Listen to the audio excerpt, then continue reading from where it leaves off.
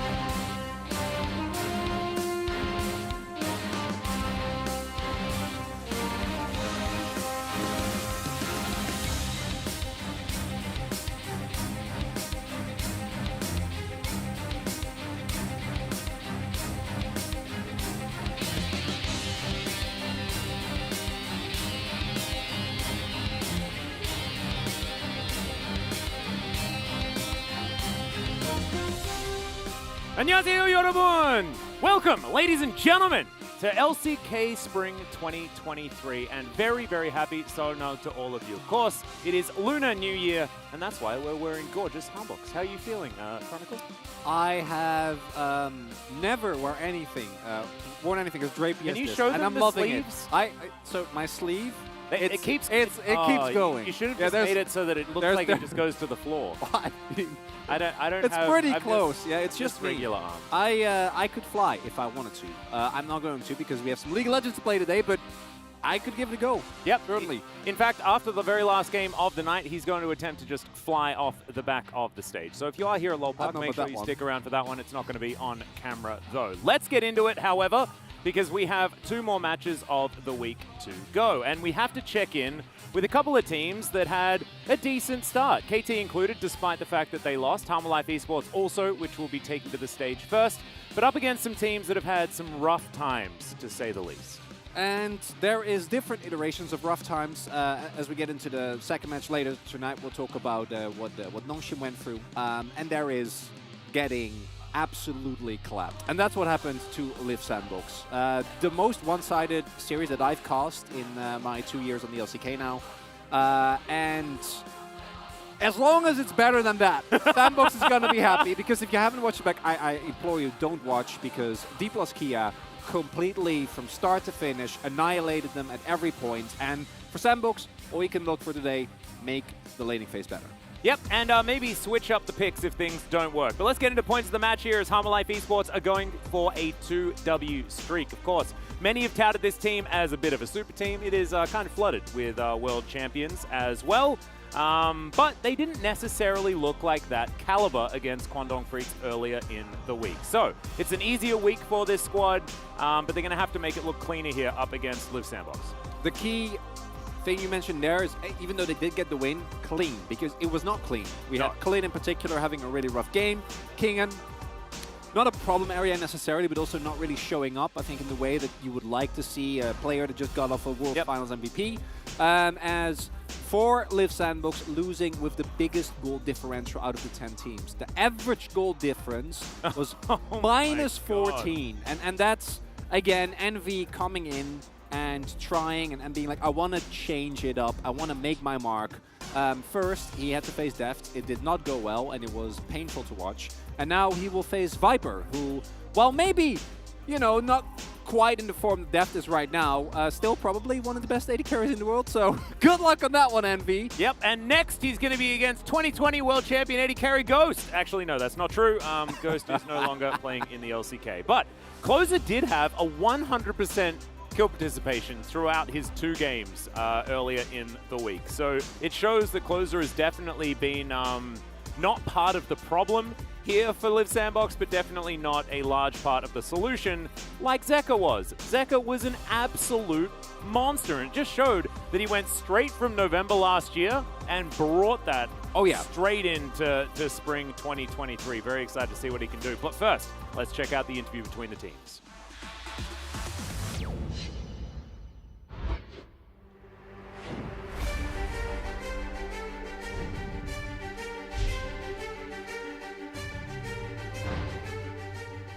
하나생명 오게 된 계기는 좀 많기도 한데 나머지 잘하는 선수들과 이제 코치 감독님들도 계셔서 하게 된 것 같아요. 강팀이라고 평가받으면 그거에 걸맞게 또 잘할 자신이 있어가지고 빨리 대회 시작해서 실력 더 보여드리고 싶은 마음밖에 없는 것 같아요. 작년에도 저희가 그렇게 강팀이라고 평가받은 팀이 아니었기 때문에 똑같은 상황인 것 같아서 이번에는 저도 꺾이지 않는 마음으로 다시 월드 진출을 준비하면서 열심히 할 생각입니다. 제카 선수가 월드 우승을 하게 됐는데 지금 높은 곳으로 갔지만 전 아직까지도 제카 선수가 제 라이벌이라 생각하고 이번에는 그 높은 곳 제가 뺏을 생각입니다. 라이벌이라고 생각하셨으면 이번 연도에는 라이벌이라고도 생각 못 들게끔 만들어 드리겠습니다. 작년에 잘한 건 작년에 잘한 거고 올해도 잘해야 이제 또 인정받을 수 있다는 생각을 가지고 내년 계속 잘하는 모습 보여드릴 수 있도록 올해도 또 증명해드리도록 하겠습니다. 작년엔 낭만의 리브 샌드박스로 불렸는데 이번 연도도 저희가 그 낭만 계속 이어받아가지고 믿고 응원해주시면 꼭 다 이겨드리도록 하겠습니다. 진짜 낭만이 뭔지 보여드리겠습니다.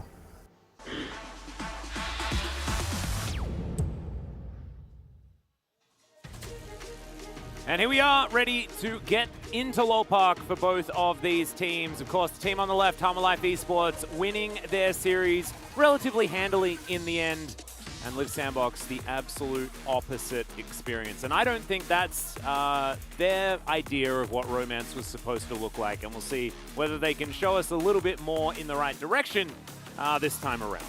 Now, generally in the rom-com genre, you're kind of hoping for something to eventually go well, but it was just drama. They cut straight to the really awkward bit in the middle where you know, you're yet to really... The main character hasn't figured out what he's done wrong for the first half of the movie. Oh, yeah, great. You know, that's the bit. The bit that's you normally skip if you've watched the movie before. That's all of them. Yeah. Every single rom-com ever.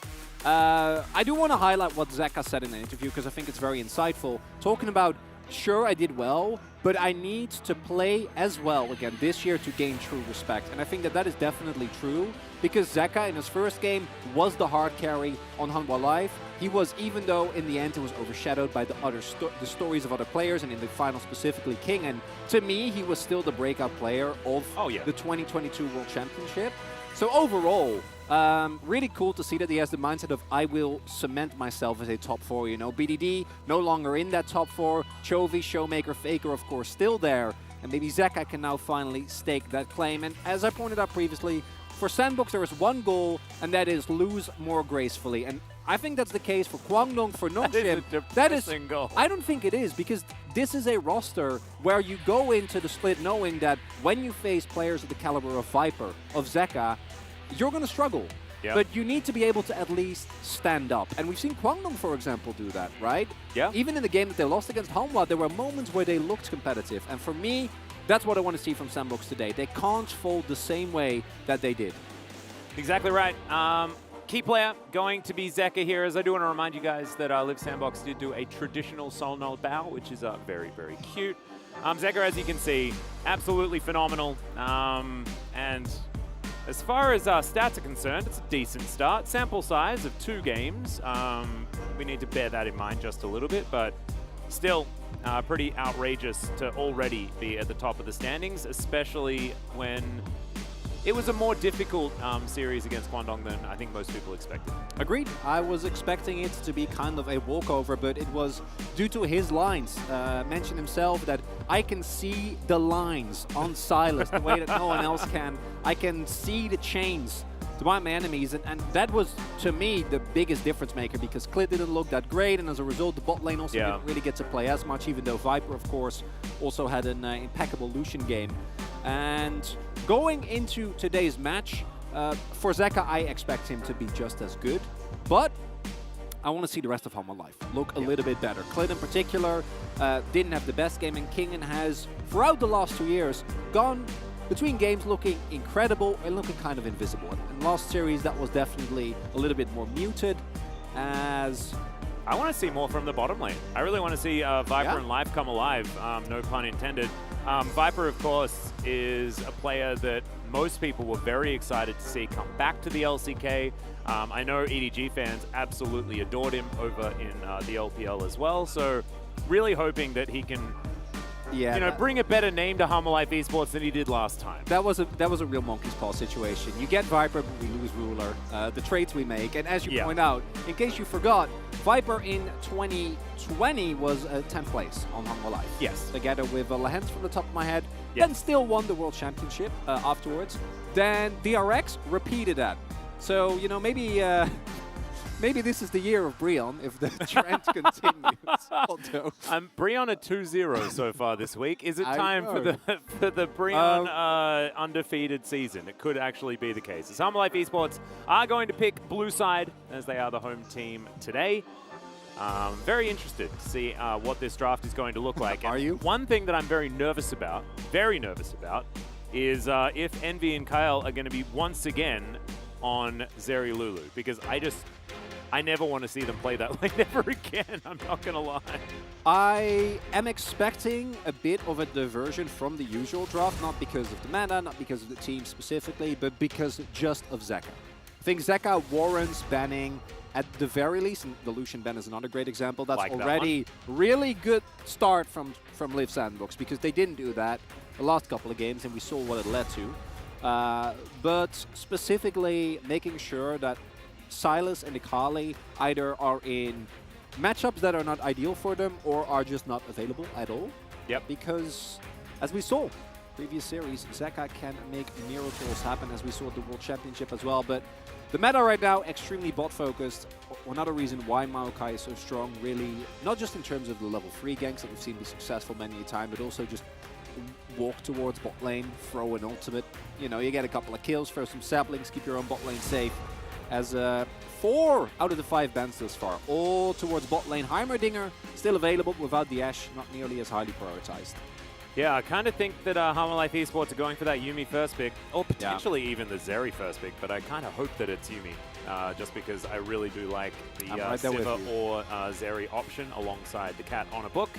Not that I actually like Yuumi, I just think that she's stronger than first picking either of the actual AD carries. Liv Sandbox agree, they are going to take away the cat, and so where is Harmalife Esports going to go? Is this first pick? It's. I imagine it'd be Ryze, but a first pick Lulu would also make sense with the priority that teams have been paying towards that bot side. Oh, Zeri, interesting. Okay, so I don't mind this as much from Humble Life, even though a lot of the traditional Zeri combos are taken, because if Sandbox do lock in, say, Lulu and Sivir, will take up some of their space. Could also, of course, go for a Lulu here and then pick the Sivir in the next rotation, as it's going to be the Karma instead. Ezreal Karma. I do like this as a pressure lane, and it's also a very different look from Sandbox, and I'm going to applaud this. I don't think that Ezreal as a champion necessarily is in the greatest spot in the meta at the moment, but this is going to make Envy and KL have agency and probably not get bopped the same way that happened in the previous series. And I think that's a really good call right off the bat from Ryu. Oh, unless this happens. I think it's still fine. Well, we'll see how they are going to lane into it. Of course, theoretically, Karma is still a flex pick. I very much hope that in this game, she is not. Karma with a hyper carry Ezreal. We've seen things like this in the past, and it has made us sick every single time. It's just not very fun. Somehow, Ryze slipped down to 3rd pick on blue side. Another pretty crazy situation, as Humble Life Esports aren't even going to pick it. It's going to be the Sejuani for Clid instead. And now Liv Sandbox might just be Closer picking that one up himself, but no. We've just got a handshake from no rises. A draft where the bot lane and jungler are picked up in the first rotation. I've never seen that one before, Atlas, as Wukong does make sense, of course, pretty strong into tanks with the amount of armor shred that he is available. Do think that with how prevalent the Sejuani has been, at some point teams will probably rediscover that Trundle is a pick, even though not necessarily in the greatest spot in the meta. Into Sejuani specifically, it always has been historically an incredibly oppressive matchup. Oh yeah. But the Wukong, I think, lends you a lot of team fighting power, and the Heimerdinger to me is basically a neutralizer to the Karma, where I don't expect either lane to have a ton of prio just based off of the laning phase or the champion picks as such. And it's a very big difference, particularly for Sandbox, who of course have played 2 Zeri Lulu games, or maybe 1 Zeri Yuumi, I'm not 100% sure, but it was definitely a lot of Zeri. It was double Zeri Lulu. Yeah, that's why you were so upset. Yeah. And it didn't work at all, as now we pinch the solo lane pool. Akali and Silas, however, still available in terms of ultimates. Not amazing, and that is actually something that I think for Sandbox is quite nice. The Wukong ult obviously is good, but both Ezreal and Karma are very meh when it comes to the Silas, so maybe an Akali ban here? That's gonna good work. Oh, it's going to be casted instead. Okay. I wonder whether that means that Closer are thinking about... R4 Akali. R4 Akali could happen. R4 Azir is something that Kassadin kind of tells me about, but when it's Zeka, I don't think you want to R4 Azir ever. No, I 100% think it should be Akali.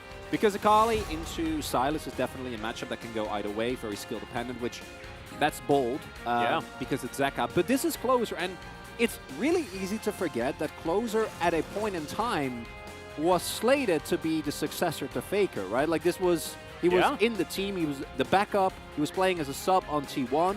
Never quite lived up to the potential, but we've seen glimpses, particularly on champions like the Akali, throughout the last year, on Liv Sandbox as well. I think the R4 Akali makes a ton of sense here, also gives a counter pick over to Birdle. Might be getting some Jax action here. King Yeah. gonna pick that one up. Of course, very strong with the Sejuani. Jack Silas here makes a ton of sense. Pure Yeah. comfort for Humble Life. Yeah, I also really like the Silas when it's a Sejuani. I also really like Yone when it's a Sejuani. They've got Heimerdinger as well for a heck of a lot of magic damage. And I know support Heimerdinger, not necessarily going to be dishing it out as much as, you know, a solo lane version would. But I still think it does kind of free that up just a little bit. This is not it. I mean, this is a self-counter pick just a little bit there in the mid lane, but still the early laning phase will now belong to Humble Life Esports. I like it in terms of what it can provide for the team. I don't like it in terms of what Zeka can do in terms of late game solo carry potential on his Silas. But I do think that we saw, for example, in the game yesterday that Kwangno Freaks was able to win against Breon, that mid lane prio can really be a big enabler for the rest of the map, as it will be Jax versus Cassante. We saw some hovers of maybe a Jace, which Jace with Ezreal and Karma I actually quite like. I think that's a strong combo, but with the Cassante, you have a bit more brawling power. I think your topside 2v2 also really benefits from that.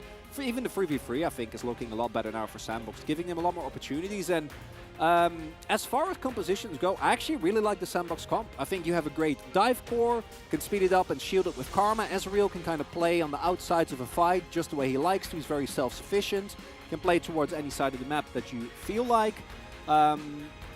And for Humble Life, I think it's a lot of prio, right? I do expect Viper and Life to have prio on the bot side just based on execution with the Heimerdinger and the Zeri. And then that top side matchup, I think, going to be really fun as well.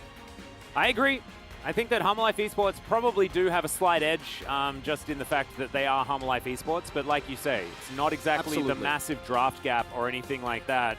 As you can see, plenty of fans in the audience here, even though it is the Lunar New Year holiday. And most people with their families.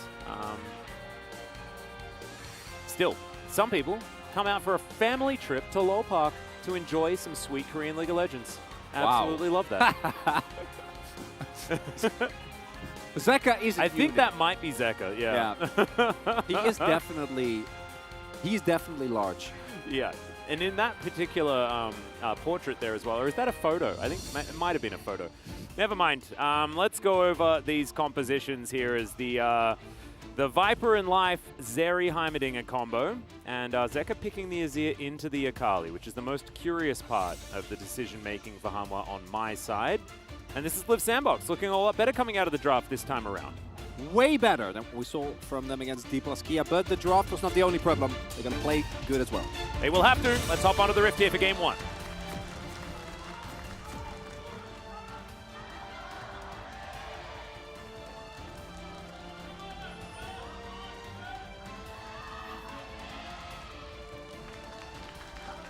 All right, everyone. Let's see whether Liv Sandbox can make a better statement here today in this first game. Humble Life also wanting to have a very clean one here against Liv Sandbox. I think a lot of people had some pretty understandable doubts after their match against Kwangno Freaks, which was a lot more competitive than a lot of people were expecting.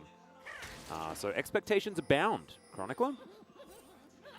And it's understandable, given the pedigree of some of these players. Viper, Zeka, King, go without saying, but Clinton Life, of course, also on the Gen G roster that was able to make some deep international runs as well, even though at times they were a very frustrating team. Wasn't necessarily to do with those players, more so the identity that the team as a whole had. Zeka going for Conqueror here, so pretty team fight focused. We have seen a variety of different Azir builds throughout the LCK. Comet is another one that comes up every now and then. Seen some Ahri as, oh boy. Yeah, that's a very early flash. Bertle also walking into the Counter-Strike, which you're not super excited about. And now Kingan's just fighting against two people. He's employed the Brambleback to his side. And Willa was busy doing battle with that one. And now Kingan's going to come up here and actually get an experience advantage as well as solo collecting a flash. Yeah, that's 3 minions. That's very, very, very unfortunate for Bertle. Gonna be in a really, really rough spot here. And that was 1 versus 2 the entire time.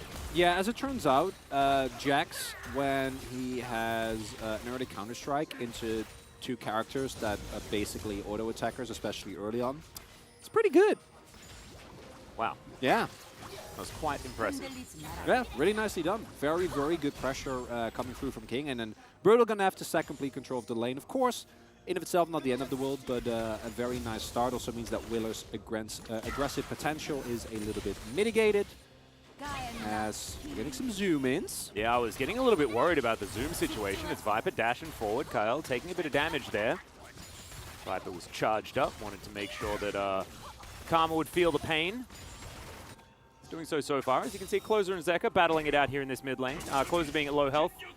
Not going to be putting up any warning signs or anything like that right now, especially with this kind of record. Remember, this is Closer. This is a guy that hasn't necessarily been on the best teams throughout his career outside of T1. Yeah. And is still boasting that 8-1 win rate on the Akali. KDA absolutely absurd as well, right? Really, really good sign. Is big crash coming through here. Fortunately for Birdle, there is no dive being set up here. So even though he's still going to be behind a substantial amount, will in the end be able to pick up, I assume, all of these minions. I drop one. No, going to be able to pick them all. Thank you, Jonas Strong, for showing us that. As... All right, Kyle taking a lot of damage here as the grenade did a bunch of work, but Kyle still fighting back here. As you can see, low health bars on Viper and Life right now, having to step back to the turrets in order to keep themselves up and available. Still, just a little bit of biffo, you know, back and forth here towards this bottom side. This extendo beam is not going to find Envy there at all. A little bit of an opportunistic one. And I'm just happy that this game so far does not seem to resemble the game that we had against T+ Kiev, for example. Yeah. Now, of course, this is to be somewhat expected. I think Envy and KL are able to trade very nicely, and I'd expect it to be a little bit better post first back, but this Heimerdinger to me is very much a... We're going to be shoved in, we're not going to have pressure in the lane, but at the very least, we won't drop a ton of plates. Most other supports against Karma can't match her shove at all, and... We've seen this one before.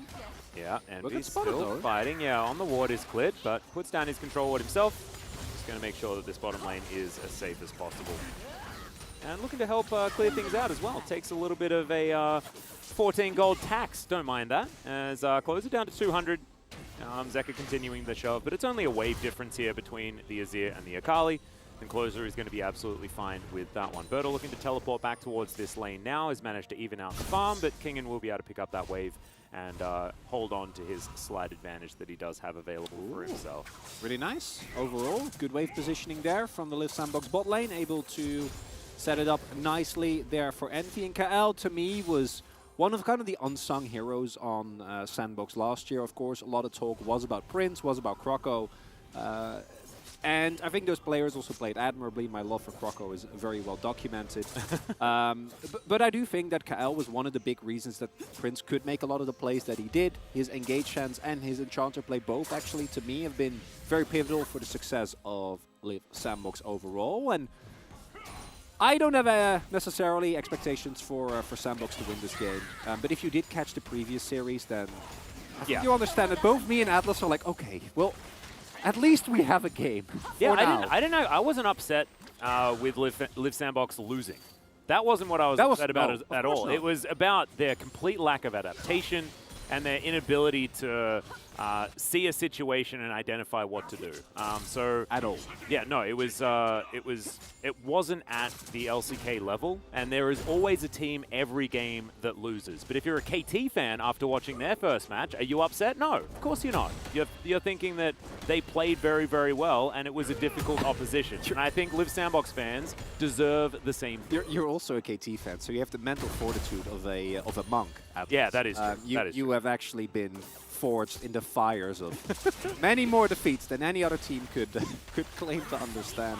It's not even the amount of defeats, Chronicler. It's the manner at which the defeats come. And the amount of wins preceding those defeats. Oh, very, very sad. Anyway, Envy taking a lot of damage here as the Rocket's doing a whole bunch of work. Life flashing, but Viper dashing away. Don't like to see that necessarily, but still. Dominance asserted. Envy flashing and healing in that instance, and Life just loses his flash. And does a Heimerdinger care? Probably not.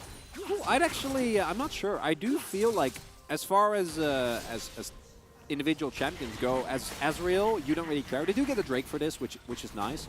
But this does mean that if will ding 6, will get spotted as well. So Viper and Life should be able to play around it at least to a certain extent. But him dinging 6 now means that when he goes towards the bot side of the map, there is actually a great opportunity. He knows that Life has no flash, so once the first knock-up comes through, should be fine there. Of course, Heimerdinger is notoriously annoying to gank, but shouldn't be impossible, especially with the ability of Envy and KL to actually put some pressure and get some aggressive trades in. Early Drake picked up, and with Chemtech Drake already gone and Ocean still gone, Ooh, there is only it's one Cloud. way. Well, I was about to, if you let me finish, thank you very much. No, they have the opportunity of having the best soul, is what I'm saying. That was what you were going to say as well, right? No, we have the ability, we have the chance of actually getting a fun soul, like Yeah, Infernal. like Cloud. Like Infernal, What happened to you? like Mountain. What happened to you over all this time? 2022, the end of 22 must have changed you. I don't know what happened. You went back to the Netherlands or something? We are, of course. Was it windy? Was it windy over there? Well, Dutch winter is pretty much just rain. Yeah, I was but going to say, I understand why you don't like Ocean Soul, Well, but no, I don't take it out on the Cloud. It is also windy, actually. That's the main reason why it ever is cold in the Netherlands. Is because it's a chilling wind. Uh-huh. Yeah. See, I got to the bottom. You identified the root of Yeah. the issue. Yeah. Because I know that you love Cloud Soul. I know. Well, do I? I don't hate it. I am neutral on Cloud. So was very nicely done here by Hanwha Life, able to pick up the second objective as well. No contest coming through from Sandbox. And Viper dodging the skill shots. This is a cannon wave as well. Life is back on, so it's not a very interesting early game that Hanwha Life is playing. But looking at their comp, like you are extremely happy to just get to the later stages of the game, right? Completely fine, although a 4-man unit coming through here like this from Sandbox. They need to look for these type of plays. Well, let's see whether they can put down enough turrets to make this one work, as Viper's looking to battle it out against Kyle, flashing immediately away, but there's the Cyclone, and already the Zeri has been taken down. Life will be able to get one back against the Wukong, but that is 2 for 1, and you'll take that deal. For sure. Able to accelerate the Wukong, able to take out a Viper, who, as a result, is going to miss out on a bunch of experience. Nicely done by Sandbox. In the end, in terms of golds, not necessarily going to get them ahead because they, of course, were working from some deficits. Also, not the cleanest dive necessarily. If Envy hits, for example, a bit more poke early on, they might be in a better position. And I think the main thing for me is that the juggle here could have maybe done a little bit better. Willer, especially looking at the health bar and closer, not necessarily having to die there. But in the end, get a 2 for 1, get some gold onto your jungler, and Wukong can, of course, snowball very, very nicely with the presence he has in team fights. And overall, the Sandbox finding a nice play. Yeah, very nicely done. Closer as well, picking up a couple of assists, and any acceleration for an Akali feels absolutely fantastic as well. Of course, Hanwha Life Esports know that very, very well, considering their mid laner. As here we go, bit of money going over towards Hanwha Life Esports. Zeka not picking that one up as he was just manning the bottom side. True Shot Barrage, fair bit of damage there onto Zeka as Life is going to turn up. Look to support his Azir, who is tidying up minions where he could find them. Viper will make his way back down. Yeah, not really an angle to get any actual damage done there. Zeka level 9 has his summoners available and reinforcements are coming, but a little bit of poke. We're highlighting all the things that are going well for Sandbox. That's really what's happening here. If we get into the later stage of the game, I do think their composition will be strong. There is a lot of brawling power, a lot of team fighting prowess between the Cassante and the Wukong. And with Akali, if you get really nice backline access in later stages of the fights, I think you can always win. But the Hanwha Life comp to me is a lot easier to play out when it comes to just get to late game, hit like 2-3 item spikes, and Azir, Jax, and Zeri all turn into demons, pretty much. Yeah. So they're not going to be too bothered by the fact that the game, as of right now, is even. I'd actually say that they're pretty comfortable with it. But Sandbox, the execution barrier is higher, but I do think this is the type of composition that, when played well, can match the Hanwha Life composition at any point in the game. Yeah, I feel like they've got wild cards, you know? They have Exactly. the Akali situation where if you can tag Viper with a shuriken, then it's likely he dies, especially with the position that Closer has put himself in as well. So I do kind of like that angle with the fact that Hanwha Life Esports will rely on Viper for a lot of damage towards the later stages of the game. Just whether or not he's going to be able to do that is going to be the question here, and whether or not Viper can find himself some more advantages here in this game. So far, he's just been ganked, but he's ahead by about 15 CS, which is not too bad for 12.5 minutes. Oh no, and as to expectation, I'd say, considering the caliber of the players. Another thing to add is that this is a Zeri composition without any actual true support for the Zeri.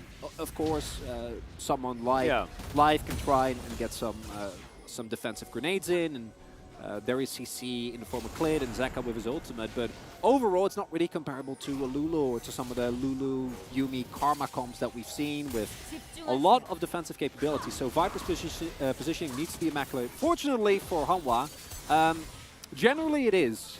Drake getting started up here. Yeah, Clid considering coming over and looking to steal this one away. They have plenty of vision of the area, and you can see Liv Sandbox wanting to move this one out of the pit. Really nicely done there as Viper now wants to be able to get towards this turret. Grab that inside track. Envy, though, Arcane Shift gives him the ability to get over. Unfortunately for both of us, Chronicler, I know you're very sad about this as well. It is going to be an Infernal Soul instead of that Cloud. But that's okay. We've always got next game.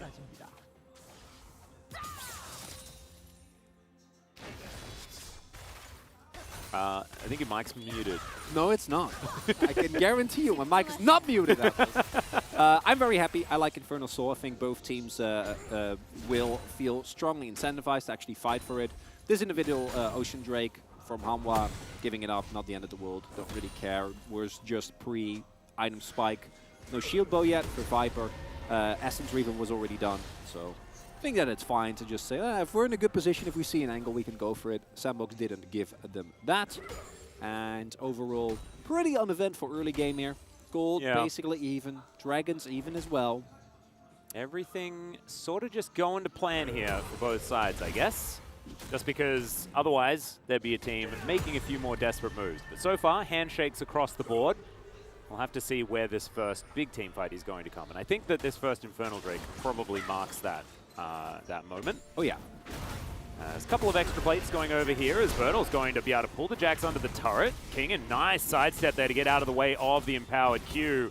Leap strike to get himself out. There are a few dashes here on Cassandre, though, if I remember correctly. Not able to find that Q, though. True Shot Barrage, not quite at the right angle, but that was fired from a long way away, so pretty good guess there from Envy. Now it looks like Liv Sandbox can transition into a Rift Herald as well, so kind of coming alive here at around the 15-minute mark. But Sandbox going for Herald here. Closer is roaming. Both him and Zaka have TP available. Don't know if you need to fight for this. As Hanwha, don't have King in, so you're going to be a member down. Yeah, you'd rather just give this one up. Yeah. Waiting for Smite as well from Clid, so not quite going to have that in time, and Willer is going to be able to pick this one up. So one apiece as far as the Heralds are concerned as well. Viper, nice little sidestep to get out of the way of the Mystic Shot, but otherwise it's all just back to business as usual, it looks. This is all set up, Atlas. I don't know what the payoff will be yet, because we can either have a couple of really great fights, right, back and forth on the Infernal Drakes that are going to, I think, be very contentious, or it can be one of those games where nothing happens, then one team wins the team fights, gets Baron, gets inhibitors, and wins the game. About to find out. Well, we'll see whether that does go down, as King is just going to be left to the Wolves. Okay.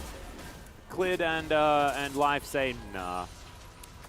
Not worth it, and they are just going to give him up. So, Liv Sandbox, good positioning on the map here, and just a little bit of a whoopsie there, leaving Kingen out to dry.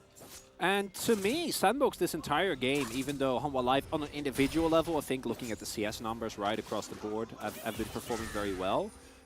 I gotta say, Sandbox, in terms of map movement, has actually been ahead of their opponents, which is kind of wild to me. Yeah.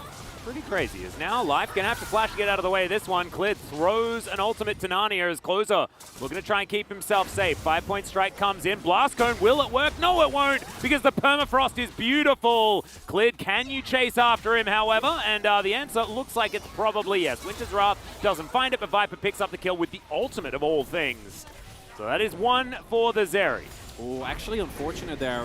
In hindsight, Closer would have much rather died to Klid. Yeah. Because giving that kill over the Viper is something that Hanwha is going to be extremely happy about. However, due to that that play from Closer, even though he does die, picks himself up a kill, which accelerates the Akali, but also allowed Sandbox to use their Herald to get the first turret blood, which is very, very impactful on this. Yeah, sending 3 people up, but Zeka's catching a wave. Closer is very happy to just teleport in, and as a result, Hanwha Life has to immediately abandon ship. Life here, yeah, not in a position that you're allowed to be, and here in hindsight, I think even with Closer dying, beautiful timing there from Klid as well. Finding himself the denial on the blast cone could have been what made Closer survive. I think right there as Closer, you actually walk into the Winter's Wrath. Yeah, I think so too. But that's, you know, we are watching from a distance. Lot Hindsight easier. be 2020. Exactly, because Klid getting a kill in the grand scheme of things not too relevant. But overall, Liv Sandbox not looking too bad, going into what I assume will be a fight for this Drake, although can also, as Hanwha say, we don't care, this is a second Drake. And if they get a sideline turret, I do think the trade is favorable for them, because they don't really need to fight over this, considering soul points or even a soul is still very fun. Well, Viper is now fighting against Envy and Kyle, but he can just jet set radio over that wall and be absolutely fine. Radiant Virtue done here for Klid, as we also have a few other mythics coming through from just about everyone. Of course, Envy on the Ezreal doesn't really like mythics that much, and Kyle's not quite up to it just yet, as now Closer in trouble once again. Winter's Wrath is going to come through there, as now Life is just escorting the Drake, I guess. It looks like Willa will be able to lock this one down, as the Sejuani is nowhere near this situation. So just one Drake will go over to Liv Sandbox, but that could become a problem as this game goes on. You can't give up too many more of those. Now Willa diving on in. Life very squishy at this point in time. Does have dash cannon as well, so I was wondering whether it was going to be a dash cannon Heimer, and that's precisely what Life has decided to do. That's definitely a Life move. Yeah. I'm a really big fan, I think, of the Rylai's Heimerdinger. I think it provides a ton of additional utility, and especially considering that you have a very reliable AP threat source on your team, and you have a Zeri that could use the extra space that the Rylai's is able to offer you. Not the biggest fan. Be willing to get convinced. We'll see how Life is able to utilize it, as no turrets are going to go over, but vision control was taken there momentarily by Hanwha Life as the Drake goes over to Sandbox. And for Hanwha Life, my expectation is still they will win this game, right? I think that individually, the players what we've seen thus far, when we get to the actual 5v5s, I expect them to be able to execute on that.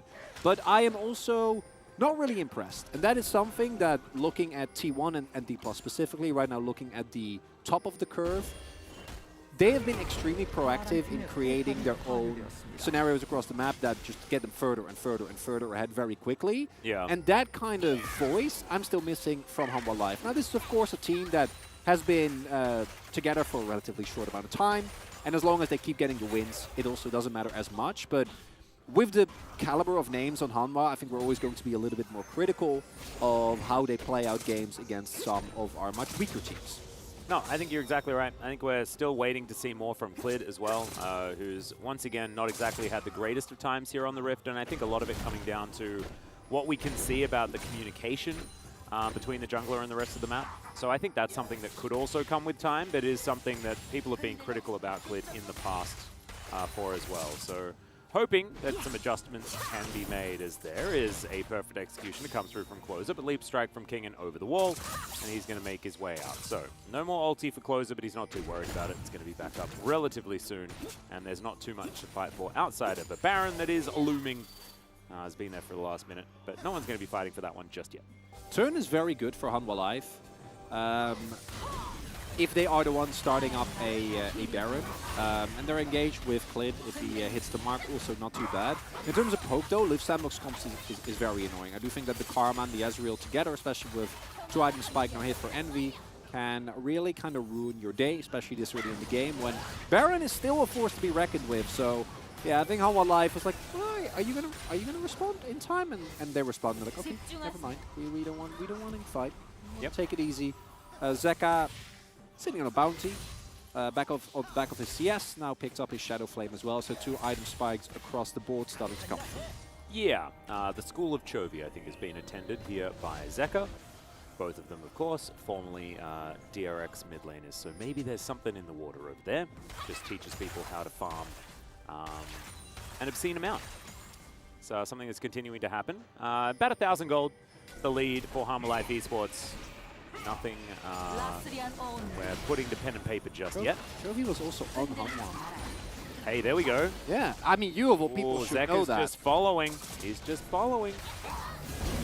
As here we go. Cyclone does come in. Viper in a bit of trouble. Does flash eventually as his shield bow is proc. Now cleared. Having a little trouble against Closer here. Perfect execution just to get him back in the battle. Kingen looking for this one. Teleport comes forward. They take down Cleared, but Zeka's going to turn up as well. Bertle trying to fight this one out as well as he pulls Kingen over. Closer still in this fight, and he's doing absolutely fine. Kingen's going to go down before the True Shot Barrage can even do anything. And Liv Sandbox continuing to do well this game. Looking like a completely different team. It's the top half of the map that impresses here. Closer sees the lines the way that Zeka sometimes does, goes in there in what is effectively a 1v2, knowing that Bertle will be there to back him up. And you know what, Sandbox? Why not? Yep, I like it. On top of a control ward. Not even bothering to Never really panic, prioritize Atlas. it. Yep, exactly right. And cool kids, they never do. And guess who Liv Sandbox are? They're cool kids. As Bertle, he's going to look for a bit of a flank angle. This Baron going down extraordinarily low. There's no Sejuani, so this is likely just to go over to Liv Sandbox. But can they get themselves out of the pit is the question. Closer, he may not be so lucky as he's in the Shroud, will be taken down. But still, you will take Baron on 4 for your mid laner. Absolutely. A trade that you're not going to regret. It's also the second Drake, so just going to even it up here. No definitive win being found for Hanwha Live. They're able to, at the very least, trade back. But overall, Liv Sandbox, I have been extremely impressed with specifically the confidence that they showed, especially after how bad their first series was. And then additionally, their cross-map plays. Actually having a faith in one another to go for these type of plays. Closer going in here when Clit's like, oh yeah, we're gonna gank Akali. I don't think they saw coming at all. You also see that Closer, I assume, calling, and the teleport is rather late here from Zeka. I think Hanwha Live was like kind of caught off guard by the willingness with which they're fighting. And this play by Bertle scared me a little bit. Fortunately, the control ward in the brush keeping Closer safe there and leading to a big win. And now Liv Sandbox needs to actually utilize the Baron buff that they've gotten because there are still 2 outers on the map. They need to actually accelerate the gold lead, get the standing gold that is still there in the form of turrets. Absolutely. Looks like Bertle's going to be the first one to be attempting to do that.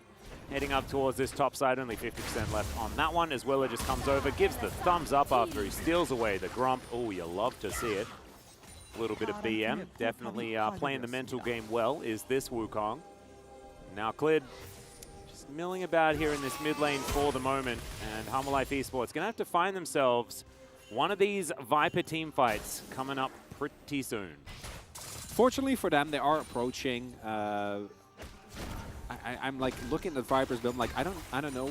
I got kind of caught off guard because I'm saying approaching IE, but there is also a mantle, which I don't know where that's gonna go yet. We'll see what he ends up building. He does have heal instead of the cleanse, so maybe he's going for a QSS or something. I don't think. Well, I might just want some extra magic resist because what we saw in the previous Baron fight actually is that the reason why Viper couldn't win up is Closer had hit an E on him. So if he walks up, he just gets completely bopped. And this goes back into what we were saying. Viper, QSS does basically nothing this game as well. So. Yeah. As good as he is, I don't think he has as much space as you'd ideally like to have with Azeri. We've seen Pei's actually a really good example of Azeri that showcases if you have the backup in form of a Yuumi and you have the hands, which we for a fact know that Viper does, you can do some unspeakable things to your opponents. Unfortunately, not going to be the case here as level 16s starting to get hit across the board and very reminiscent of Hanwha Live's first game, I think, against Guangdong Freaks. Just kind of all over the place, not really able to match the more aggressive tendencies of their opponents, but definitely not out of it yet either. No, and they did manage to win that series as well. Exactly. So, They won the game even, and that yeah. one looked a lot worse than this one. Yep. It was often Zeka coming alive towards the later stages of the game. Made the things happen, and he is sitting on the verge of a pretty cool hat. We don't get to wear cool hats. They would match our Humbox very, very beautifully. But on the desk, just you wait. The space has some surprises for you today, let me just tell you. Zeka also about to have a bit of a surprise himself. He's about to turn 2 sticks into a hat, which I haven't seen a magician do.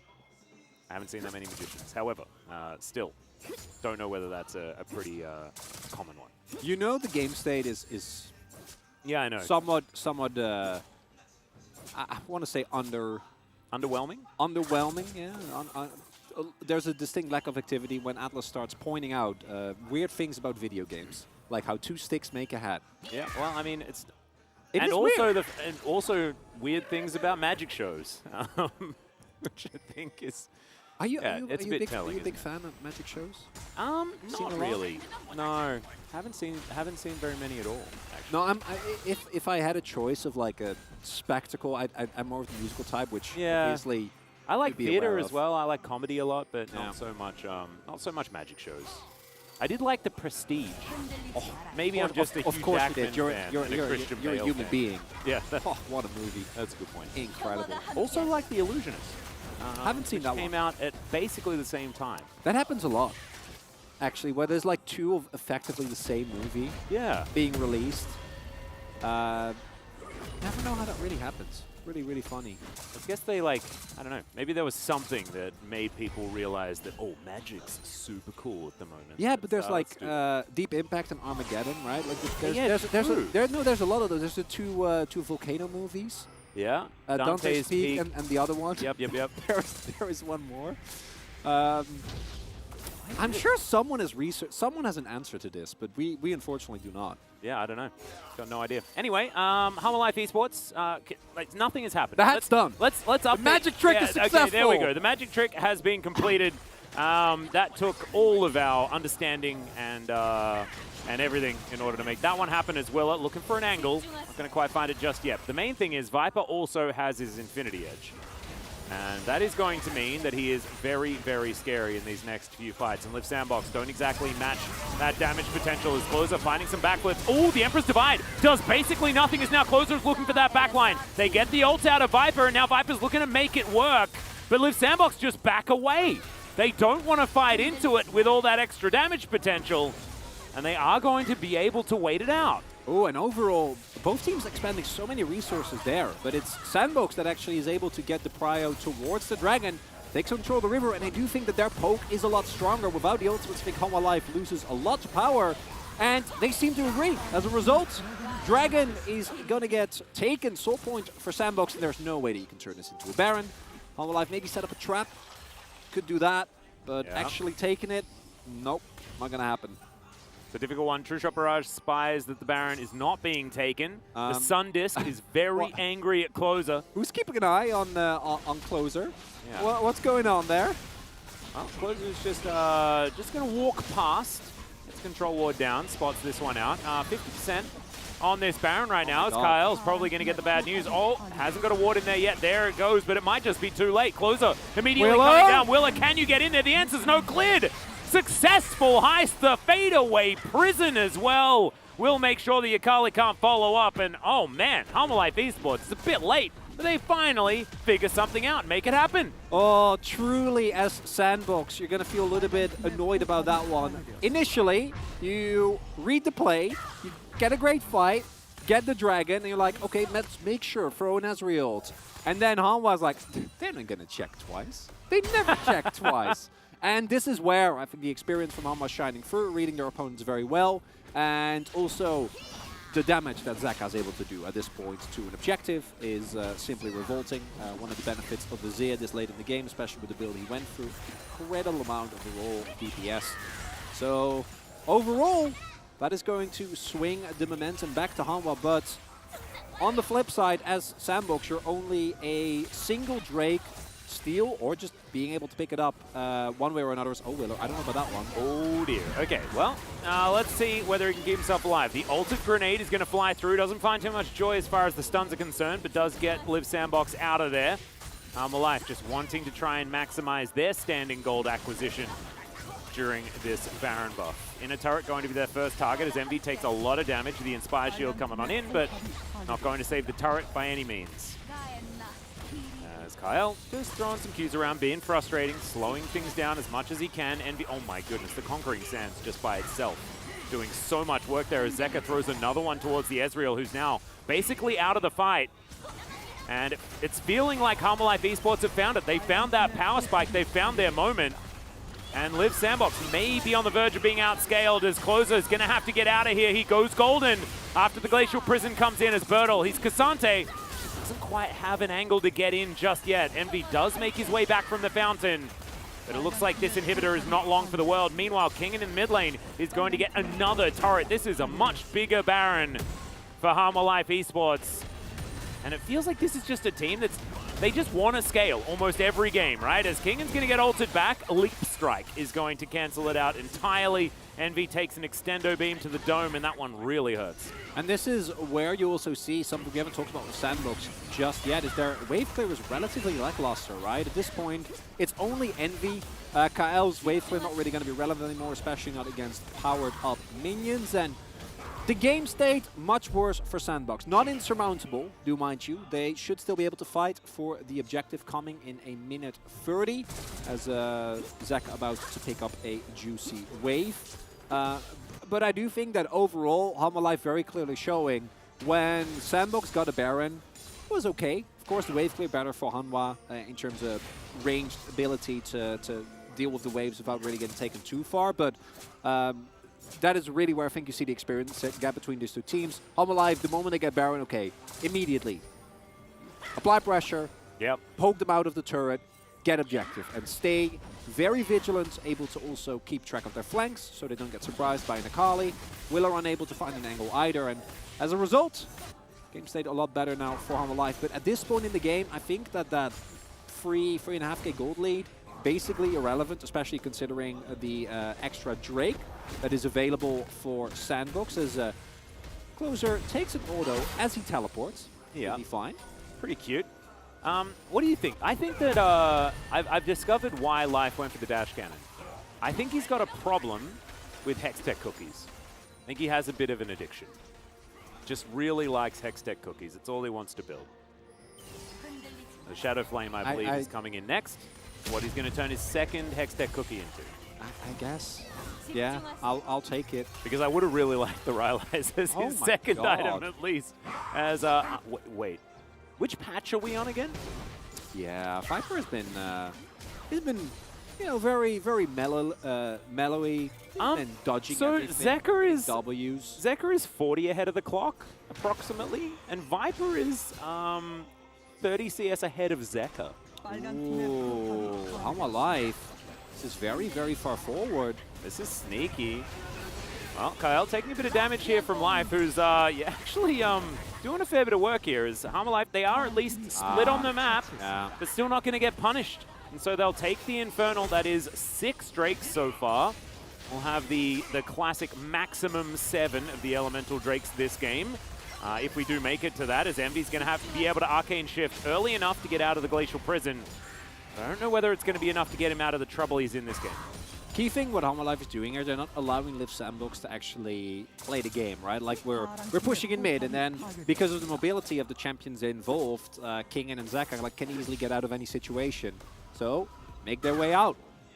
Meanwhile, on the bot side of the map, they're taking the dragon as well. Actually, I'm not sure if that was Zeka who took the dragon. Maybe it was Viper in mid lane, but I think it was Viper and Clid. Yeah, in general, the mobility that Harmalife has makes it hard to fully collapse unless you find a great flank. But you see even there, even if Willow goes in really deep and gets an ulti, that in of itself isn't necessarily going to guarantee you the kill. And Harmalife really using that mobility and I think some of the indecisiveness. And this is a recurring theme that we've seen in the LCK, where Kwangdong, Bro, even though Bro, of course, not quite the same, and Nongshim also kind of start to struggle, and Sandbox is now as well, when the map really opens up. Yep. And that kind of just happening again here. That's how Hanwha Live also won their first game against Guangdong Freaks. And also, like, look at the power spikes hit for both Viper and Zeka. Like, it's obscene damage potential from this Azir and the Zeri. And Live Sandbox have a comp that kind of does get outscaled. Clid just going to throw another Nani in ultimate. But that's fine. You may as well just fish. Yeah, the flash involved. Yeah, the flash was flash odd. was not it. The ult throwing I'm definitely fine with. And Sandbox, no, we need a brawl. We can't sit here and macro. And I think Hanwha Live identified that as well. And their call is we're just not going to ever actually commit to anything. We're just going to pull you across the map. Because so far Sandbox doesn't really seem to have an answer for that. Ow. Yeah. Yeah, okay, well, Cyclone at the ready. Here's Emperor's Divide just to get rid of the Wukong. He's not dead just yet. The grenade sails by majestically as Zeka goes golden. Birdle now running away from King, and Counter-Strike's going to lock him in place. Clid would really like an ultimate right about now and can't even find the permafrost just yet. So, no one to die. No one really having very much else left available. Two flashes up for Live Sandbox, but no ultimates to speak of. Few flashes are going to be there for Hanwha Live Esports as now, look at this Baron just disappear. Willa gets in there, but nothing really going to happen. He goes golden, but I think inside the pit, and he's not going to be able to get out Kingen. Also going to fall extraordinarily low, but he has a GA available. Okay, Viper has to use his stopwatch as now Zeka at full health. He's going to have to be the one to carry this fight. Closer now, finds the backline. Zeka just doing 1,000,000 damage per auto attack, but it's a triple kill for Envy, and now Zeka needs to try and do it. Can he? The answer is no, as it's a quadra-kill ace for Envy. Envy wanted to change the opinion of him within the LCK after game number 1 that they played. Definitely not the case, but maybe this is it. The minions are shoving. Wheeler is up in 15 seconds. The main question is, can Sandbox actually end? 15 seconds on life. Envy and Bill, they're gonna try. They got to. If they can get this win, that's huge for this team. Yep, 12 seconds on life, but I don't know whether he's going to be enough in order to make this one happen. It's about Viper. Yeah, it's 2 Nexus turrets. Remember, Envy does a lot of turret damage. With this my Ezreal, God. they are going to be able to take at least both Nexus turrets down as now life. Can you actually defend is the question, as they're going to focus the Nexus and Live Sandbox. I think they've done it as Birdle. Yes! And Live Sandbox will win game 1. Didn't see that one coming. Oh, and if you love a comeback story, you have got to love this game. Oh my goodness, that was looking like Live Sandbox had packed it up. They're like, oh, we've been outscaled, we're struggling, we can't make anything happen, we've given up objective after objective, our base is in tatters, and then they won the game. That's basically how this one went. Envy also, he didn't die at all that game. I mean, not a lot really happened throughout the game, but that quadra kill until the end was almost all of his kill participation throughout. I'm gonna immediately. I had to go for closer in terms of POG because I think closer's mid game and even the final fight impeccable, but the mental fortitude and maybe a lesson for Sandbox that if you lose to something in a very depressing manner in game 1, try something else, because this something else for Sandbox looks pretty good. Yeah, no, it absolutely did. I'm a bit speechless after this. Let's have a look at this fight one more time, as it just looked like Hanwha had found the angles. You know, this was a dotting I's and crossing T's type moment, not a lose the game moment.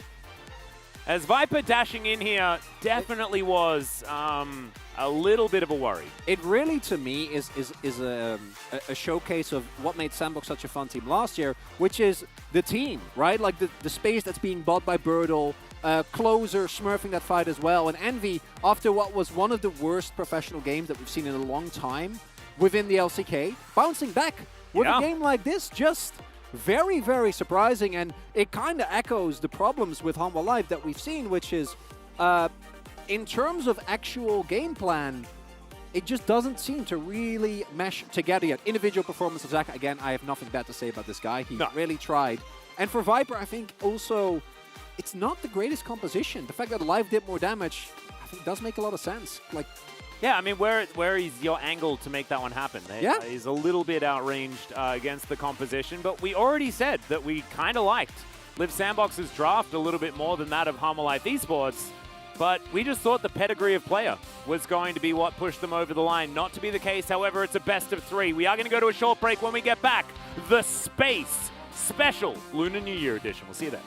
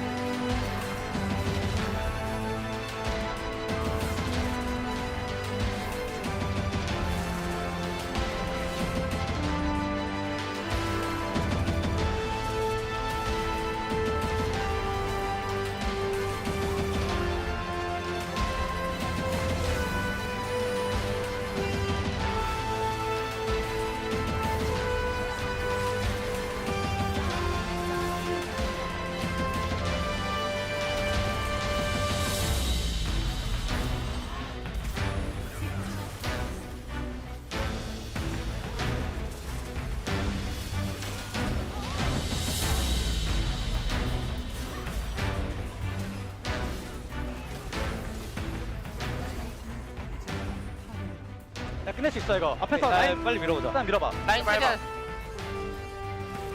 태연아 너 몸 좀 맞아볼래? 아나 안돼 안돼. 할만해 20초 야 밀자. 가자 얘들아. 해보자 그래, 안 나와도 돼 해야 돼. 결국 해야 돼 이거. 아, 한대 이거 맞아. 끌지 말고 한대 끌지 맞아. 말고. 일단 라인 들었다 맞아. 지금 때려. 하고 같이 야 빼야 밀자. 와 나이스. 야 이거부터.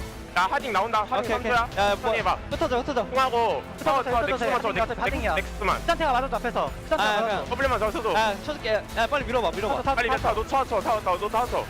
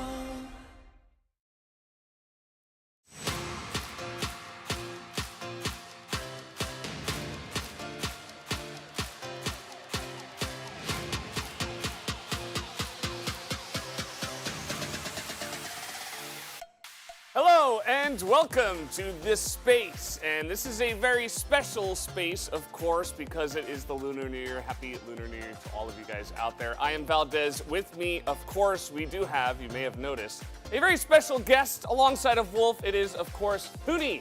How are you doing today? I'm doing well. Nice to meet you guys all, and it's my first time doing it. It's gonna be fun.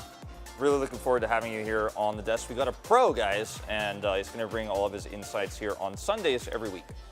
Yeah, it's really, really awesome to have him here, of course. And as you guys may have noticed, also with the casters, we are wearing the traditional hanbok here from Korea, so that's why we are dressed like this. But enough about us. How about that game, though? Live Sandbox able to take a huge win over Hama Life Esports in this first one. What did you guys think?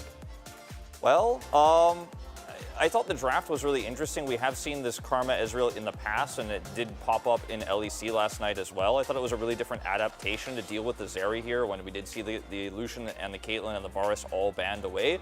I think the draft was fine on both sides here, but it became a game I felt like that was about, in the end of it, which AD carry got chunked down before team fights. We kept seeing the Azir constantly pushing the Ezreal out, or vice versa, Zeri getting caught by the Ezreal ult. There were a lot of things that went wrong leading into objectives, so there was a lack of action and real hard team fighting until the very end. For my opinion, I think that there was a shot came from the Zeri, and she was like really fat as well. But in the middle of the team fight, definitely there was a weaknesses, which is like when she pressed ulti, she need to get something back. But it didn't really happen a lot, and that's why the Hanwha Life side like was kind of keep consistently losing the dragon after the team fight is over because no one died, and it was like more so that's why I think Ezreal had a better strength is showing, especially this game. Yeah, it made sense. You know, it was kind of a long, dragged-out game. There was a lot of patient moments for both sides. You saw that Clid was constantly trying to throw out Sejuani ultimates, not necessarily landing them, but the Ezreal was always there, always poking away, always being annoying, and it actually worked out pretty well for them. So we do have one highlight from this game. Of course, we had a lot of things to introduce for this one. So let's jump into the first and only highlight. This is, of course, the big fight around there. Yeah, I mean, it was kind of crazy. Like, MB definitely popped off, and Wheeler still did go for the steal, but it was kind of late. But the thing is, like, MB just kept constantly putting the DPS as much as he can, and the perfect time ulti and Q like was really good. And like definitely Zeka almost turned around the fight, but I think like they didn't lose the focus until the fight is over, and they still make the most important thing is like it was crazy for Leap Sandbox that they made the decision making that they could actually end the game, and it was like really impressed. Yeah, I was really impressed with MB's turnaround from the loss, obviously in against D plus Kia. Today his positioning was much better, laning was much better, took some really good trades actually in the early game. And just overall, he knew that in this composition, especially for how often he got caught previously, Ezreal's a champion where you have a lot more mobility, you can play around the entirety of the team fights we saw him do there, and he really showcased how good he is in late game team fights with a champion that suits his play style. Yeah, absolutely. I was just happy to see him, you know, the early game, again, a little bit shaky. You know, he wasn't hitting all of his Qs. Some of his ults were sailing wide, and I was like, you know, this guy really needs to get it together. And to be honest, he did. You know, he got it together. I think his nerves were calmed when they needed him most in the big team fight. He was able to put it through. And there was, like, some back and forth action. There was some fights within the mid game, but actually it really did just come down to that one big fight and a couple of big plays from some of the members of Live Sandbox. Absolutely, I think he did prove himself. I feel like he would be like really proud of himself. Like definitely his performance was crazy, and it was really good. Good to see him. Yeah, I think that like the performance we saw from him is somewhat hopeful, I think, for Live Sandbox fans, because you can trust Closer is going to do well, right? We saw him pick up the HLE, he had a great game. I think the POG is probably going to be split between Closer and Envy for this one. It's really tough for us to decide here on the desk, but considering also one thing, like I guess we could say somewhat negatively, is Hanwha Life Esports not looking as strong as we expected, right? Kwangdong Freaks, we were like, okay, maybe they're better than we thought.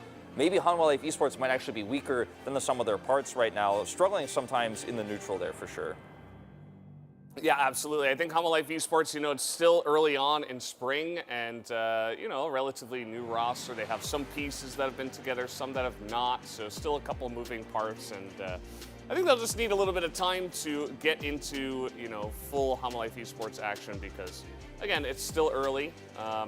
We do have the POG almost on the way. Also curious who this is going to be just because, you know, Closer played really well. Even Bertle, I think, might get a couple of votes. But let's see who the POG is. It is Closer, after all, as, you know, a couple of big moments from him really putting in that very necessary damage to kind of get everybody low and then allow MV to clean up.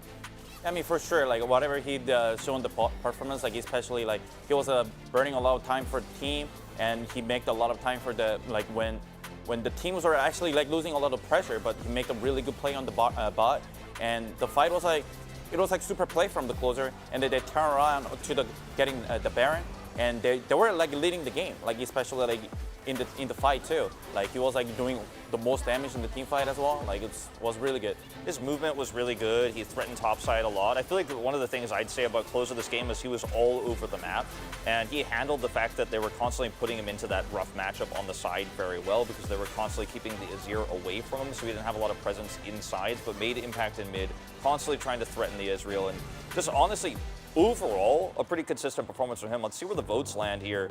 About 50-50 here with that stray Birdall vote like you mentioned. Perfect. It all turns out exactly as we did expect, but game number one definitely not exactly how we expected. Any final thoughts on that one? How do you think the series is going to turn out? I think the first game, like I think the it was like really, I think it's like a really good game for Leap Sandbox because this is probably best that could get.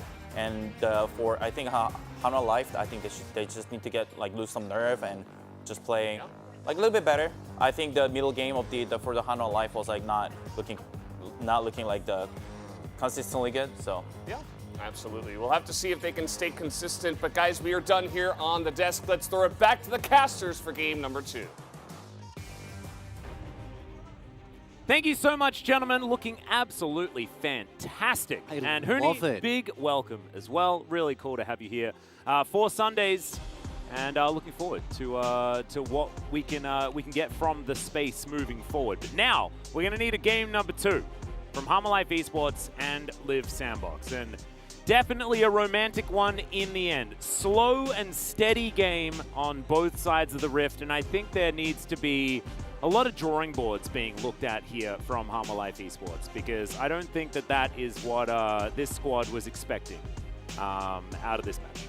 It just goes back to what I was talking about. To me, it feels like they were lacking kind of a cohesive plan going into the game.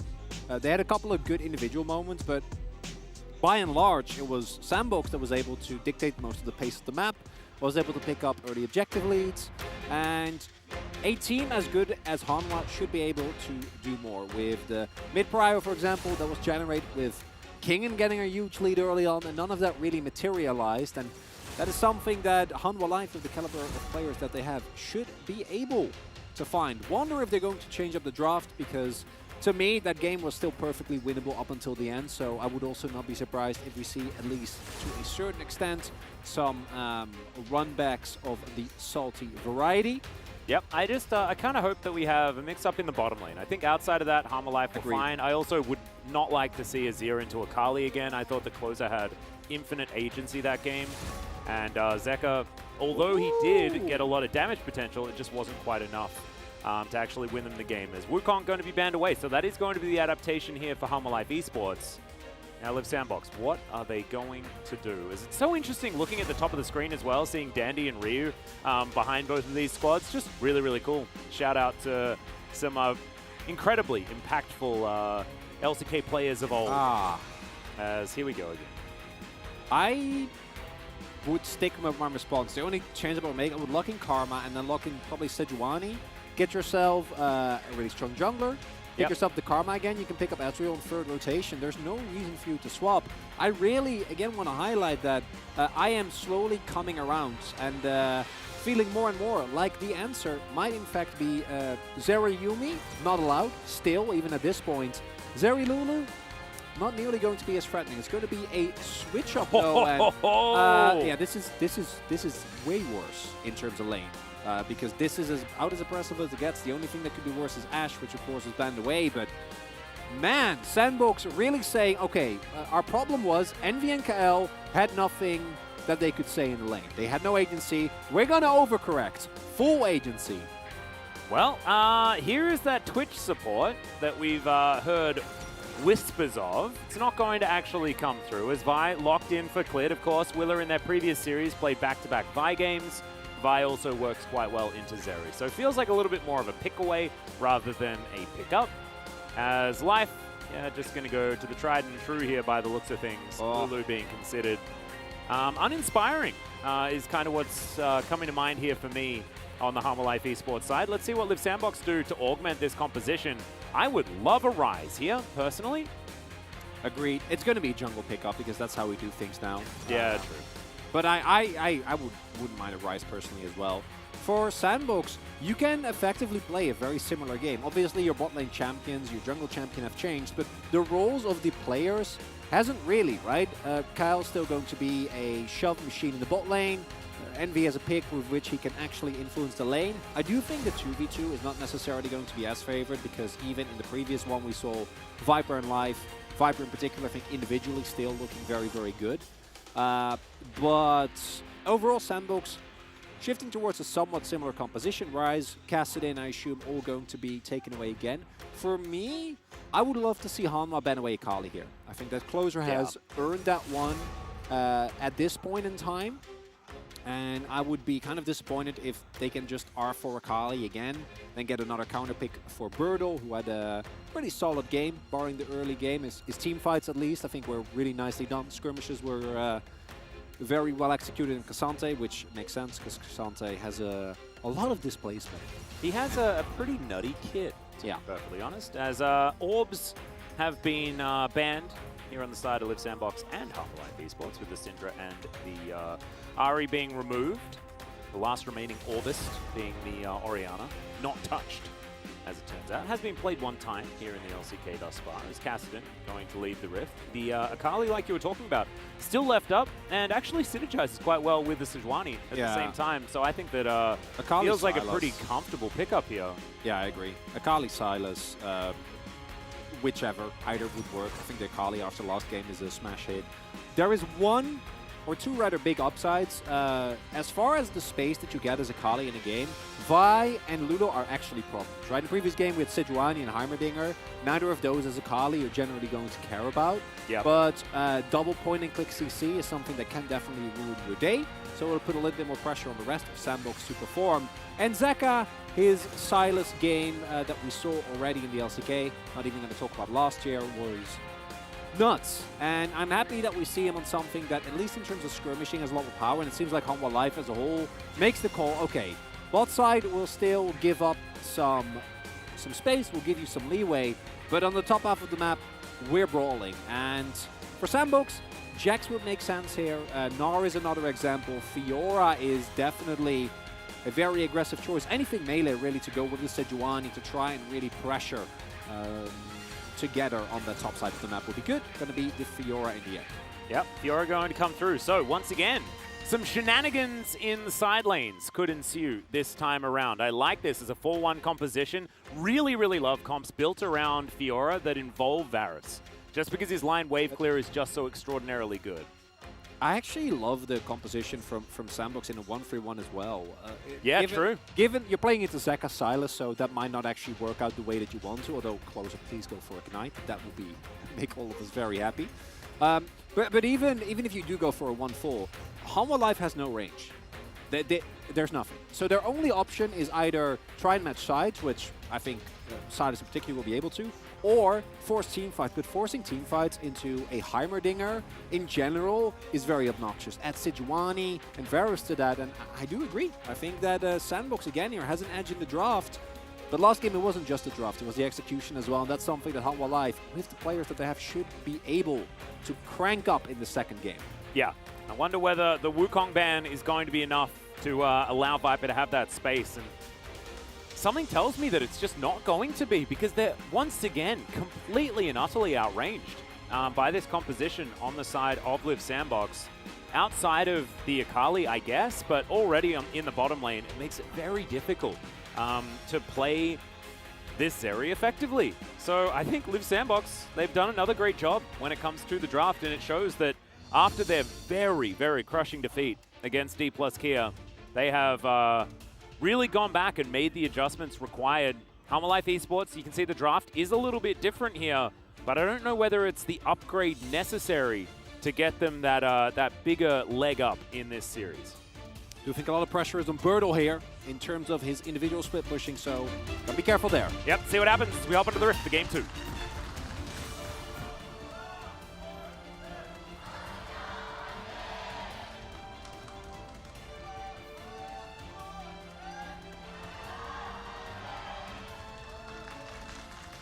All right, and here we are. Kyle towards the bottom side already, getting these turrets set up. Heimerdinger skins looking pretty cool. We saw a couple of the newer ones. I am a bit of a boomer when it comes to my Heimer skin preferences.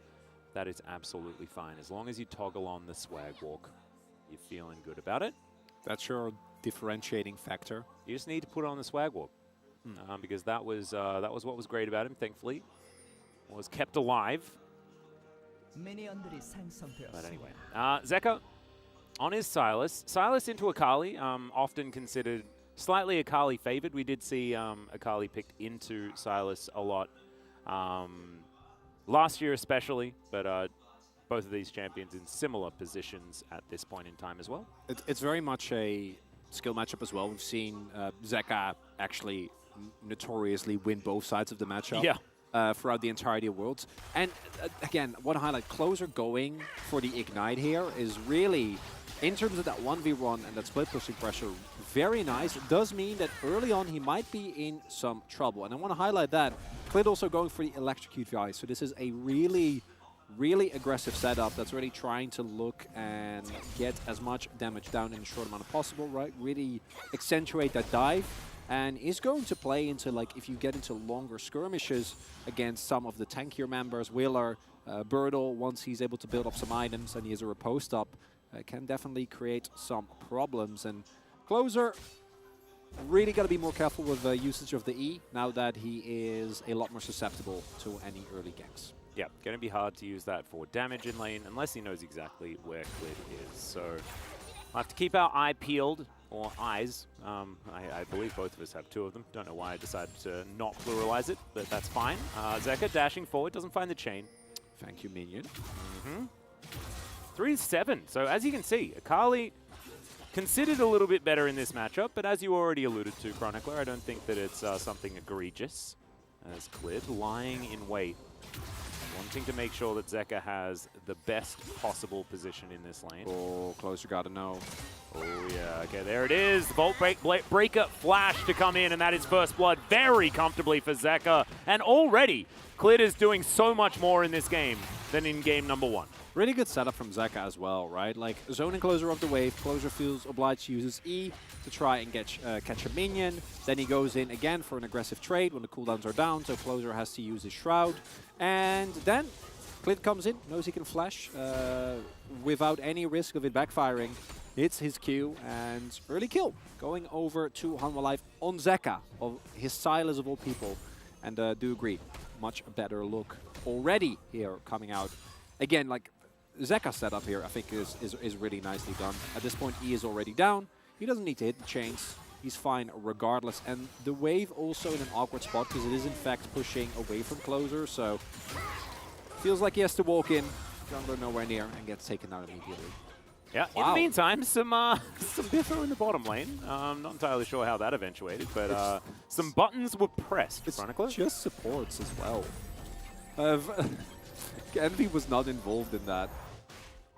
Well, sometimes you just want to fight it out. And Lulu's and Heimerdinger's just struggling for which one is the greatest yordle in this game. And I guess it's pretty even at this point in time. Birdle taking a bit of damage there towards the top side. But it is top lane in 2023. Not entirely sure why we're even watching the early laning phase. Yeah, I don't know. Oh, the cheeky KL roam. Yeah, like that. Closer taking a heck of a lot of damage here from Zeka's Silas. Has himself a Ruby Crystal alongside the Doran's Shield and Ring. Definitely purchasing a lot from Doran's shop. Yeah, he really wants, I think, apply pressure in his lane. And it's a response that we've seen in the past, right? Where if the first game doesn't go your way and you don't feel like you have enough agency, change up the draft, get a pick that can fight a little bit more aggressive. Although I gotta say, like, Azir is quite good in terms of prio. Post 6, it really changes the matchup, and Closer has way more threat into the Silas. That's not going to be the case. Regardless of what the situation is, right? If the cooldowns are down for Closer, he actually does really have to respect Zeka. Not nearly as much threats as... Oh, boy. That Kingslayer was a very interesting one, as Zeka's going to flash pretty early here. Lands the chains. Has the perfect execution. Not quite going to be enough damage here as level 6 hit by Closer before Zeka in this lane. That was a conundrum as to why that actually happened. But Zeka is going to hold on to his life, but just not his flash. Yeah, definitely a very tough one there for Zeka. Fortunately, he doesn't die, because that would immediately swing back the pendulum in favor of Closer, I think. Also has a big window now where he has his hijack available, can get the perfect execution, and is playing into a no perfect execution and no ignite Closer. Gonna help out a lot there, but I really like the ignite. Contest coming through here. Yeah, Willett taken down to about 50% here, as you can see. So, Clid taking a lot of damage. Willett, Arctic Assault. Clid is just dead to start this one off. Kyle's going to pick up the kill. The Drake still leashed at the same time, so no smite available. Harmon Life Esports, they have to back away. And now, Life and Viper in trouble as well. There's a Piggy coming down. Viper wanting to defend his Lulu. Decent work there, but still, big advantage, Live Sandbox this point in time. Really, really nicely done by Wheeler. This is what I was afraid of. Yep, once again, another chain is going to connect here as perfect execution, and he manages to get the 1-for-1. And I think, as well, kind of wins out on the trade, given the fact that the minions are going to die under the turret. I'd agree. Overall, I think you take that trade as Zeka. Although I don't know if he if he got a shutdown in that moment because of the kill, not quite sure. But one highlight again, Wheeler's play here, right? KL hits a point blank rocket, and Wheeler, wasting no time, immediately goes for the flash Arctic Assault to ensure the CC chain as King. Yeah, he's fine. He's going to dash, and then he's going to use his other ability to dash, and then he'll use the other ability to dash. Be unstoppable while he dashes, and then dash again. Yeah. And then I think he'll use an ability to dash, and he might ult in order to dash a little bit further forward as well. It's there. Wheeler is smelling at something is not okay. Closer. Ooh, that's unfortunate. Having to use your ultimate that defensively. Kyle says hello. Doesn't really provide anything of value, but wants to be part of the party as well.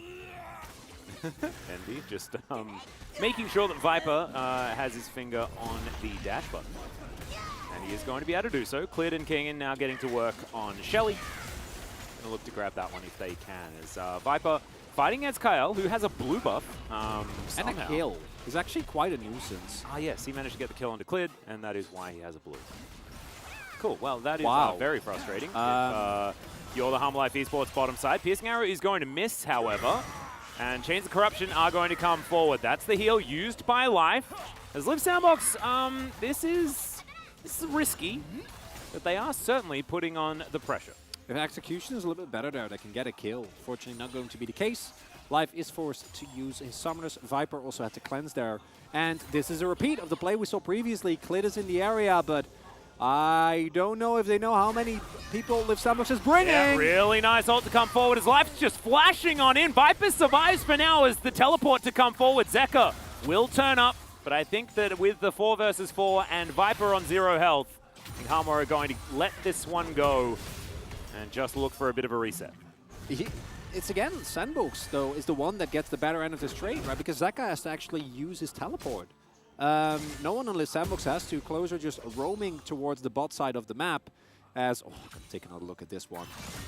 This is really one of those chains where, like, did you want to take that? Oh, man. That was looking dicey for Zeka. Yeah, if he just gives over to kill the closer, as mentioned previously, I think this matchup is very volatile, and that can immediately create big problems because the closer has an edge, not just because of him being a Kali, but also because of the summoner choice. Also looking to go towards Rift Maker, something we haven't seen in a while. It's been a lot of belt Akalis. Yeah. Kind of really like that, though.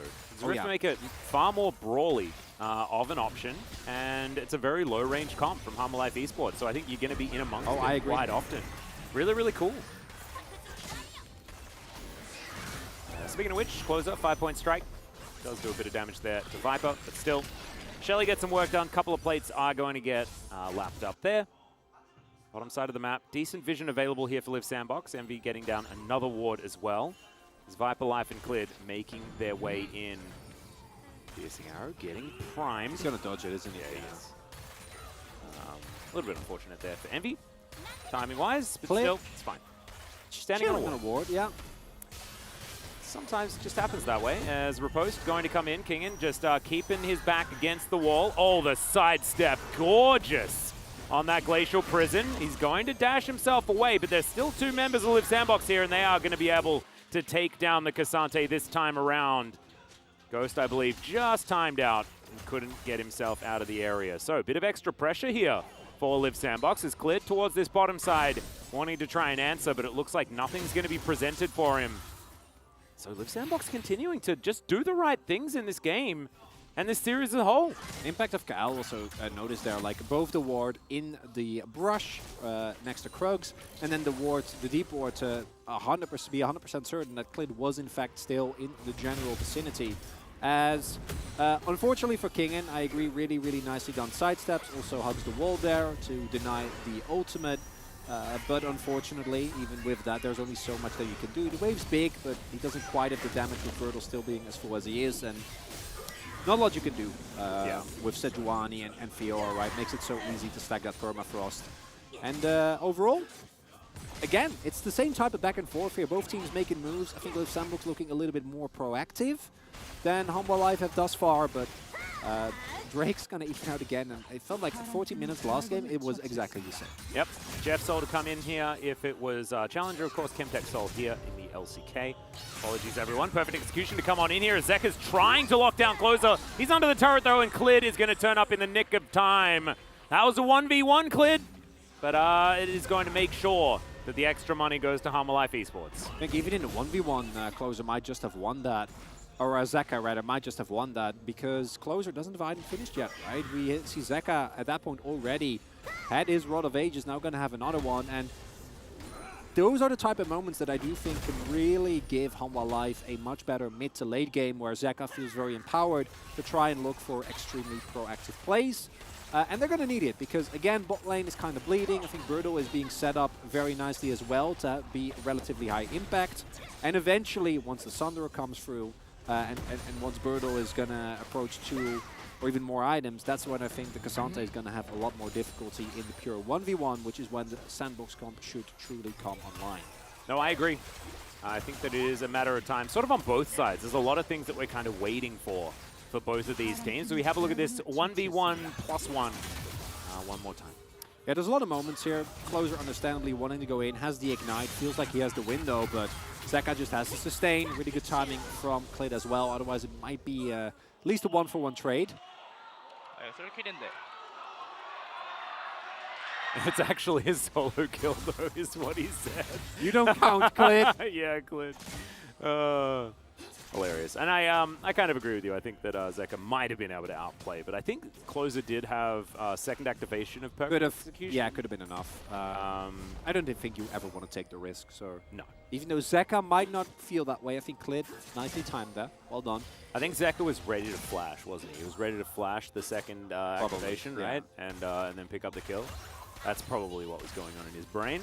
Anyway, still going to be an advantage for Hammerlife Esports in that particular exchange, but no real advantage being built from either side so far this game. Imagining Clid, you know, he's the helpful mom. He's like, hey, I'm coming to help you, don't worry. And he's like, I don't need you, Mom. God, Yeah, I got this. I still have Flash. Leave me alone. Leave me alone, Mom.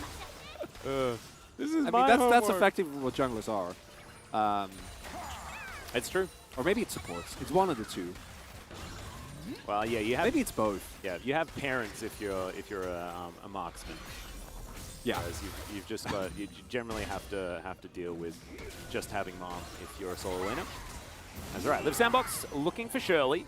And also trying to find some abilities from this Varus. Envy not so lucky on that front. As Clid's going to dive on forward. They might even be able to get a steal here, but he's a bit early. Gets the heal available, but he's still going to fall down. Now Bertle just chasing after them. The Grand Challenge comes in, but the Giga Blast Cone is going to come through. Kyle down relatively low, and the Cassante can't really do anything. And that is going to be Hammerlife losing out on that trade humongously. Shirley going to go over to Live Sandbox as well. And you have the dive buddies. You can pull this trigger with the rest of your team, and it's this type of disjointedness that is causing Hammerlife so much issues, right? I think Clid trying to go in there, idea is right. If you can zone out Kael, a huge damage source, then good for you, but you need to make sure that Kingen and Zeka dive with you right in that second, because otherwise this happens, they lose their front line, Radiant Virtue doesn't get any value, and then the rest of Liv Sandbox can stand there and go, well, Heimer is still alive. Like, yeah. What do we care? Well, let's have a look at them not caring once again. As I believe Envy doesn't have ultimate at this point in time, and that was, I think, the go button for Clid. You gotta wait, right? Zeka's teleporting in. Kingen is roaming from the top side. You gotta be on point with these trigger pulls. The fact that Kael stays alive throughout all of that also, again, hats off to him as we're fighting again. Yeah, another ignite to go down here as Zeka. Perfect execution. Gonna be used. Lands the chains beautifully and gets the solo kill. This is an exciting mid lane matchup. Oh. I like this one. If Hammerlife lose this game, which I think is still possible, I already know what the top comments are going to be. Which is, please, someone free Zeka from the shackles, because individually, this guy is really trying to get himself the actual in the best. IRL Silas, you know? Yeah.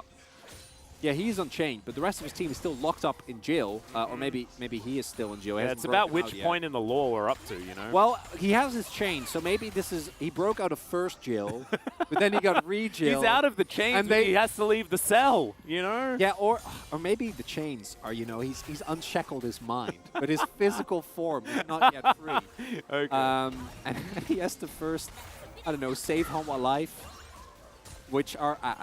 okay, Metaphor is losing its power, but what I want to reiterate is that just Zeka being fed alone is not enough, because I do think that Sandbox has the lockdown and kind of peel and damage necessary to shut down a Silas if the rest of the team isn't doing enough. Well, Viper going to dance out of the way of that one. No worries. But out of turret, still going to get taken here. So Live Sandbox collecting exactly what they want. This turret, not long for the world. However, Closer, he knows, still sticking around. Yeah, he's looking to try and escape from this one. Cease and desist available here for Clid, and he is just going to use it inside the Shroud. Perfect execution gets him out. That is going to mean that he won't have access to that for the next little while, and this turret is also going to go. So, Live Sandbox going to grab themselves their first Chemtech Drake, and Zeka continuing to split here on the top side of the map. And he is almost 100% of the win condition for Hammerlife Esports right now. Viper looking to come online in the future of this game. It's just him. 8 stacks on his Rod of Ages at the moment. Also, timely response from Sandbox, because if you give him 1 turret for Drake, I think it's worth it. If this inner goes down to Zeka as well, that's when he really starts to snowball out of control. I mean, he's already snowballing out of control.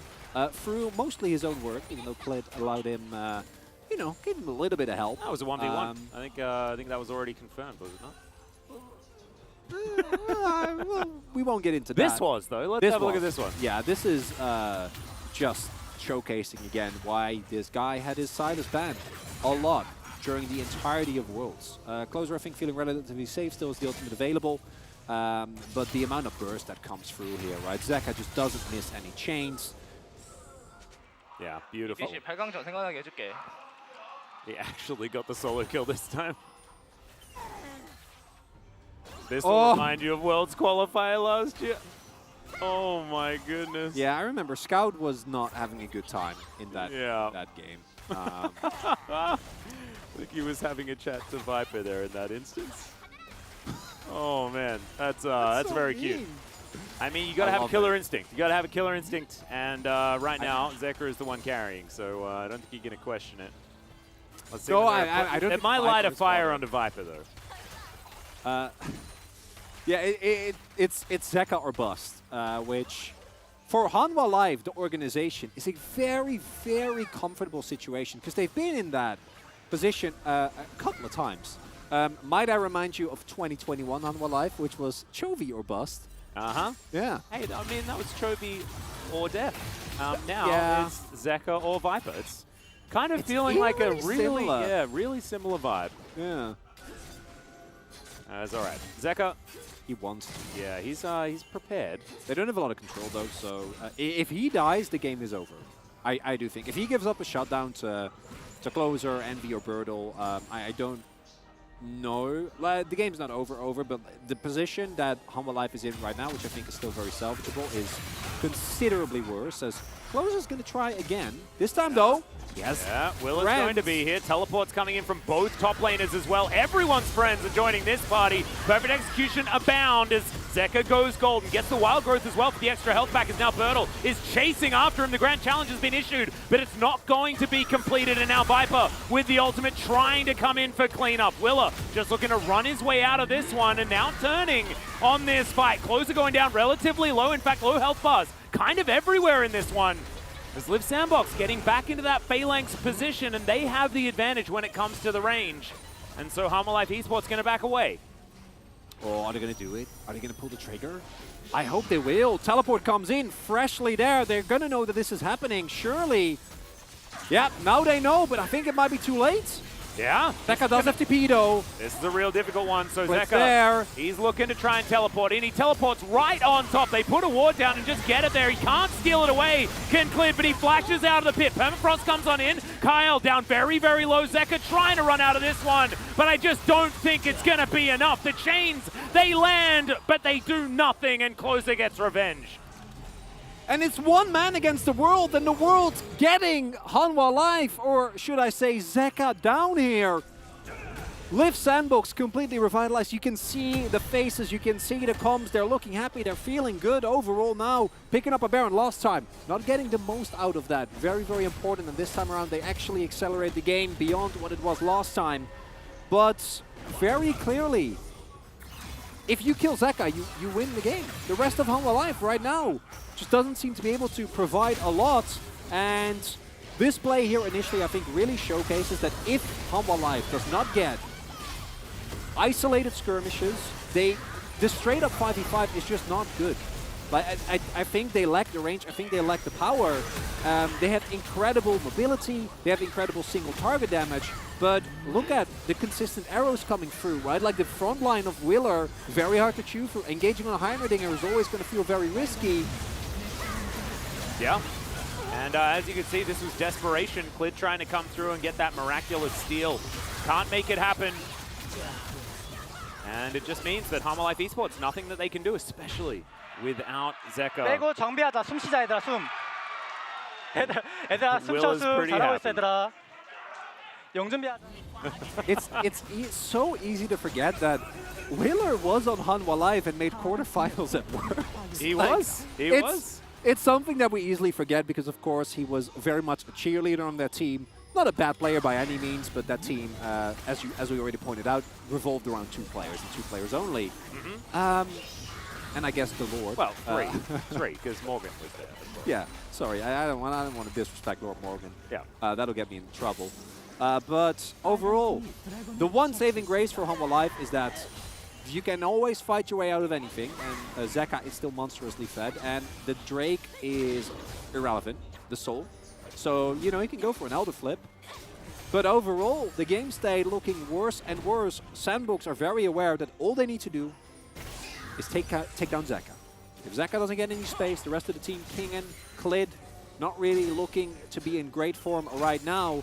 And for Viper, I think these issues go back to what we've already established, which is that he is very short range into Akali, into Heimerdinger, into Sejuani. It's very hard to actually find the space, even with the Lulu now, to actually go and do a lot of significant damage. It feels a little bit like draft stubbornness to me. I agree. With this Zeri priority that, with Varus left up, I think is a very odd decision to make. Sometimes you can be like, well, I mean, player mastery does play a big part, and we have seen that Viper has actually gotten through the lane really, really well, but how the team plays together is going to hinge around the tools that you have available, right? And we've seen it already that Liv Sandbox in these fights has just had so much more agency. They've been able to get so much more done. And it's just not really working. Here in the side lane, though, Zeka does still have that ability to win these fights. Demonic Embrace done here for Closer, as well as his Rift Maker. So definitely that Brawly Akali build coming on in. And Zeka with the Zhonya's done means that, you know, a few of those stats not necessarily working into the Closer matchup. We'll know where Bertle's going to go here, because they have actually not been playing that much toward 1-4. And I am interested to see where his itemization is going to go. Hullbreaker, 100%. Well, that's my guess as well. But we'll see what he ends up looking into. We haven't actually seen a 2v2 between these two yet, and I don't know if Ida wants to commit, because again, if Zeka dies, then well, there's no objective on the map right now, but generally it would be very, very bad news. For Hanwha Life. On the plus side, Viper is kind of cruising towards free items. We'll hit that hopefully for him relatively soon. Is going for a bit more of an AoE build though. Looks like it. Don't know what the core field's going to be built into. Might be even a Ravenous Hydra, especially combined with the Runons. As like they're very old. It up. Yeah. Like he's just a Trinity Force away from release Zeri, which is pretty interesting. See how it's going to go. As Klid still trying to find his way in, find the angles to get into some of these fights. 5,000 gold is going to be the lead at this point in time. Only 3 kills up. And Humble Life Esports have a Cloud Soul. Can you really put a price on that? Not entirely sure personally. No, Chemtech. No, I know, but sorry, a Cloud Drake. Cloud Drake. Okay. Well, Humble Life Esports, one Cloud Drake, which is what I'm saying is, you know, pretty. Oh, definitely, yeah, definitely impactful. Yeah. As it is indeed the Hullbreaker here. Bertle going to have a wonderful time against everyone that he faces in a side lane. I do think actually this is the right call. And yeah, I think now is the time where the Fiora can really get with Baron up, sides, yeah, especially. And I was coming into today, Atlas. What we were hoping for was Liv Sandbox not looking horrible like they looked in game number 1. I had not really expected this. No, I didn't expect winning. No, I expected not looking as bad. Surely that to me. And that would have been great to see. That would have already made us happy. But this from Liv Sandbox has been absolutely fantastic. And if they can play out this 4-1 or 1-3-1, depending on what they want to go for a victory here, it's going to show that not only have they managed to tighten it up, but also they're capable of a lot of different play styles, a lot of different win conditions to get these games done. And also, a lot of competency in the draft as well. The Varus pickup into the Zeri feels a little bit of a no-brainer for an outsider, but it's not something we see a lot here in the LCK. As Closer and Zeka potentially fighting once again. As Closer taking a lot of damage this time. Zeka doing a bunch of work. The chains don't quite land there as now Klid not even needed. That is an actual solo kill that time around. And now the Baron's going to be very, very difficult for Liv Sandbox to take. Bertle, though, still pretty happy about the whole situation as he's taking basically less than 0 damage. Look at that turret just erupt, but still going to get pulled back. The chains are going to connect. He throws it the wrong direction. That is not the riposte he was looking for. And both solo lanes are now in the death chamber. Oh, are you still going to go for it over the wall? Like, I don't think you can, yeah. Unfortunately there, for Liv Sandbox, it all falls apart. Closer dying in the 1v1. Again, Zeka, at least it will make my POG vote very, very easily. And then unfortunately for Birdle, the rest of his team, with the vision that is available for Life, can't really go for a play towards the Baron, especially because they're a man down. And I think Liv Sandbox could have actually made the call the moment that Closer went down to try and play towards the Drake. Pressure that, because it's an objective that you can start up with a lot less risk. Not going to be the case here. Is, yeah, the moment that those that shuriken is used, really nicely done there from Zeka. I don't think Closer ever gets out. Unfortunately for him, he's never going to win a 1v1, especially with the build that he has gone for. And that in of itself, really, really big. And then here for Birdle, unfortunately for him, the Whole Breaker Demolish proc has killed many a top laner. Kingen knows that all he needs to do is set up, and then, yeah, he should never get a kill, or he should never get anything. Didn't even get the turret, unfortunately for him. And it brings some gold back into the pockets of Hanwha Life. In of itself, not enough though, and I'm a dummy, of course, it's never quick blades. We've been seeing this more and more on there we Zeri. Gonna get picked up here for Viper, and just in general, we've been seeing a heck of a lot more of it. oh, I'm sure on the next patch it will be even more as Zeka. Well, Chains of Corruption going to go completely wide. Not finding any chains at all, but Envy's still absolutely dead. Really nicely done there from Viper on the follow-up, as now they just need to grab Birdle as well. He's going to present himself as a target as Viper's going to skate after him. There's the flash. Birdle still there, lying in wait in the brush, but he'll just take a stray Q to the face. And that is a dead Fiora. And I think Hanwha Life Esports have turned it all around, and they will be able to pick up this game number 2.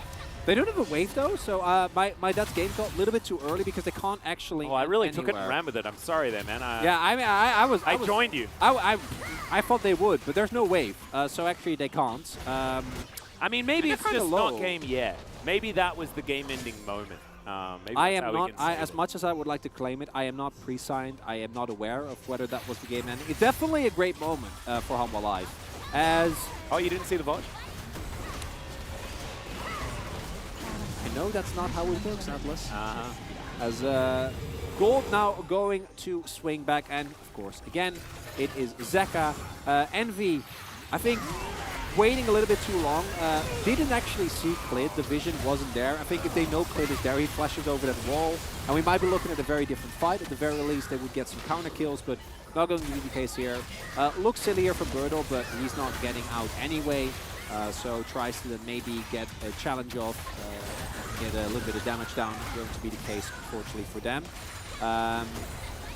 And overall, now, Baron being picked up means that the next Drake probably will go over to Hanwha as well, as they can now start shoving in, pick up a lot of the standing golds. As, yeah, that makes complete sense. And unfortunately for Sandbox, they're going to need another Miracle team fight like they found last time around. They want to get back into this one. Well, certainly a possibility. As you can see, they are very close to Hanwha Life Esports as far as the gold is concerned, but it is feeling like Hanwha Life Esports themselves a little bit of their mojo as we crest the 30-minute mark in this game. Looking like 3 games is going to be a possibility. Void Staff done for Closer. He will have a fair bit more damage, but there's going to be that magic trick done again for Zeka, turning these 2 sticks into a hat, and that is going to be a very, very dangerous moment for the Silas. Now Viper tagged by a Shuriken. A scary moment, but still a fair bit of protection here with Zeka in the area, as well as Life there with the Wild Growth. And you mentioned Wild Growth does pose a bit of a problem to champions like Akali who want to dive in on top of you. This tower goes down extraordinarily quickly, and the Baron being made great use of so far for Hanwha Life. Liv Sandbox just looking like there's not a whole lot of answers right now. Zeka poses so much of a problem as well, as that hijack back available once again. Can't steal the Glacial Prison. There's still another few options that he can go for, as Envy's Chains of Corruption probably going to be next on that list. Not that much that you can do here as Sandbox. You don't really want to go for a straight up 5v5. Pull the trigger with Wheeler while the objective is still up.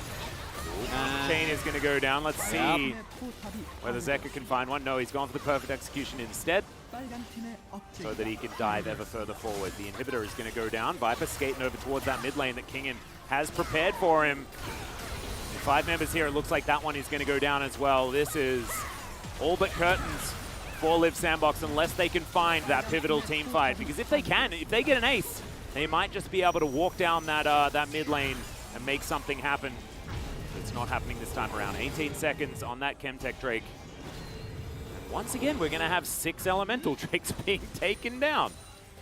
Yeah, as mentioned, I don't think the Chemtech Soul will matter for Sandbox. I also don't think it's really going to matter for Hanwha Life. So as Sandbox, you have to give this one up. There's not that much threat involved with it.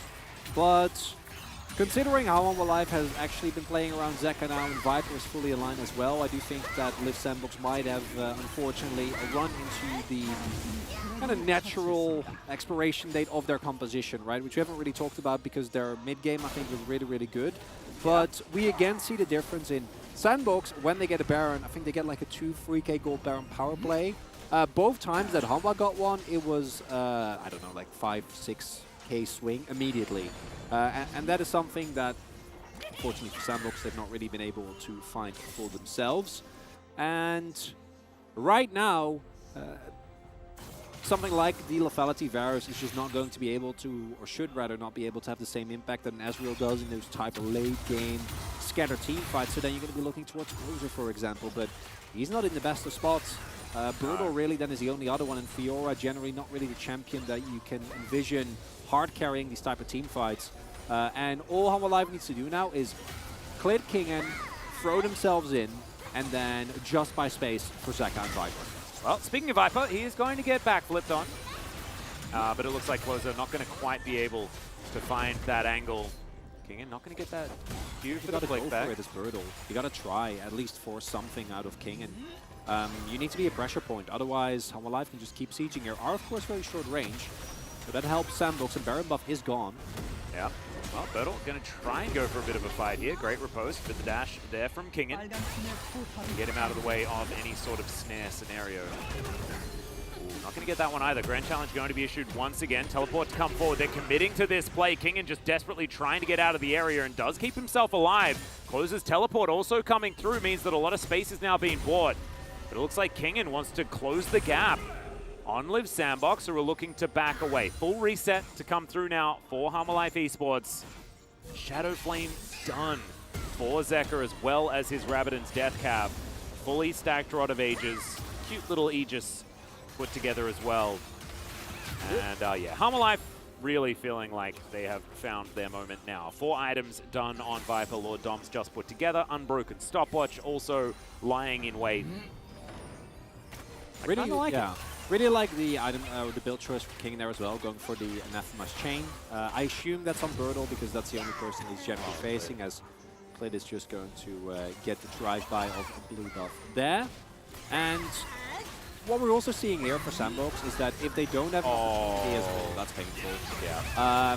Nerves of steel there from Viper, just not going to be moving away. Actually respect the aim position for Liv Sandbox, but not going to actually work out because Viper does not mind. He'll just keep walking towards you.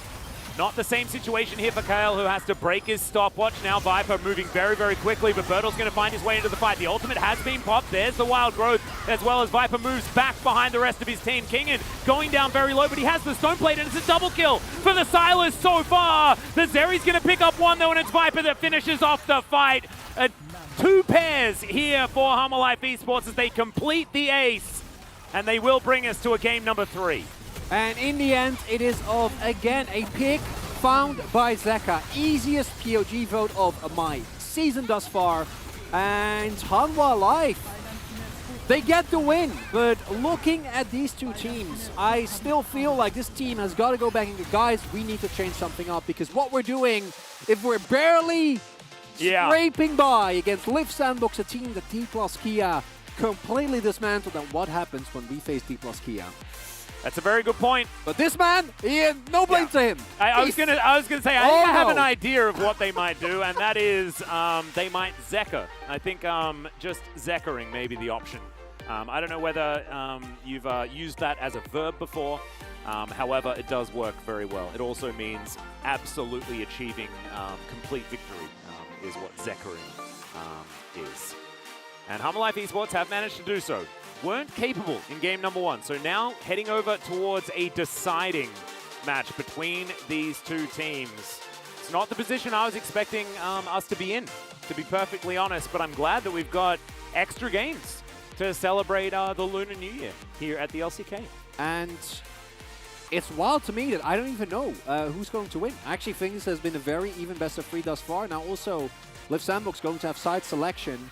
I hope they learn and don't first pick Zeri, but we'll see whether or not that's going to be the case. And after a POG performance closer in this game, the Akali not going to be enough. And I think you saw that obviously he was getting clapped in a 1v1, but the addition of both Clit and Life made his job so much harder. He put out a lot of damage, but actual kills on Viper or like huge plays in the enemy backline just weren't really as available for him. Yeah. And I think Liv Sandbox really felt that lack of team fighting power. I actually feel like we could just go into Howling Abyss and just watch Zeka and Closer play for game number 3. I'll be down. Because it is Swap the matchup. it's a tale of two Yeah. mid laners so far this series, and it has been incredibly hyped to watch it. I think Closer deservedly getting POG in game number 1. I want to see another heated battle between the two the next time around. So let's go to a short break. When we get back, the decider.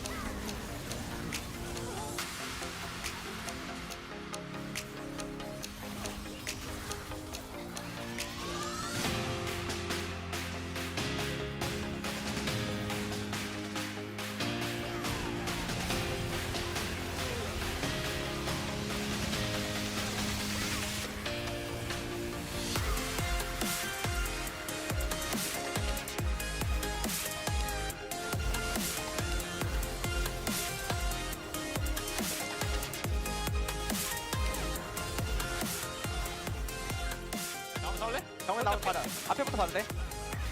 뛰는 중. 천천히 봐. 천천히 봐. 나 제리부터 할 거야. 나 제리부터 할 거야. 나 바루스 본다. 나 변이 2초. 꺼졌고. 아칼리 마크 줘. 변이 나서. 아칼리 살짝 볼게 나. 키오라 무슨 있어? 아칼리 이었고 2번째 공 있어. 나 이거 좋냐? 아칼리 보여. 뺀다. 야 뺐어. 오케이 뺐어. 나이스. 바탕 가면 끝나겠다, 미진아. 미드. 펜타를 안 주네.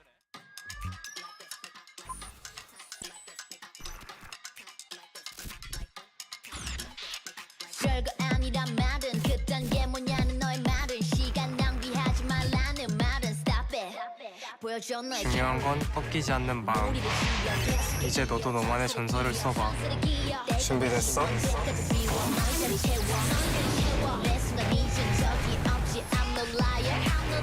잠시 떠나왔지만 yeah we on the fire 머리를 치여 계속해 이어 전술을 기어 내가 왔지 언제까지 비워 너의 자리 채워 매 순간 이전적이 없지 I'm no liar 잠시 떠나왔지만 yeah 보여줘 너의 carry 지금 있는 season 새로 태어나 보여줘 너의 carry 준비한 이 rising road 지금 있는 season 새로 태어나 싸우다 너만의 전설 왜 무너져 좀 하지마 걱정 타임 벌어져 조금씩 점점 불태우는 것이 나만의 적성 시작해 전쟁 다시 돌아가도 선택은 똑같아 we're the dogs 하지마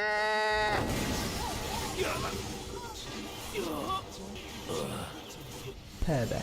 Yeah, 보여줘 너의 carry. 준비한 이 rising bro. 지금 있는 season home. 새로 태어나. 보여줘 너의 carry. 준비한 이 rising bro. 지금 있는 season home. 새로 태어나. 싸우봐 너만의 전설 왜 무너져. 좀 하지마 걱정 챙겨줘. 조금씩 점점 불태우는 것이 나만의 dream. 보여줘 너의 carry. 준비한 이 rising bro. 지금 있는 season home.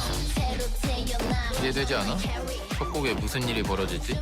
이제 다시 너만의 전설을 써봐.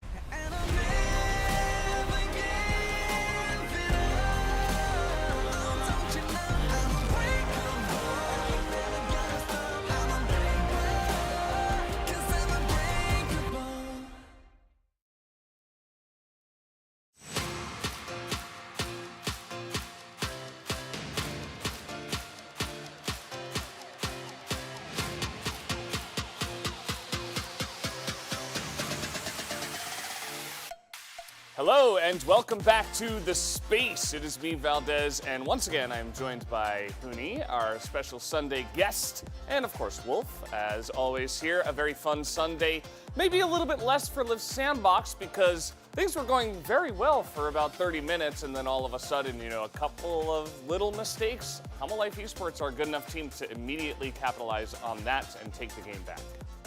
Yeah, I mean, I would say in the middle of the game, like Lee Sandbox kind of totally lost like what they need to do for the snowballing. They had a lead for sure. Like they were controlling the map and they were controlling the Byron, like especially again the Fiora like split pushing like was really really strong, but they were like it was desynced as a team between the teammate. I think that was like most important key for Live Sandbox. Yeah, I think there were a lot of moments where in the early to mid game too, Live Sandbox were pushing bottom really hard. They were a little bit timid on their dives. I think they could have pushed their advantages in a lot of different places.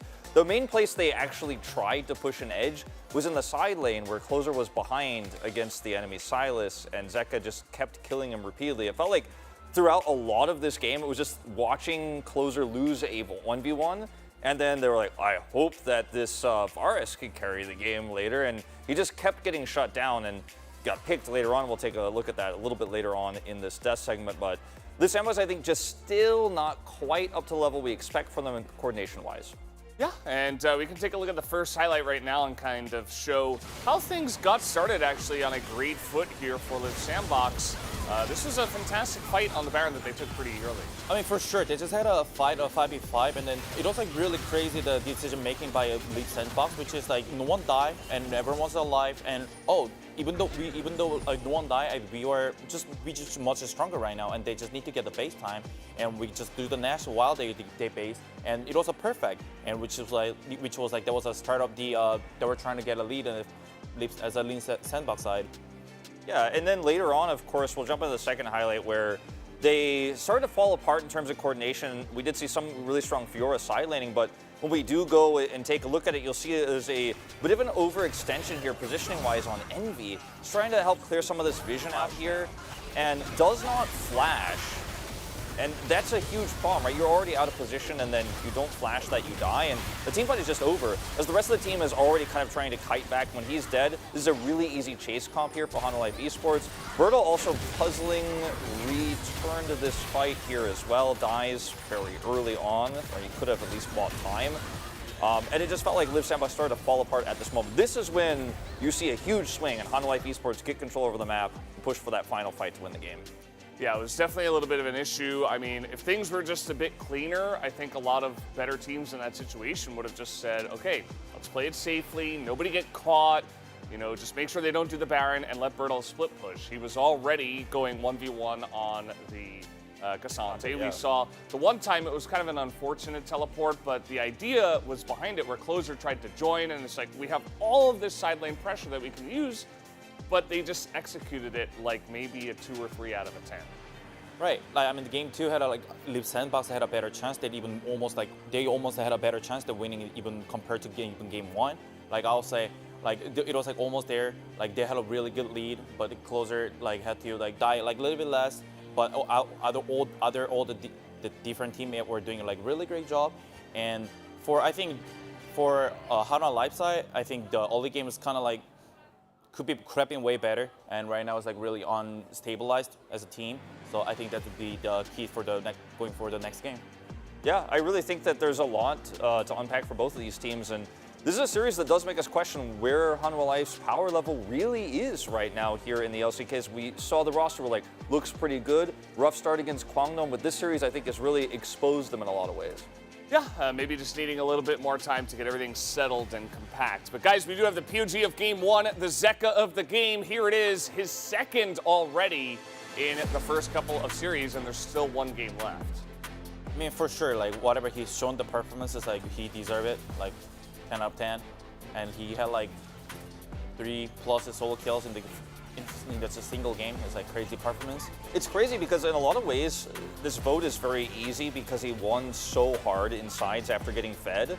But it wasn't an impressive performance per se as much as it was just consistent, and he took the lead he was given and he punished Closer several times. And he was so fed and so big in this game that the front line was just uncrackable in so many of these fights. And the Akali side lane win condition with the Fiora, the 1-3-1 they wanted to try to use with this Varus, just wasn't really viable, unfortunately, because he was so far ahead. Yeah, I'd also say if you have a mid laner that can play Sylas right now, just do it and build Rod of Ages, and you're going to be so incredibly tanky. It's something that Huni said in the off camera. It's like, this guy is so tanky, you cannot kill him. Like, and he was 2 levels ahead of Closer. Obviously, part of the reason was that he was so fed, he was so far ahead. But 11 out of 11, no big surprise there. We are done here on the space for now. Let's go back to the casters for game number 3.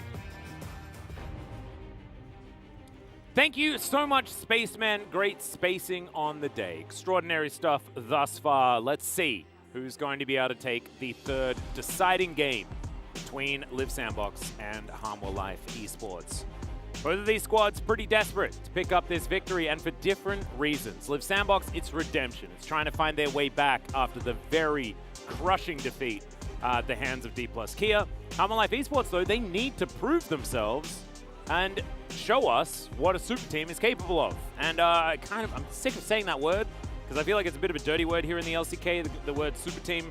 But I think that is an understandable title to be given to this squad when it has the names of Kingen, Zeka, and Viper all on it. It's just not working so far. If we have some downtime in this game, we can discuss what is the ultimate super team that we could build in the LCK. I feel like that'd be a fun little exercise. I think it happened in 2019.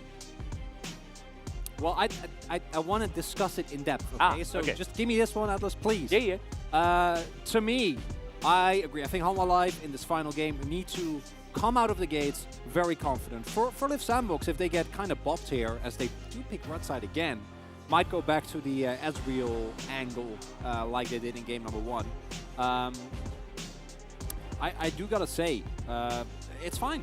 You know, if you get clapped by Home Alive in the third game, yeah, nobody cares. I think they've already shown us that they can certainly play with the big dogs. And that's the important part. But for Hanwha, I think there actually is a lot of pressure on you to showcase that you are so much ahead of the team that you are facing right now. And individually, we still see some highlight moments. Viper popped off in that game again. Of course, the Lucian game. But it really is limited to those two players, right? Viper and Zeka are the only ones that really look like, oh, okay, this is a world champion team, right? Like, these players have won worlds, they've gone through the gauntlet, they've shown they have what it takes, and you're just not seeing a lot of that from the rest of the team. Of course, not all can have won worlds, but still have made very, very deep runs, as the draft is effectively the same. One difference I would love to see, I do think that giving Zeka Silas is not a thing that should be done anymore, as... Okay. I like that. It also drives up the Silas stock by, I think, a pretty large amount, unless Closer has some crazy counter-pick to that, because picking Azir into it feels pretty bad. Hanwha Live probably just going to first pick Zeri here, even though I don't want him to. I really hope that they don't. They will. I think... Okay, I'm a dinger. I kind of like this. So this means that Varus needs to be picked by Liv Sandbox. It almost is a guaranteed Varus Karma to me on their side of the rift. And that feels pretty good. Varus at least is going to be picked now. You can save Karma until later, unless Home Alive Esports do pick that one up for Zeka. But I feel like that is a very large waste of highlights. I think you'll take it if you're Sandbox and your opponent's playing, Zeka's playing Karma. You're like, yeah, right? Cool. No problem. What if Zeka's playing Heimerdinger? Oh, God. No, they're just going to lock in the Karma now, and I think that this makes a lot of sense. We'll just have to see where Viper is going to go as far as what his pick's going to be, because if it is just a Zeri again, then, I mean, you have the same problem as game number 1. Yeah, it wouldn't surprise me if they do. Teams still very clearly highly prioritize the pick. It thus far also doesn't really run into any picks that like immediately shut it down. Oh, I like that so much more. Way better, yeah. Heck yeah. Seeing Viper play Ezreal in general, very exciting. Pick with, I think, a lot more agency. And also, while in terms of pressure, is definitely going to have a tough time against the Varus. Also, never should be under a lot of kill threat. Wukong seems to me like a no-brainer pickup here, but into Ezreal, Wukong does lose some effectiveness. Maybe the Vi going to be the call for Wheeler here. Did see that it can really reliably find angles. Even then, though, Ezreal is just very slippery as far as AD carries goes. Hard to lock down, and even if you do have point-and-click CC, Arcane Shift Flash can bridge very great distances. Wukong, though, I think just a very much all-around can-do-it-all type of team fighter. And Sandbox, as was pointed out by the desk as well, went for a 1-4 style. Execution isn't quite there, which makes sense because that is extremely hard and takes a lot of practice. And I think going back to a more team fighty, maybe pick up the Cassante again. Someone like a Camille can come through as well for Bertle. We know that he loves the pick and it really think works well together with the rest of his composition instead of opting into that more split pushy style with the Fiora. Yeah, we'll see where they go with the last half of this draft. Of course, both teams, bottom lane and jungle locked in, Fiora taken away. As, like you say, Bertle could go back to, like, it was one of his old favorites in the Camille. Definitely was something that he found a fair amount of success on, especially when he was on Gen G back in the day. Subbed in a few times, managed to pick up a few Camille games. So either you ban Silas here or you R4. Especially with Akali already gone. Those are the two options that you do have, and the Kassadin ban to me says, yeah, we're going to R4 Silas. So now Hanwha Live can choose to ban it, so that we'll get like Azir and Victor or something fun and interactive in mid lane instead. Instead of having constant 1v1s, we didn't enjoy that at all. Yeah, no, wasn't fun. I think skill expression really is ruining League of Legends. We should remove that. We've already taken a lot of it away from draft, so I would personally love if we did it in-game as well. Yeah. I actually think that we should draft for the teams. That's what we should do. I don't know if that's going to go over well. No. And I don't think we do a very good job. No. But it might be entertaining. I think it will be. We're looking at the Silas being picked away here. Yeah, Closer wanting to grab that one. Of course, Talia comes to mind as picks into the Silas. A few other options as far as winning lane early with some extra range that you can throw in. I personally don't really like Talia that much in this situation. However, having the Unraveled Earth against Wukong kind of feels good. Yeah, it's really and really also valuable. especially good against Silas, as we mentioned. You have two options. Either you go for something that can try and shut down, like the Talia, or you just go for Plio. This is a very, very strong poke comp from Hanwha Life. There's a lot of engage for the Sandbox, so it's not like they will be forced to sit there and take it all, but... oh, yes! I don't love that, personally. I'd love a lot more. I think Psy and Blind Pick is very, very punishable. Might Live just be goofing around. I'm pretty sure, has Live not played like support Sign at some point? I feel like if someone would, it would be him. I mean, it was the Max special from MVP back in the day. Managed to get a quadra kill on support Scion. That did happen. That is a thing that happened in the LCK. That is a thing that's happened in the LCK. You were there? Max from MVP was one of my favorite players, not just because his name was Max, but because he would play the weirdest stuff. Kind of miss him, not gonna lie. Don't know where he is right now. I think he went overseas and is playing for a different team, but I digress. The Na being picked into the Renekton here, some pretty LCK stuff, and that will be locked away. And I like the Hanwha Life composition quite a lot. I think you have two great damage threats in the Ezreal and the Azir. And you reach the later stage of the game, which thus far every single game has gone at least to 30 minutes plus. Neither team seemingly able to get big decisive leads early on. And you also have a lot of tools. Heimerdinger and Azir both I think are really good into the very short range composition that Live Sandbox has. The only exception that, of course, Envy, who in mid game, I think the Sandbox comp is going to have to get a lot done. You're going to have to try and use the power spike, like Karma still being very relevant. I wouldn't even mind if this is not a lethality Varus game. I would actually mind an unhit Varus. I think you have the front line to back it up. Yeah. I think you will have the space, at least to a certain extent, and it might really help with the trouble of otherwise come mid to late game. I don't think you're going to get a lot done if it's lethality Varus like we saw last game around. Yeah, we'll see what Envy is going to go for. I have a feeling it's probably just going to be lethality, but I think there is definitely a lot more merit to be put into more of that on-hit variety. Lucky Boy Birdle. It's a little bit cute. Not sure how lucky he's going to be. Of course, in the last game, didn't look fantastically lucky underneath that turret getting shut down towards the end of it. But still, some opportunities now as the Nara instead. A lot more teamfight capability here for Birdle to try and stake his claim. Viper fan there looking fantastic in his Hanwha Life Esports attire. And this is the squad that you're going to see for Hanwha Life Esports. Definitely with a lot of power, and I really like the Ezreal adaptation. Do you think that there might be like some prio in terms of the bottom half of the map, so that might be an opportunity for Sandbox to try and capitalize? Well, this is your Sandbox comp. We'll see how it goes in game number 3. Hanwha versus Live Sandbox. Let's do it.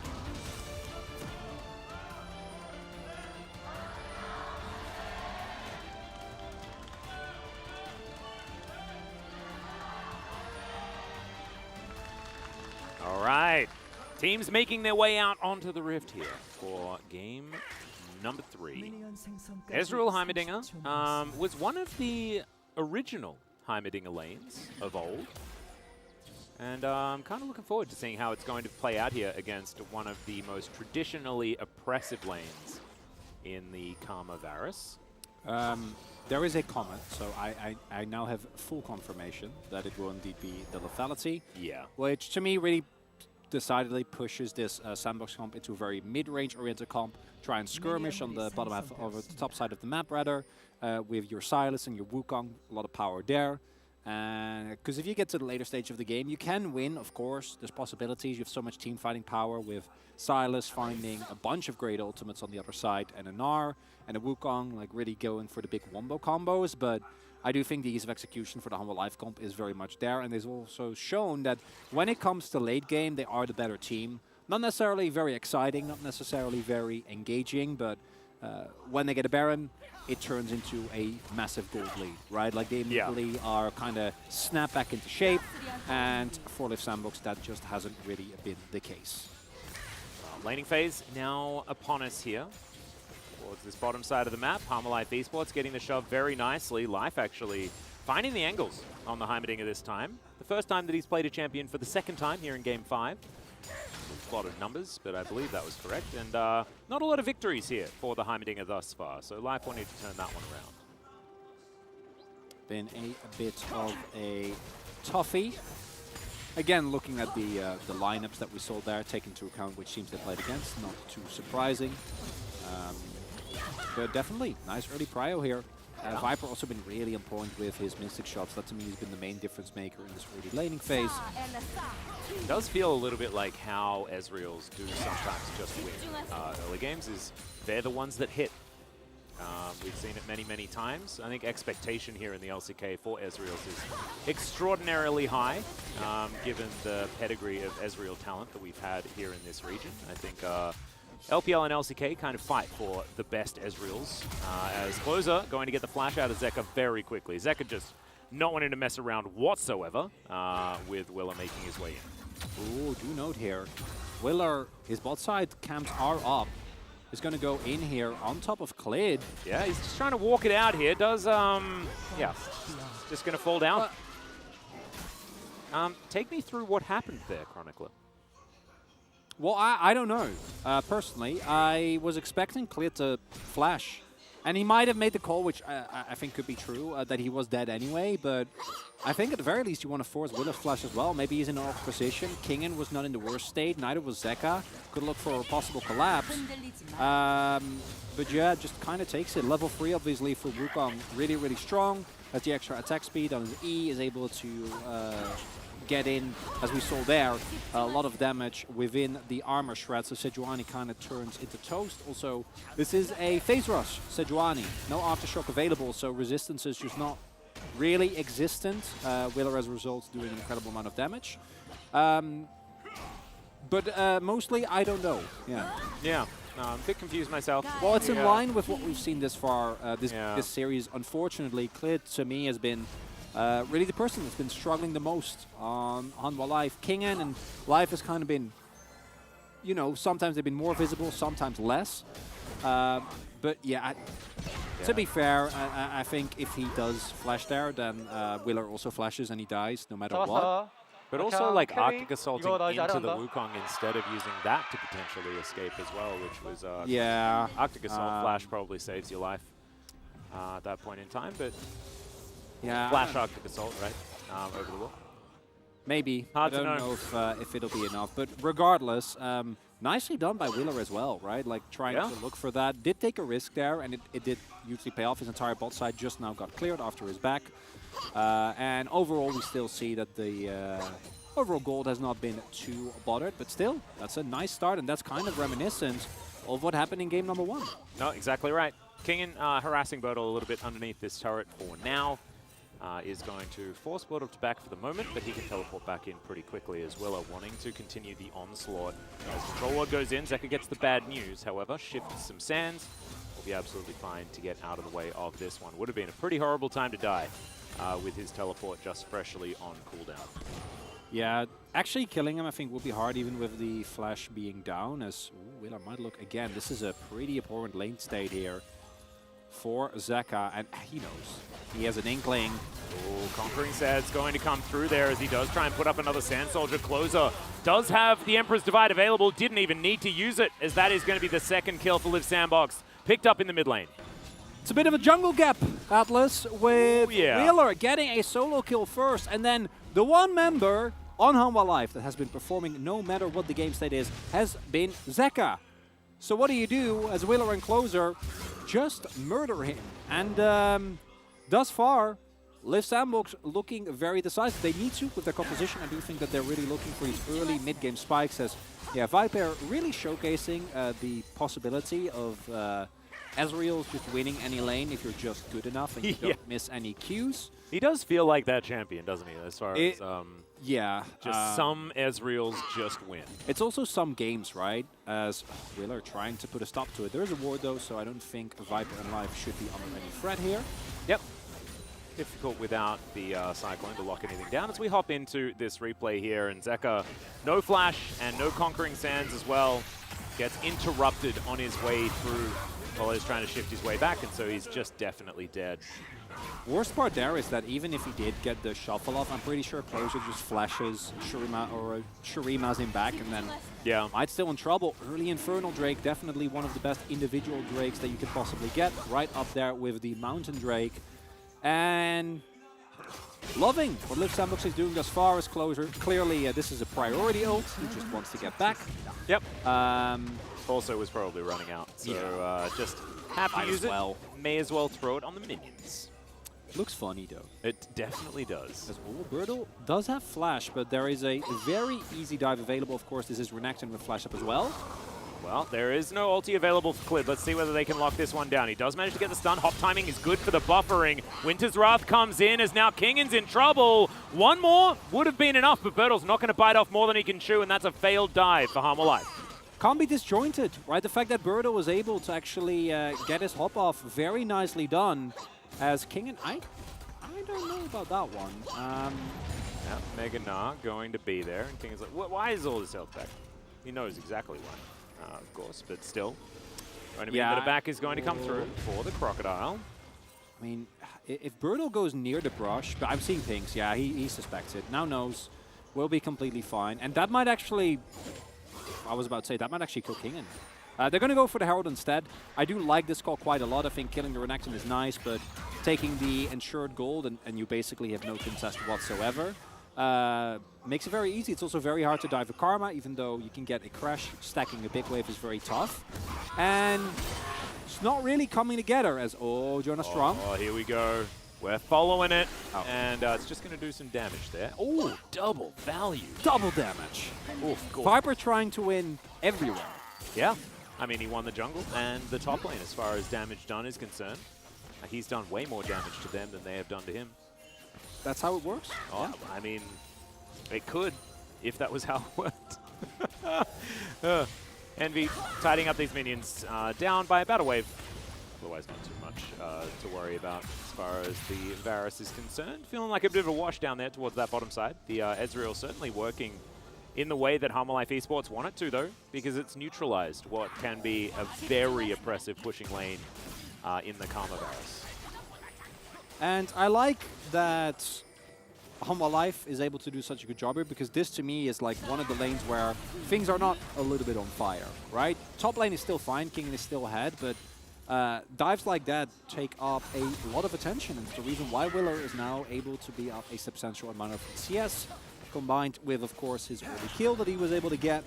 And the Divine Sunrise Spike on Wukong combined with a Rod of Ages for Closer and a possible Triforce for Birdo as well. Like, once all those items comes through, I really want to see Sandbox continuously fight for the next Drake as well. We do have a couple of not-so-great Drakes still left in the rotation, with both Infernal and Mountain going to be unavailable. So, best-case scenario is probably Hextech.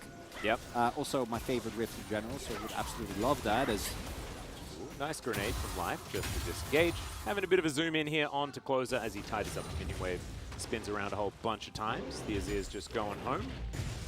In touching distance, as far as the CS is concerned here is Zeka, but still I think Closer is in a great position this game. He also has finishes Rod of Ages, so he's very happy. He's having a wonderful time. Item is incredibly strong at the moment, and the fact that it is perfectly buildable on Sylas is not fun for anyone that Sylas plays. Meanwhile, in bot lane, minions are getting taken, and as expected with these two lanes, like, no one should die. Nothing should really happen. They just exist. That is precisely what's going on. True Shot Barrage just to get rid of this wave. Envy sticking around so that he doesn't miss out on the experience. have good vision, so I think they can afford to as well. Closer! He lands the chains. There's the Emperor's Divide. Zeka being thrown around, has his own ulti though, and gets rid of Willa right as he's using that Warrior Trickster. Really nicely done, but Liv Sandbox still going to be able to get Shelly into the mix and look to take down some more plates, so it's still advantage over to Closer. Nicely done by Zeka. Going to be alive nonetheless, but I don't think they can actually get the turret down while the plating are still up. Clit also is in the general vicinity. Not going to get too much done, but that is two ultimates invested just before a Drake comes up. However, ooh, do note, Viper and Life need to catch it back here. And even with the ultimates down, Wheeler now coming off of the back. I guess we're not going to be going for it on spawn. Sandbox first, timing the recalls. Okay, extend. Envy and KL obviously a little bit later as both Viper and Life also going back. We have Ghostblade, we have Triforce being done. And with teleports up for both top laners as well, I'm hoping for a bit of a fight around this Drake. Yeah. See who's going to go for it first. Right now, Hammer Life Esports with access to the river. Control it there behind the pit, though, for Liv Sandbox. Definitely great news if Bertle can get his Nahbar into a good position, get that flanking teleport angle. Be a very dangerous moment for Hammer Life Esports fans, as Kyle needs to be careful. That is a Glacial Prison forcing a flash. Very nicely done from Cleared. It looks like Hanwha wanting to get this Drake off the rift as quickly as possible. I've seen this one stolen before. Yeah, Closer and Will are making their way in. The Drake is going to go down, but can they actually keep themselves alive is the question, as Kyle going to be missed by the True Shot barrage, but he is still going to go down. Karma's going to be taken, Willer as well, not tanky at all, and Viper can just chase. Takes down the Wukong and allows the rest of them to live. Ooh, okay, that piercing arrow did a fair bit of work there to Life, probably the empowered variety, but Hammer Life Esports now back on the board. And very important there for Humble Life, they both get the dragon, but then are also able to win the subsequent team fight. And I think the lack of ultimates really being felt there for Sandbox. They invested a lot in trying to kill Zeka in mid lane, which didn't end up working out. And then on the bot side of the map, same, because even though Envy was able to force back, wasn't quite enough. Oh, Viper might be in trouble here. He could. Has to flash, actually. Get out of the way of Envy. Piercing arrow coming back off cooldown right now. But Viper vacates the area. So, does manage to take the flash from the Ezreal. Might be a Willer angle here with no flash available, but let's take another look at this. KL, of course, already having to use his flash. And the problem here for Sandbox is that they are very, very split. So, Closer and Wheeler are joining the fight while Envy and KL are basically already dead. Life actually doing a lot of heavy lifting there because they're fighting on top of the big Heimer turret, and even the two small ones got a lot of damage done. And if all four members are there at the same time, maybe it'll look a little bit better. So some disjointedness from Sandbox and a nice trigger pull by Hanwha to get that early Drake. Exactly. You just wait until the dash cannon's completed, Chronicler. And I still don't love that. More, yeah, but still, he's going to do it one more time. Let's see whether he can pick up a win. Bit of extra plate gold going over to Liv Sandbox, of course, thanks to Shelly. Very nicely done there. You can see a few plates going down in this mid lane, and a lot of money being given over to Closer. Once again, it feels like a battle of two mid laners. And Zeka last time around didn't exactly have the best time on the Azir. And it was a bit of a field day for Closer's Akali. This is the first time we've seen this particular matchup, as it's just been Sylas, Azir, Akali all series long. And this is one of the matchups that we haven't seen yet. So looking forward to seeing who's going to be able to make their mark first. Is now Life going to get a Chain of Corruption thrown towards him, but just not exactly at the right angle, as Willa looks for his way in, doesn't quite get there. Dash Cannon not available yet for Life, so couldn't reposition if he was actually engaged on. Yeah, well, it could have gotten the kill there, but trading support for jungler with the arrow up, not going to feel great. And overall, this is where I think Liv Sandbox is really going to try and utilize the fact that Envy's poke is extremely relevant. Has hit his 1-item power spike on Ghostblade to try and really put some pressure on objectives. They're playing the game a little bit too slow for my liking. I do think that as we get further and further into the game, right, the fact that Zekai's Mythic was delayed pretty substantially because he had to go for an Oblivion Orb. He was also taken down early.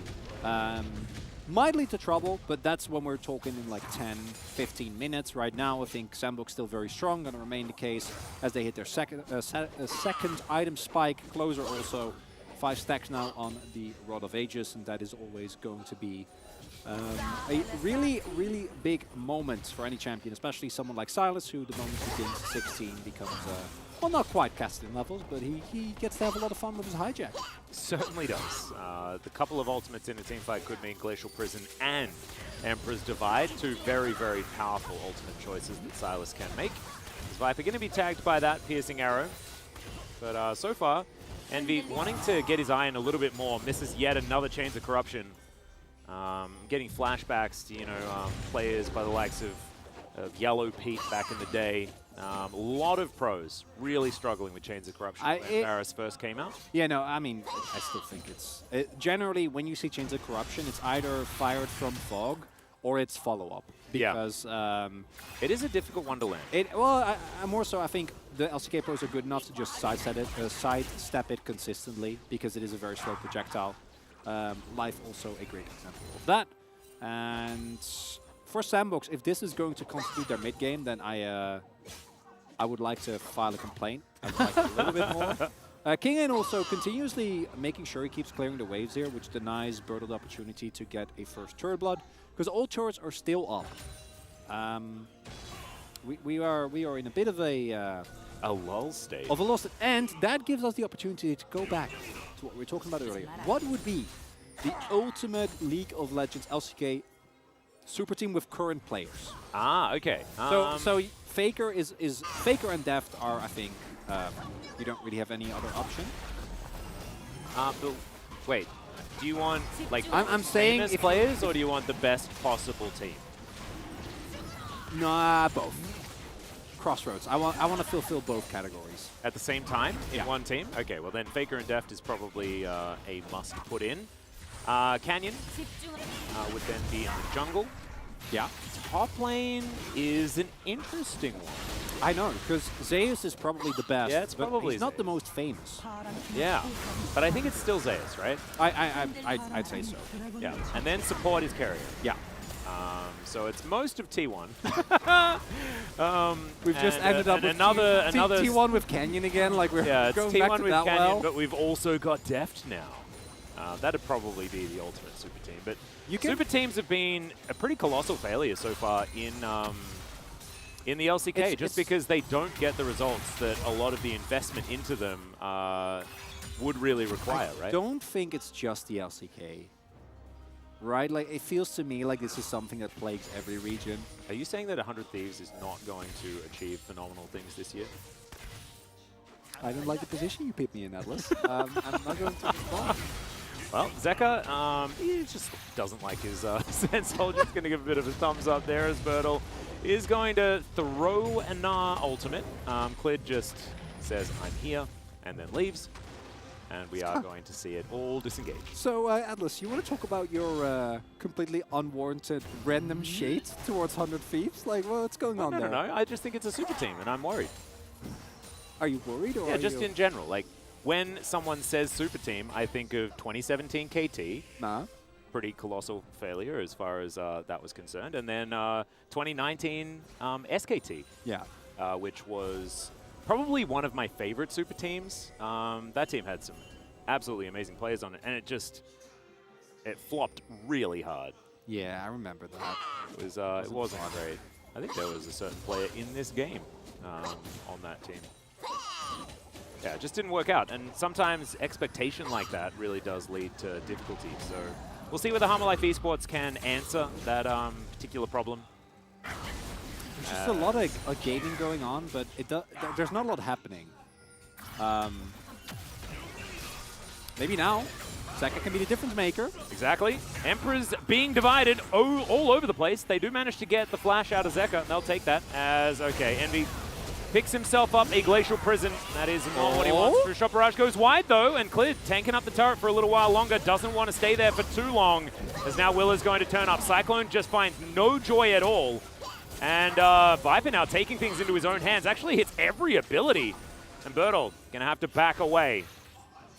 Oh, man. This is the Viper game. Are you feeling it? Are you starting to feel the Vipering happening? I'm feeling the Vipering. It's Vipering or closering. Those are the two options. He's going to walk in. Yeah, Kingen does find himself the Ravenous Predator.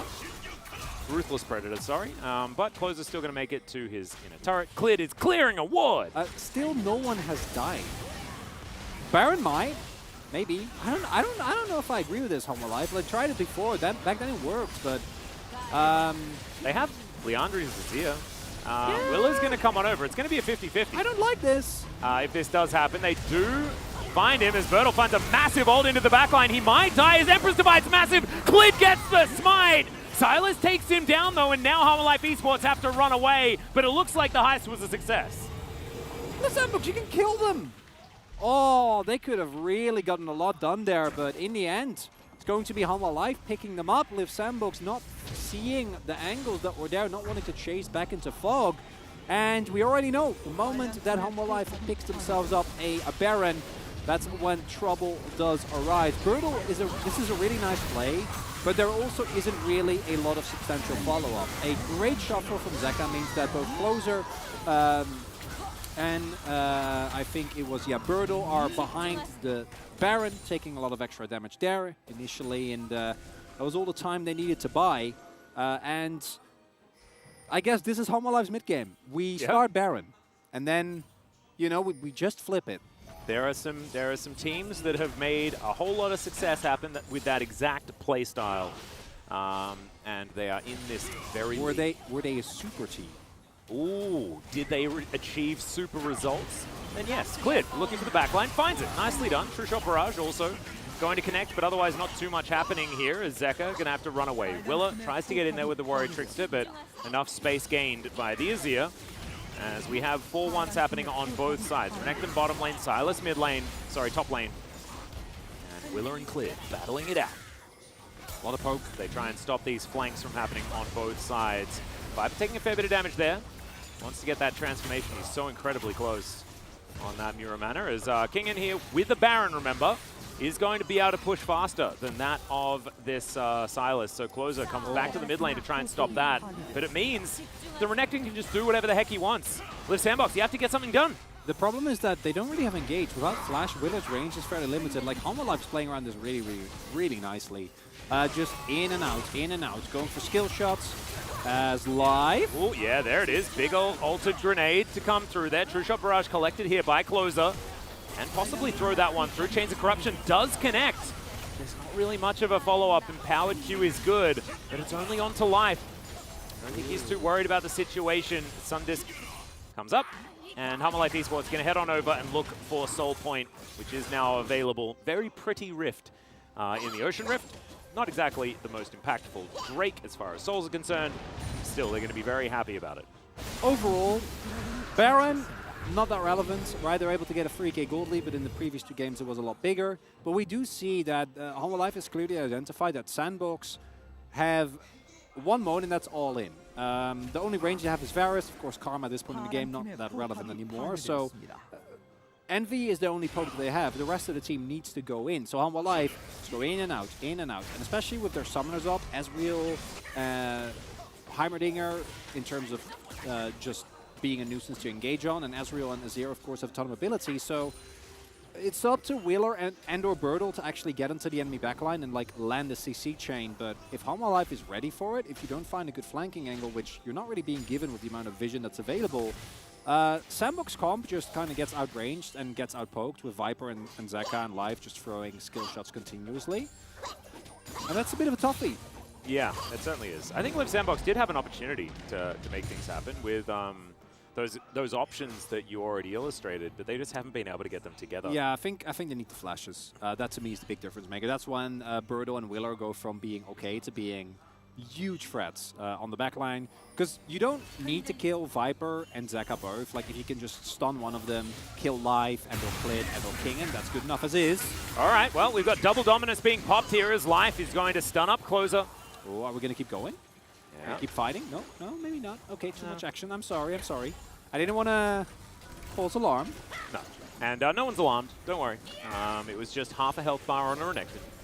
That is the extent of the situation here. True Shot Barrage gracefully sails by. Bertle going to spend a little bit of extra time there on the fountain. Thanks, Viper. Okay, Atlas. Now, riddle me this. Make me the anti-super team. A team of players that are maybe not as well regarded. That's 2 BM. No, I don't want to. No. hear me out. That is no, that is the best possible team of players that might not be well regarded, right? So, Duty or Morgan so would like be, the most underrated super team. there you go. Well, it's not a super Alright. team. Yeah, it's Right, the it's an super team that anti-super no team. one knows is a super team and therefore escapes the super team title. And, that what you're and saying? the curse Oh, that's gorgeous. So Morgan's definitely the top laner. for you. Yeah, that doesn't I'd surprise put me. Karis in the mid lane. Umpty's probably my jungler, and I'd put Henna as the AD carry. I know what you're doing, Atlas. Probably Effort. No. I think Effort would be the support. I want a genuine answer. No, that's it. That's probably my not super team right there. You are unbelievable. you are Sometimes you are such a people pleaser. You know that. I mean, bro is the answer. As Kingin is going to have to flash, that's the answer to survival in this particular moment. That's going to get him out of there. I should have known. That was on me. I walked right into it. I heard Morgan. I was like, okay, this is still. And then Umpty came like, oh, no. Oh, I know what's coming. Yeah. It's okay. It's okay. Clid, can you find Willa here? Because that would mean that in 13 seconds, this Baron would be I don't think a big opportunity. anyone is finding anyone in this game. Well, they found them. They're just finding them alive and then saying, that's okay. We talked about rom-coms, right? This is like when they're miscommunicating. No, the this whole is when time. you pause and go and have dinner. No. But the rom-com's paused, right? No, I don't think it's paused. I think this is where, you know, they're each other doing their own thing, and it's not. They're not This is communicating. like the time passes, but we're Yeah. not like It's the montage. time hasn't actually passed. Yeah, but unfortunately for us, we don't have a we fast forward button, so we're just in the Yeah. montage Oh no. of like several mundane things happening. You know. Yeah. And Maybe you in the can see background. you can see the seasons. Yeah, changing and stuff like that. They're exactly. walking down the street, and The it's like, construction side is done suddenly. yeah. I'm just imagining that scene from Notting Hill. Yeah, but Any other rom-com. but yeah. we're still in winter. Hasn't got to spring yet. Summer hasn't happened, and we're not in autumn yet. I'm going to assume the closer is about to get his death grab, which is a really big spike. So thank you for that. There we go. Oh, LCK observers, you just know what we're thinking about. Gorgeous. There's a cute little back timer, and there it is. The hat is done. Well, are you ready for the third game in a row, rather? The one team fight that's going to decide the outcome of this game, probably. Ooh, the Sauron of team fights. Absolutely, I'm ready. Sauron? The Ring of Power, you know? Yeah, no, the one team fight. Yeah, One I Ring guess. Sauron is sort of somewhat related to that. Okay, Envy, gonna get missed. Envy, it's your turn. Can you land? Chains of Corruption. Start this one off as Go in! looks for the flank. Gets into that back line. Steals Emperor's Divide. Throws them all back in. Immediately, the Heimerdinger has been taken down as Viper is still alive. He's going to be a big difference maker, but not if he has no front line to stand behind. Clid is still going to be there. Zekka is still alive. Viper's there. But now Liv Sandbox have taken away Kingin in life, and they should have run of the map. Yeah, they should be able to pick themselves up at the very least. The Drake, I mean, I kind of wanted them to go for Baron. They can't because they don't want to give up the Ocean Soul, but this does mean that the actual impact of this amazing play coming through from Closer is just that. As no way. I liked the zoom though. At the very least, they'll be able to take control of the. They should be able to take control of the pit, but this is where you see, I think, some of the inexperience. I would have loved if they had just sent 4 people to Baron, and then maybe a single person to Drake, right? Where you can still threaten it, or at least make sure the Hanwha doesn't get it, because this play is beautiful. And I don't know if you're going to get another opportunity like this, right? Like, Closer is an incredible Azir, and we're seeing it come to fruition right here. The 2 Azir walls basically block up everything, so very nicely segmented the fight. They make sure that the Renekton is dealt with appropriately as well. But now, Liv Sandbox have used a ton of cooldowns, flash down for Willer, Closer, and Envy, for a Drake. Yeah. That's not enough. However, they now have all their ultimates back available once again. And, Oh, Zekka! Noto is fighting Zekka. Yeah, he thought he might have had some sort of flank angle, but he's just dead. Will is going to lock down that That's kill, and now huge. 4 versus 5. This Baron should go to Liv Sandbox very easily. Oh my god! Oh, that's a disaster. They're going to get it. Oh, you got to keep Clid out of the pit. Yeah, his smites have been pretty good. You can say what you want about Clid. Definitely nothing wrong gonna with make it his in. smites. All right, they're going to try and turn it here. Close is going to get taken down. The Baron does go to Liv Sandbox. Sacrificing their mid lane. No mid lane for either team for the next little while. But still, Baron on 4, Live Sandbox back in control. And immediately Home Life are going to be able to snipe away this mid lane turret, are going to be able to get themselves that. But yeah, Zeka maybe feeling a little bit of the shackles, as we talked about previously, of him having to make big moves for this team. But I don't even know if that's as true anymore, because he does have Viper being monstrously fat. And yeah, literally is just walks straight in the Birdle. Yeah. Sometimes there's a Gnar. Mega Gnar, even. Yeah. As, yeah, Closer, I think, doing a great job single-handedly, making sure that Click doesn't join this pit. I don't think he wanted to take that chain, unfortunately for him, but still, big win for Sandbox. And now I want to see them actually be able to utilize this, because their Baron power plays have been extremely underwhelming. I want to see them play with the confidence, like, you just won a big team fight. Yeah. You have the Baron buff. Please, get value out of it. Well, Closer's going to be teleporting in. He's going to head towards that bottom side, get things Sync up shoved. those waves. Come on. You have great poke as well. Yeah. With Envy being a little bit more fat now, but looks like it's going to be a 1-4 with just Birdle has, of course, his flash. It's kind of hard to pin down, and at the very least, should be able to get these turrets off to the sides. That's where a lot of gold can be found. Yep, Envy down here just to provide Closer with a Baron buff, feels like. Kyle also in the area, so this is going to be the push location. Let's see whether... Okay. Life Esports Very defend good. looks like the answer is no. Well, that from Sandbox. Good that they're doing so. Yes, absolutely. Is Viper going to kill Birdle? It's like every time I see an Ezreal that's as good as Viper, as fat as this, I'm like... Yeah, he has Cyrillas now completed as well. Yeah. A lot of opportunity to be very frustrating as Closer. Now upgrade some things, throws the grenade immediately. As you can see there, chains do go wide. It's going very well. Yeah. Slow and steady. Kingan is taking an inhibitor turret, and no one seems to have noticed. As those backs are at least going to get stopped. And this inhibitor turret is going to remain standing, I believe. Closer puts together his Zhonya's, further augmenting his ridiculous amount of power that he has put together. This game still feels like it's absolutely anyone's. This Baron buff, only another 27 seconds to go. The lead is 1,000. And at 33.5 minutes, that's, yeah, 0. Yeah. And I do think that the Humble Life comp is obviously very strong in terms of wave clear in normal situations. This, to me, does feel like Liv Sandbox not quite able to, you know, get the waves quite synced up. No one's dealing with the Renekton, so they feel kind of obliged to go back and deal with that. But everyone backs, even though if you just get a couple of cannons wailing on that bot side turret, you can at the very least open up that inhibitor, you know, which make any subsequent play a lot easier. I don't expect that you'll be able to get the inhib, but just taking down the turret already gives you a highway in as Closer. Kingan might be in trouble. He does go golden. I know about that Has one. Dominus left available. He's going to flash to get himself out of the way, but doesn't have a lot more options. The Gnar comes in. The wallop is fantastic. Willa gets into the back line. The Emperor's Divide is decent. His life looking to flash away, but that True Shot Barrage also doing a lot of work. As Humble Life, they salvage what was left of that situation, but now Klid's by himself yet again. Arctically assaults away. With Sandbox, they find yet another angle. Oh, and I can't believe I'm saying this, but I feel like Sandbox should be a little bit more aggressive.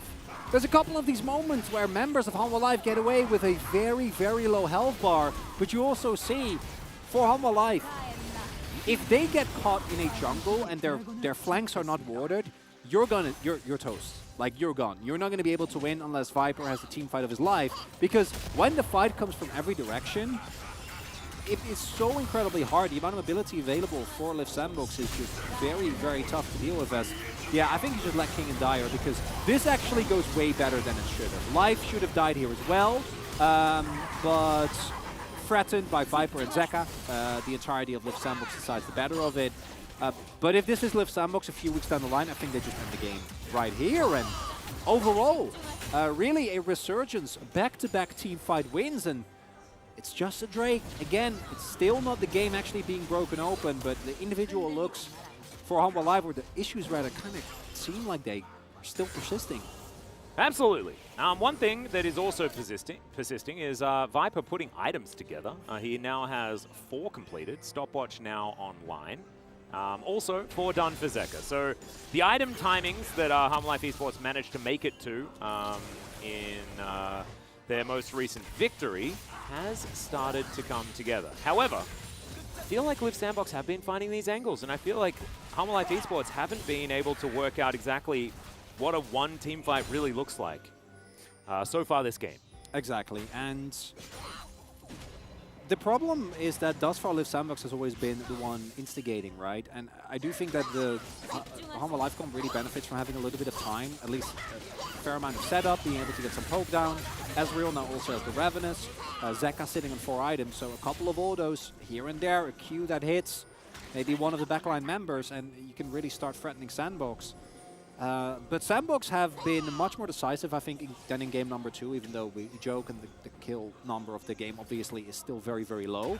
And the difference maker to me has been Closer, right? Like on the Silas, it's a big difference. Oh, Envy. Yeah, they look for him, but Closer also finds Kingen in that backline as well. Zeka still yet to make it into the fight as there comes Willer! Going to fall down. Kingen goes into the Dominus and Viper has been taken already! Oh, Live Sandbox have done it. Humble Life Esports are just spread onto the ground. And Live Sandbox is just going to push forward. Zeka is going to look on in horror as they lose their first series of 2023. Protect that minion. That's the president. Keep him safe. Well, they're also just going to look to try and pick up this kill. There's Emperor's Divides going in every direction.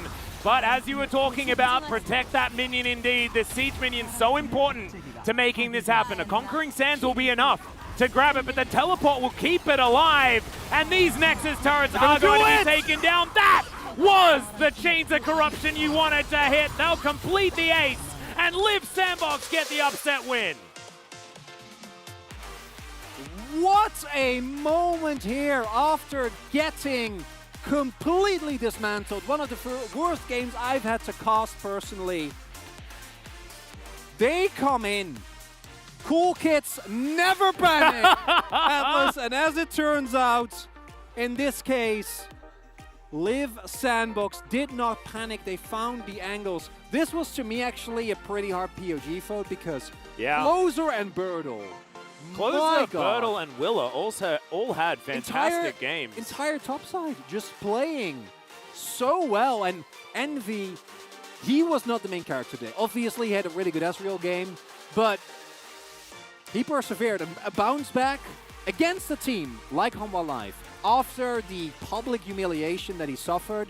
To me, is incredible, and it seems like romance is not dead in 2023, Atlas. And it's so weird because in Live Sandbox's last game, last series, it was them getting embarrassed, and now I have to say, kind of embarrassing for Humble Life Esports, right? Like, this is not the team that you've put together to just have a middling performance in the LCK. It's a team you've put together to win. And if they continue playing like this, it's not going to be the case. Birdle's family are here, so they are celebrating the Lunar New Year. They're just all doing it in LoL Park, and that is absolutely adorable. And big shout out to the fans that made it out on this public holiday. And I don't know what that. Maybe it's him saying like, "Be quiet, calm down. We're gonna keep going like this." There's a lot of small victories. Obviously, it's just a single win, but for Sandbox, this is a team of a lot of players that it feels like hasn't been kind in them. Envy lost her in the LCK was very clear a weakness. Their first game was rough. Birdle has really struggled with being kind of in the spotlight, being in high pressure situations, and just not being able to deal at all. Closer was slated to be a possible, follow-up to Faker. None of that came to fruition, and Live Sandbox might just be a single win in the regular split, but I do think that it deserves to be celebrated. And I also want to echo what you said, Atlas. Today, we saw exactly 2 players from Humble Life show up, and it was Viper and it was Zeka, and that was pretty much it. Yep. Someone's got to show Life where the Riley's Crystal Scepter is in the top as well. Life out of the 3 remaining players was definitely the least. Yeah, I know, but it was still such a weird situation. And that moment for Clid was one of the most puzzling for me, as it's so easy to sort of identify for Live Sandbox. They're like, well, if we just camp Zeka, then how do we lose? And, it took them a long time, and honestly, this game felt like a 50-50 up until about 35 minutes in. But from that point on, it was Live Sandbox making every move. They were the ones being proactive on every turn. Oh, this. And that's going to win you games. Yeah, this might be, to me, the the ceiling deal, right? Like and the interesting thing is, as good as their team fighting is, like Liv Sandbox macro still kind of sucks. They won that fight, and then they barely got anything out of it, right? Yeah. As well, this is the one where you might go, okay, maybe it's Birdle. So I hope we get a split vote between the two. I think they both played absolutely impeccable games. No, it was fantastic. I think that as far as consistency throughout the entire game, it goes to Closer, but for the game-winning moment, I think that Birdle definitely deserves something. Man, it is shocking in many ways what we're seeing here. When you expect a team to bounce back after a tough loss, generally, you know, it takes time. It takes a while. You need to really get your mindset back. You need to rebuild faith. But apparently, if you're a cool kid, none of that matters, Atlas. It's not looking like panic at all on the side of Liv Sandbox, so maybe their tagline is exactly right. As you can see, Birdle, my goodness, that is a lot of damage. Most in the entire game on the Gnar. Yes, he was throwing it at the handbag in the top lane the majority of the time. However, still, pretty impressive stuff. Overall, Liv Sandbox with an upset win over Hanwha Life. I don't think anyone saw that one coming. I definitely didn't. And if you did, it was definitely before Sandbox played D+ Kia. But not even the biggest Birdle and or Liv Sandbox enthusiast, both of which I belong to, saw this one coming. Exactly right. Well, we Humbok-wearing people are going to throw it over to 3 other Humbok-wearing people to take you through the Liv Sandbox miracle.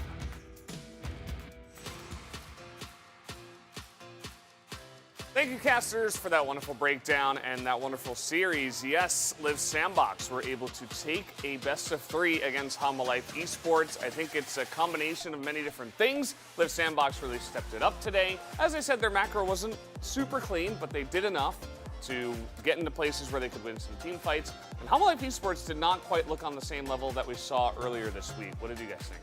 Yeah, I mean, it was a crazy performance by Liv Sandbox as compared to like before what they did. And also, I was thinking like they had a like really bad, like really tough schedule, which is like the first game they had a poor game, but today like would have been like it was like pretty bad.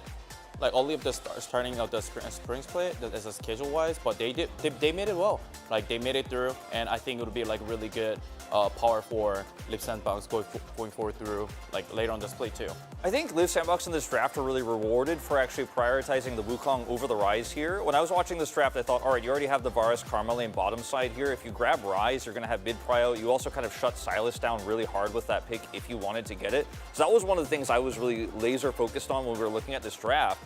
But looking at how the game actually played out and turned out, Willer had an amazing game on the Wukong. He's played it now twice in this series, looked great on it both times. And his early game is really what shaped the Sylas lead that gave such a huge advantage to Liv Sandbox going into the mid game. And why Closers, I think, going to pick up a lot of POG votes here. Yeah, I wouldn't be surprised at all. It's funny how it feels like every draft we look at, it's like bottom lane and jungle every single time in the first 3, and then kind of shuffle through and you pick your solo lanes. Really shows you where the focus is. Get your jungle, get your bottom lane, gank the bottom lane, get them ahead.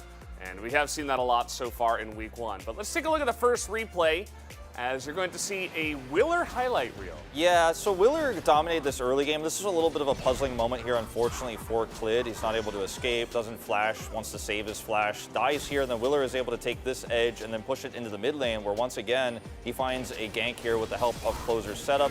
And Closer just straight up had an amazing game against Zeka on this Azir. And the Sylas pick has been considered a pretty big soft counter, actually, to the Azir, and it was really popularized as a counter earlier last year. Picked the Azir into it, obviously for some early lane control and some poke, but he just was shut down at every turn. It felt like all 3 games, we saw huge seesaws between the 2 mid laners. I agree. Like for sure, the Closer had insane performances, which is like there was a lot of team fight that he just shuffled a lot of the teammate, and it's like. It was like as you mentioned it, like it was like seesawing, but there was a Closer. He made it he was the one person that he made the seesaw break down. Yeah, basically. Yeah, I think it was pretty clear as well. We finally got to see Liv Sandbox play matches, play games where they get to play the game, because against D+ Kia, to be honest, the game was over at like 4 minutes, and D+ is so good, it's like, what are you gonna do? So I was kind of happy to see them, doing good stuff early, not getting caught, even making plays as the day came along, and it felt like they were losing some of their nerves as well, which is always good to see. Let's take a look at highlight number 2, which is a huge play in the mid lane here. Yeah, which is like I just mentioned it like right before. Like this is like no one like both team were like just not really happening anything as a scoreboard says, but closer he roop around it before he TP bottom and then he make this play. Like I think he as a whole like, everything was a plan. So I would say it was like really smart play by a closer. Like he just planned even before like from the base and he just decided to roop around the people through the jungle and he came from the behind. Which is really good. He wrestled control back of the game at that moment because it looked like they were starting to actually lose control over those objectives, but this super play from him actually brought them back in. Yeah, it was pretty huge. And guys, we do have the player of the game ready to go. Let's see who does pick it up here for game 3. And it will be Closer. It was really cool to see a huge smile on his face. He was so happy to win that final game.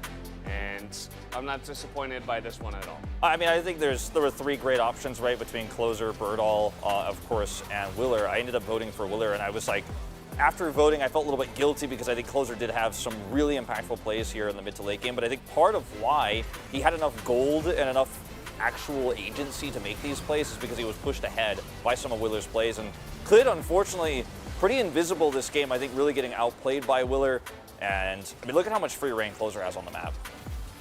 I agree. I mean, for sure, like they were like definitely losing control as a map, and like a lot of the fight were not like was a Leap Sandbox decided. It was like really close, and the Closer was the one that making like the fight is over basically.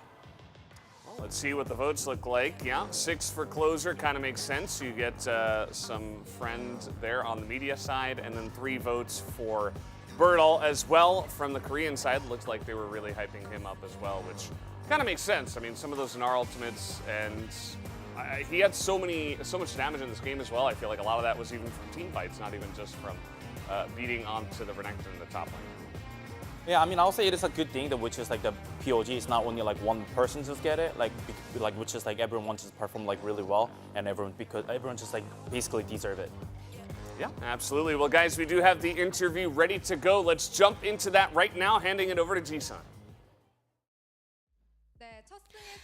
Thank you very much, guys. This is Ji-sun for the POG interview, joined by the solo POG on the side of Leap Sandbox, Closer. Congratulations. Got your first win of the season by beating Hana Life Esports. Our previous series was really tough, but I was really nervous going up against the world champion.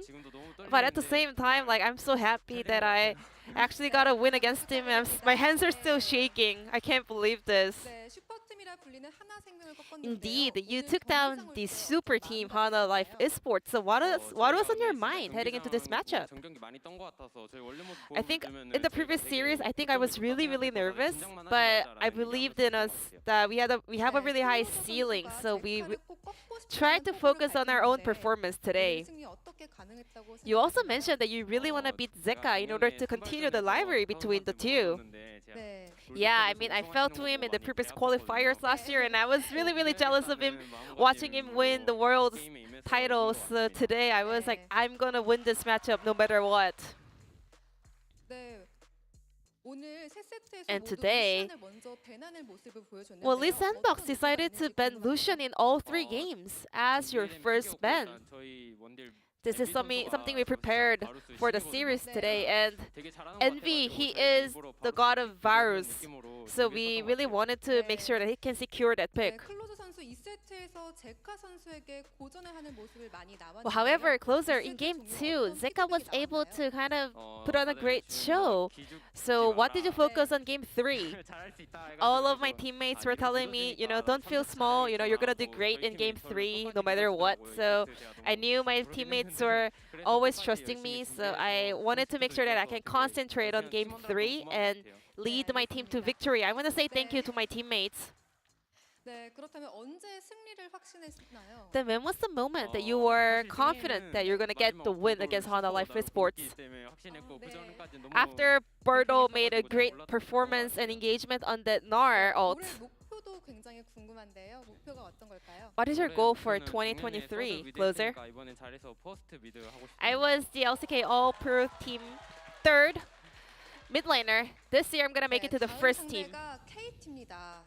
And your next opponent is KT Roaster. How are you going to prepare for that series? I'm pretty sure KT Roaster watched us perform today, and you guys gotta be fully prepared, or we're gonna get a 2-0 win against you. This will be the end of the interview with Closer, and back to the space. Thank you. Thank you, Ji-sun, as always, for that awesome translation. Yes, we were back here at the space, and yeah, Closer extremely excited. You can see he's just full of energy after getting this win, as you should be, especially after the way that the first match did go. Let's take a look at the standings now after this one, as Liv Sandbox 1-1. They do climb up a couple steps. I feel like, you know, Atlas and I especially were pretty careful with how excited we were going to be about this Hanwha Life Esports roster, considering the inconsistencies we have seen from those world champions here domestically in the LCK. This might be one of those first warning signs as to let's slow down a little bit, let's put the brakes on the Hanwha Life hype train for the super team and wait until the rest of the season develops before we judge them. I mean, for sure. I mean, especially after the Guangdong Freaks the game match as well. Like, it wasn't like really, even though it was like 2-0, it wasn't like really close. But it was really good to see that they turn around like as a versus the Liv Sandbox. Still, they kind of exposed, but at the same time they still showed their strength. Like they know how to win the game, and they, you know, you clearly can see like who was like really strong the person as a player. And for sure there was a weaknesses, but I think it was a pretty good thing for Hanwha Life, because it's like it's only of the Spring Split, and there's a lot of time to, you know, they can develop as a team. Yeah, maybe a little bit of a shock to their system. Say, oh, we got to really pull it together. We'll have to wait and see, guys. But next up, we will have KT versus Nongshim. Should be a fun matchup. We'll see who will take that one after a 30-minute break. We'll be right back.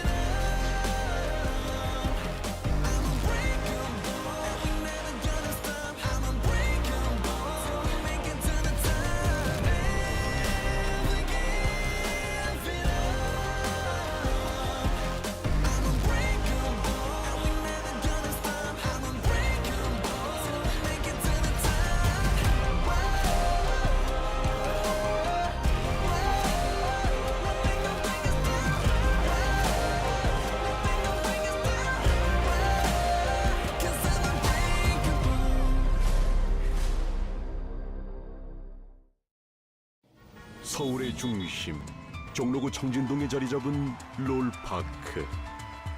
LCK 선수들과 팬들이 함께 전설을 만들어가는 곳이라고 합니다. 그런데 말입니다. 이곳 롤파크엔 한 가지 비밀이 있다고 하죠. LCK 아레나 지하. 은밀한 곳에 자리 잡은 지하 조직 LIA. 이들은 LCK 탄생부터 지금까지 위협이 되는 존재들을 끊임없이 조사하고 분석했다고 합니다. 그렇기 때문에 LCK 영광의 순간엔 항상 LIA가 있었다고 하죠.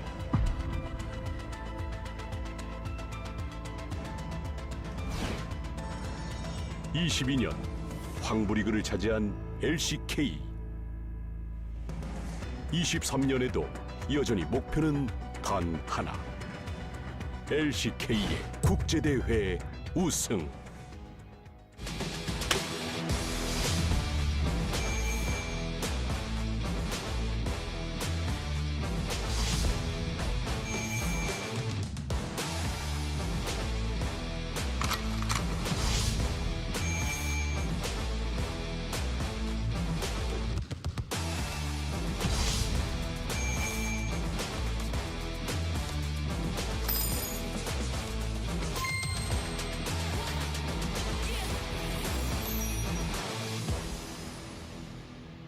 자, 모두 모였나?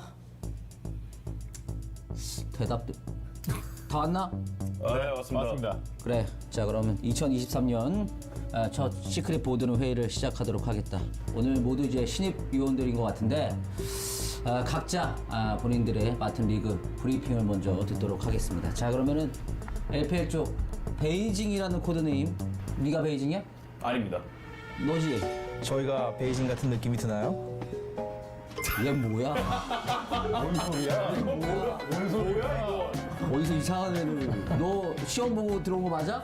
뭐 저 정도면 꽤 상급이라 할 수 있겠죠. 낙하산 같은데 이거? 얘는 조금 뭐 일단은 어쩔 수 없이 이제 가긴 하는데. 위태위태하네요. 네. 자, 그럼 베이징이 네가 베이징이야? 네, 접니다. 그럼 베이징부터 브리핑 먼저 듣도록 하지. 네, 일단 LPL로 말하자면 너무 잘 알고 계시겠지만 전투의 리그입니다. 굉장히 호전적인 곳이죠. 전투의 리그다. 뭐 참고할 만한 영상 같은 거 있나? 네, 백문이 불여일견이라 영상을 제가 가져왔습니다.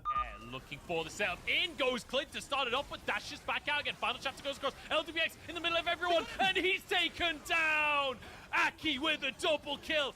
이렇게 전투하고 들어갔다 나왔다. 확실히 LPL이 한타가 처음 시작할 때 끝날 때는 어떤 팀이 이길지 몰라서 끝까지 봐야 되는 그런 쫄깃한 장면들이 많은 것 같습니다. 내가 보니까 LPL은 뭐 드래곤 포기하고 이런 것보다 일단은 뭐 전투 변수를 계속 만들려고 하는 것 같네. 확실히 이 녀석들 오브젝트를 포기하지 않는 것 같아요. 전투지향적인 스타일이고, 그리고 뭐 여러 가지 메타도 좀 다르긴 한데 약점이 좀 있을 거 아니야. 이번 롤드컵에서 그게 좀 여실히 드러났는데 결국 라인전 단계에서 밀리기 시작하면 소규모 교전에서도 밀리다 보니까 소중반 그 타이트한 설계만 이겨낼 수 있다면 오히려 생각보다 쉽게 중반 타이밍에 무너뜨리는 것 같네요. 너 어색해? 반대로가 뭐야? 그러니까 이게 그 LPL이 전투 지향적이긴 한데 그 전투라는 게 결국에는 이제 체급으로 찍어 누를 수 있으면 그러니까 서서히 스노볼을 굴려 나가서 전투에 일어나기 전부터 이미 체급을 늘려놓으면 그 전투의 변수를 최대한 차단하는 거니까 그런 또 약점이 있다. 그렇죠. 초반에 좀 차이를 많이 벌리는 게 중요하다. 요약 되게 잘하시네요.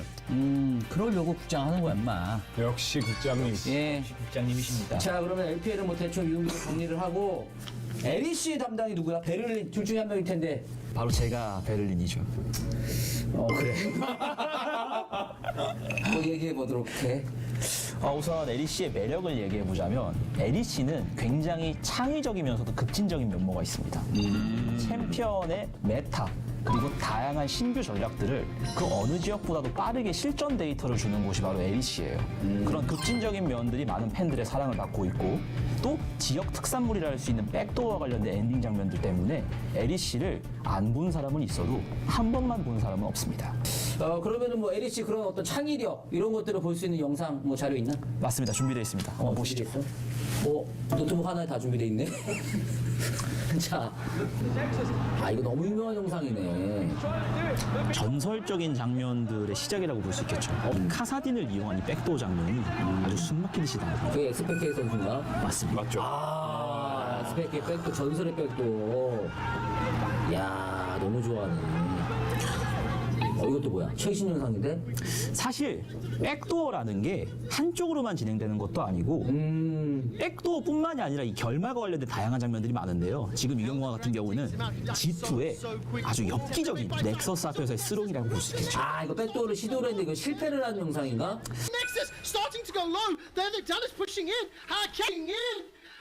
Caps. No, Caps. He bounces. They almost got the kill. It's not enough. Mad Lions. Mad Lions have defeated G2. 아, 서로 항상 이렇게 넥서스. 어찌 보면 또 리그 오브 레전드 공성 게임이잖아. 그렇죠. 그 파워를 깨야 되니까. 그 어떤 궁극의 어떤 그 목적을 가장 충실히 이행하는 리그라고 볼 수 있겠네. 아, 그러면은 이 LEC가 이렇게 창의력이 넘치는 플레이를 하게 된 어떤 계기라든지 뭐 그런 근거들이 있나? 네, 아주 예전부터 창의적인 게이머들이 많기로 유명했어요. 그 기질이 리그 오브 레전드의 시작과 함께 넘어왔다? 이렇게 볼 수도 있을 것 같고요. 또 지역 리그 자체가 정규 리그를 단판제로 진행하다 보니 단판제를 위한 그때만 사용할 수 있는 아주 기습적인 전략들에 대해서도 좀 더 개방적이라고 봐야 됩니다. To shut down the Yumi, the Corki, and the Lee Sin. Wait a minute. That's locked in. Why is this Garen Yumi ball lane? Garen ball lane. The timing just in time. Yes. All right, Mithy got the flash. Crescendo by some time, but instantly killed. LC 같은 경우에는 챔피언 선택에 있어서도 바텀 쪽에서 말씀하신 B1들부터 시작을 해서 탑 쪽에서도 경기의 흐름을 좀 바꾸는 픽들을 기용할 때가 있습니다. 대표적인 게 이제 저에게 좀 아주 쓰라린 상처를 남겼던 파이크 같은 걸 예로 들 수 있겠고. 그래서 그런 픽들에 대해서도 LEC가 굉장히 개방적인 지역이기 때문에 선수에 대한 사전 조사가 좀 철저해야겠죠. 알겠어요. 그럼 LEC 약점 그래서 조사했을 거 아니에요? LEC의 최전성기를 달렸던 건 결국 G2입니다. 그런데 그 G2의 전성기가 지나고 나서부터 생긴 문제는 뭔데? LEC가 라인전 단계가 그렇게 탄탄하지 않다는 점이에요.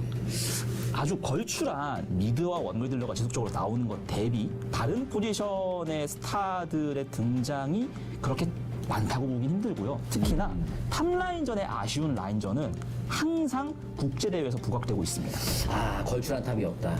그래, 기본기가 좀 아쉽다, 라인전 단계에서. 그렇죠. 그것이 뭐 근데 잘 풀렸을 때는 또 워낙 창의력도 좋고 또 홍길동처럼 막 여기저기 막 휘졌잖아, 정신없게. 맞아요, 로빈후시죠. 예, 그래서 그런 부분들 확실히 좀 경계할 필요가 있다. 이렇게 요약할 수 있겠네. 맞습니다. 너는 뭐 자료 괜찮은데 말투 좀 어떻게 해봐. 죄송해요. 제가 이 베를린에 있다 보니 굉장히 느끼하네. 약간 외국물이 든 것 같네요. 베를린에서 뭐 외국물 먹었다고 이렇게 되진 않는데 상태가 좀 안 좋네. 자, 그러면은 그럼 자네가 네, 맞습니다. 제가 바로 코드네임 LA입니다. 너가 LA야? 네, 맞습니다. 사실 그 LA 같은 경우에는 그 LCS 같은 경우에는 그동안 국제대회에서 우리에게 큰 위협이 되는 그런 리그는 아닌데 그럼에도 불구하고 담당하게 된 이유가 있을 거 아니야? 뭐 매력적인 리그인가? 매력 있죠. LPL 영상을 봤을 때 처음부터 끝까지 봐야 된다고 말씀드렸지 않습니까? 여기는 이제 LCS는 조금 거꾸로 봐야 됩니다. 뭐 이렇게 봐? 뭐 어떻게? 이제 어떤 매력이 있냐면 재밌었나 봐. 국장님 좋습니다. 자, 다시 돌아가서 그 영상에서는 누가 진짜 어떤 슈퍼플레이가 나올지 몰라서 끝까지 봐야 된다고 말씀드렸지만은 오히려 LCS는 어떤 실수를 할지 몰라서 처음부터 끝까지 다시 다 봐야 됩니다. I think his ultimate. Yeah, Baron, I think, is dead at this point. Hakuo looking for a miracle. Oh, he got it! A missing shot this time. Team fight, and that is something that is not that easy to pull off. Like that definitely. Oh, wow! Deadly flourish! Sneaky volley! 사실은 프로 단계에서는 물론 나오긴 나오는데 거의 안 나오는 그런 장면들이 너무 많이 나온다는 거지. 그렇죠. 야, 너 웃었어 지금? 남의 리그 비웃는 거야, 베이징? 아닙니다. 크게 웃어. 크게. 근데 그럼에도 불구하고 어쨌든 좀 뭐 위협적인 게 있어? 좀 우리가 체크해야 될 게 있나? LCS는 그래서 잃을 게 없습니다. 저도 잃을 게 없어요. 그래서 더욱더 실험적인 픽을 가져온다던가 새로운 픽을 가져온다던가 어떻게 보면은 심리적으로 조금 더 우위에 가지고 갈 수 있죠. 그러니까 LCS 같은 경우에는 잃을 것이 없기 때문에 오히려 심리적인 좀 부담도 덜고. 맞습니다. 다만 이제 LCS를 상대하는 다른 리그 측에서는 LCS에게 지면은 속된 말로 이제 개망신이니까. 맞습니다. 그리고 심지어 이제 LCS한테 한 판 진다는 것 자체가 8강 진출이 물음표가 된다는 사실이 너무 큰 거죠. 뭐 이런 리그 특징들 우리가 뭐 몰랐던 것도 아니고 대부분 다 알고 있었지만은 결국 중요한 거는 이번 스토브 리그 그래서 어떤 준비를 해왔냐. 이게 사실 핵심이란 말이야. 우리 LCK를 또 위협하는 이 지역들 스토브 리그가 되게 중요하다고. 어찌 보면은 이 리그가 가장 좀 위협적이야. 항상 그 LCK를 위협하는 팀. 여기 두 개도 물론 뭐 이 두 지역도 위협적이긴 합니다만은 LPL, 베이징. 네. 네가 제일 중요한 역할이야. 알고 있습니다. 네가 제대로 못하면 바로 잘리는 거야. 그러면은 LPL 쪽 스토브 리그 뭐지? 줘봐. 대한민국을 뒤로. 네. 뭐라고 쓴 건가? 중국의 꺾이지 않는 마음. 중꺾마. 네. 아 사실 작년에 또 LCK가 한 방 먹어서 좀 꺾이긴 했는데 아직 포기하지 않았다. 원래 18년도부터 19년도까지 LPL이 정말 많은 활약을 해줬었고 20년, 21년도에도 계속한 라이벌 구도가 이어졌다면 작년은 LCK가 정말 압도적인 모습을 보여주지 않았나. 피지컬보단 뇌지컬 쪽으로 조금 더 리스펙트를 받기 시작했다라고 생각을 했는데 중국은 아직 꺾이지 않았습니다. 여전히 피지컬적인 공격적인 면모를 많이 보여주고 있죠. 이 뭐야 이거? 강형. 뭐 너무 유명한 선수인데. 맞습니다. 여전히 위협적인 선수다라는 걸 또 대표적으로 얘기하기 위해서 최근에 새롭게 이제 뭐 웨이보컵이라던가 대마시아컵들을 보게 됐을 때 웨이보컵에선 또 더샤이 선수가 맹활약해주는 모습들이 있었거든요. 이 선수도 기세가 다시 올라오고 있다. 더샤이 주목해야 돼요. 여전히 웨이보 게이밍에 있는 선수인데 이번 스토리가 굉장히 중요했잖아요. 그 안에 선수들의 이름을 보면 사실 제가 설명 안 해도 여기 계시는 요원분들도 국장님도 아실 겁니다. 일단 제출된 자료를 보니까 더샤이, 카사에, 샤오, 라이트, 크리스프. 야. 사실 라이트만 제외하면 모두 국제 대회를 우승한 선수들이죠. 그러니까 그만큼 많이 안다는 거는 조금 이제 나이가 어쨌든 뭐 아직 어리지만 프로게이머가 요즘 연령층이 워낙 낮아지니까. 그렇죠. 뭐 괜찮겠나? 확실히 피지컬적으로 최근에 이제 떠오르는 선수들보다 떨어질 수 있겠다라는 생각은 드는데 작년에 LCK의 그 뇌지컬, 중후반 운영이라든가 뱀픽이라든가 그 정말 심오했던 부분들을 이 선수들은 베테랑이라 이미 알고 있잖아요. 그 안에 LPL의 색채까지 섞여진다면 더 위협적으로 변하지 않을까 저는 기대하고 있는 부분이에요. 더샤이를 중심으로 해서 뭐 카사, 샤오, 라이트 그래서 이 이름값만 하더라도 확실히 좀 웨이버 게임이 무섭네. 일단 기본은 이상은 무조건 할 것 같은 이름값만 보더라도 그런 느낌이 들어서 이거 좀 위협적이고. 다음 사진 고개 들고 당당하게 이악물. 이거 뭐야 이거? 뒤에 이거. 아 저건 이제 중국 한식당. 아 한식당이구만. 제키러브와 루키. 이 친구 누구야? 루키 선수의 힐러. 중국 한식당에서 루키 선수와 이제 제키러브 선수가 만나게 된 장면인데 IG의 삽을 맞췄었던 두 선수가 이번 탑 e스포츠 TES에서 다시 만나게 됐습니다. 아 제키러브랑 루키가 TES로. 그렇죠. 아. 이 두 명이 새롭게 만나게 됐었는데 어찌 보면 새롭게 스토리가 꾸려지게 되면 소통의 문제, 서로 간에 합을 맞춰가는 과정이 분명 필요할 텐데 이미 같은 팀을 경험을 봤다라는 것, 그리고 그 안에 성적을 또 최고치로 냈었다라는 점, 그 모든 점들이 위협적이지 않나라는 생각이 들더라고요. 그러면은 탑 e스포츠 다른 그 전체적인 엔트리가 어떻게 되나? 일단 탑에 웨이와드, 정글의 티안, 미드는 앞서 언급드린 대로 루키, 바텀 쪽의 듀오로 제키러브와 마크 선수가 있습니다. 근데 사실 그 탑 e스포츠 하면은 우리에게는 또 나이트 선수가 워낙 또 있었는데 이거 뭐 괜찮겠어? 나이트 없어도? 나이트 선수의 그 빠진 부재가 분명히 걱정이 됐을 것 같은데 루키 선수가 합류되면서 그 걱정이 모두 다 잠식됐다는 생각이 들더라고요. 그 제키러브의 날뛰는 공격성을 루키가 뒤에서 메워줄 수 있다 보니까 어찌 보면 나이트가 있을 때보다 루키가 있을 때 더 위협적이지 않나? 라는 생각에 대한 평가도 굉장히 많이 받고 있습니다. 어쨌든 탑 e스포츠도 뭐 멤버가 조금 바뀌긴 했어도 여전히 좀 위협적이다. 다음 사진 뭔가? 야가오 선수, 징동 게이밍에 대해서 말씀을 드릴 건데 이 다음 사진까지도 이어집니다. 다음 사진도? 네. 이 룰러 아닌가 룰러? 그렇죠. LCK 젠지의 프랜차이즈 스타였던 룰러 선수가 이번 징동 게이밍에 합류했습니다. 징동으로 갔어? 룰러가? 네. 아 이거 LCK 입장에서는 엄청난 손실인데? 그렇죠. LCK에 있을 때 정말 든든한 아군이었는데 LPL로 가는 순간 가장 위협적인 적군이 되지 않았나. 징동 멤버 한번 읊어봐.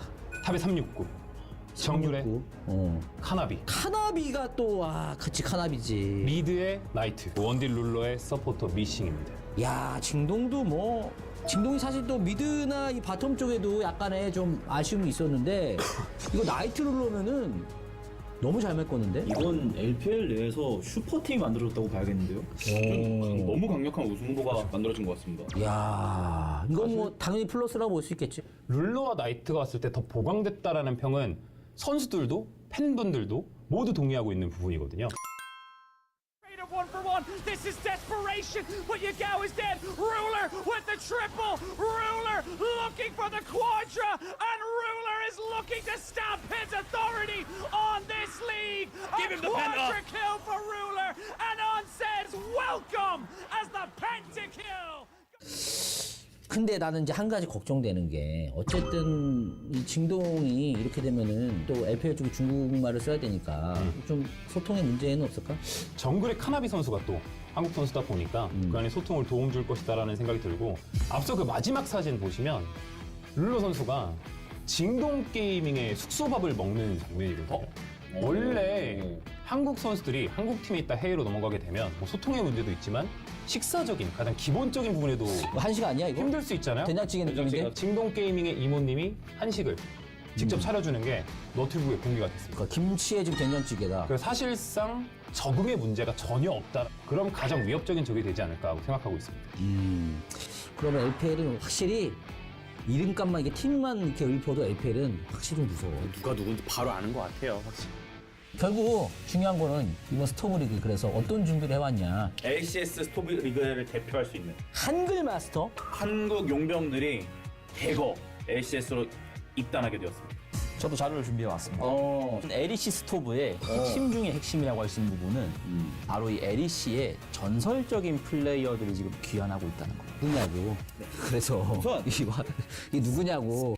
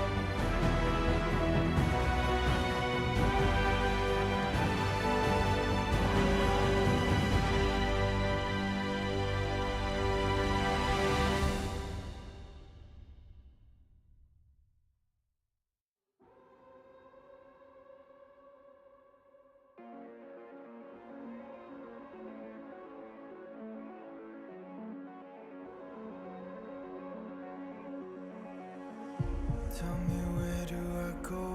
Tell me where do I take us? Your heart is starting to slow. May the water be safe. As I dive in, bloodstains washing underneath down waves.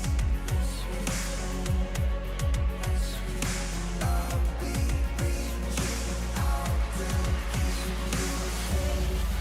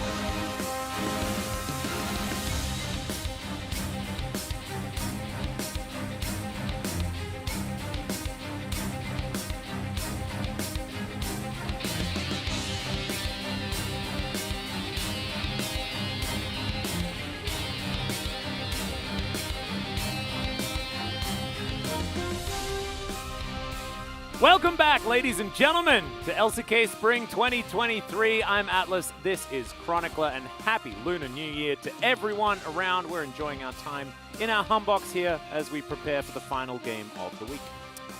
And coming into today, we were like, on paper, these matchups are not going to be the greatest, but as we learned, in case you missed it, Live Sandbox beat Hanwha Life Esports, so anything is possible. Yeah, the Live Sandbox super team doing. Wait, hang on a second. It's the other. Never mind. Okay, let's get into our next series though. KT taking on Nongshim, and this is your first time casting Nongshim as an LCK squad. Am I right? Yeah, I'm very excited.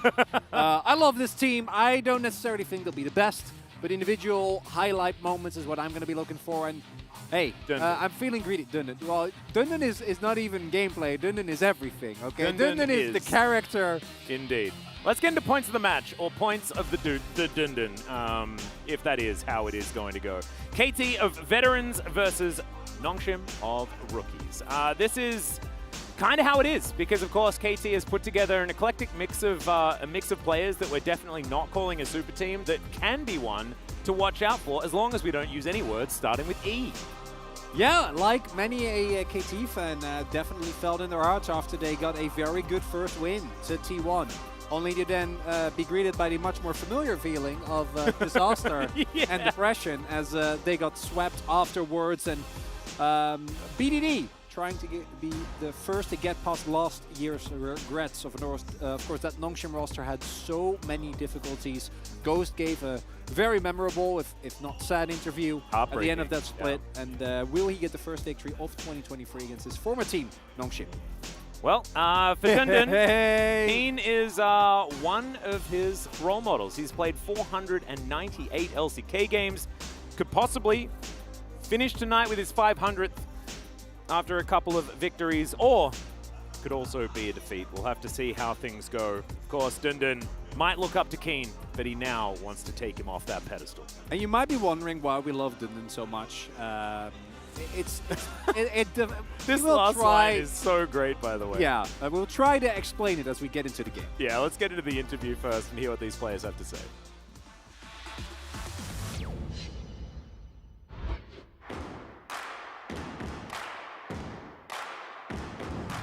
어쨌든 계속 지다 보니까 자신감도 떨어지고 대회 하는 것 자체가 뭐 조금 두려웠었던 기억들이 있었는데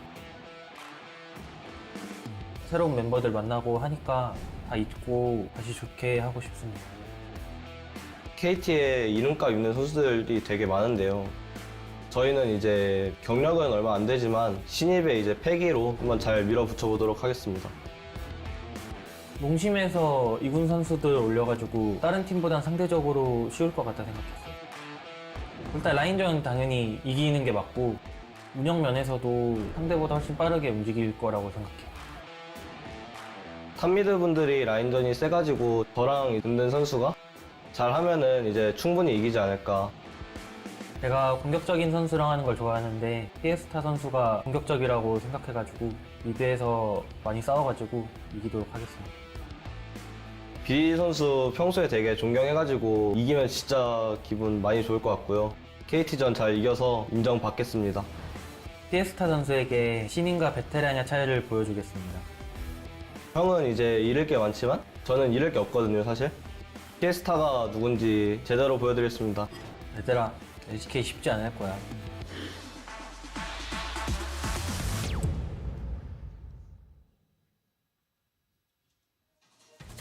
Fiesta definitely with a lot of fiery words. We'll see whether the play is going to back it up as we introduce both of our teams to LoL Park here. Of course, KT will be taking the blue side to begin our very first game.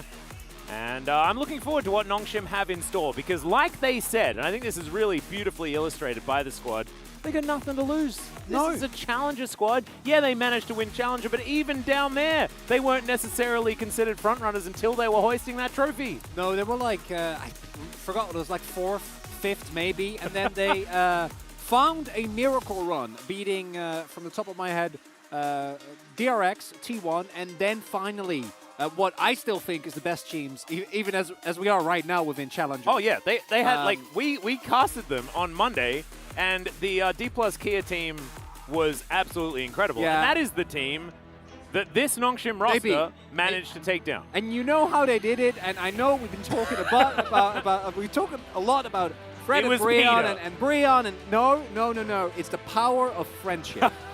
And that is on our this team has a mental of steel, and the reason why we love players like Peter is because they have already won the heart of the fans. The reason why we love Dundon is because his name means reliable. I've personally taken to call him all reliable, because even if he goes, as he did in the final game against Damwon Kia back in 2022 finals in summer, he goes 0-7, he doesn't care. He just keeps on trucking, as he said. I've been beaten by Keen so many times, I'm immune. I think this man is immune to tilt in general.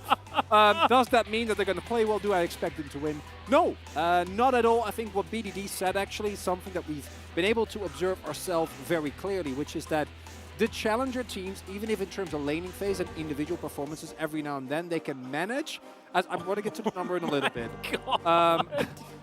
The mid game is where it really diverges. But holy,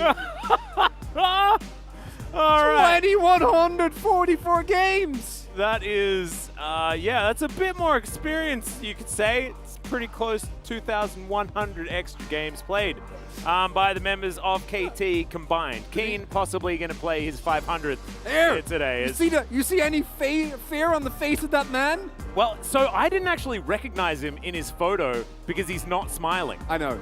It was very, very strange. I'm like, who is that player? I don't even understand.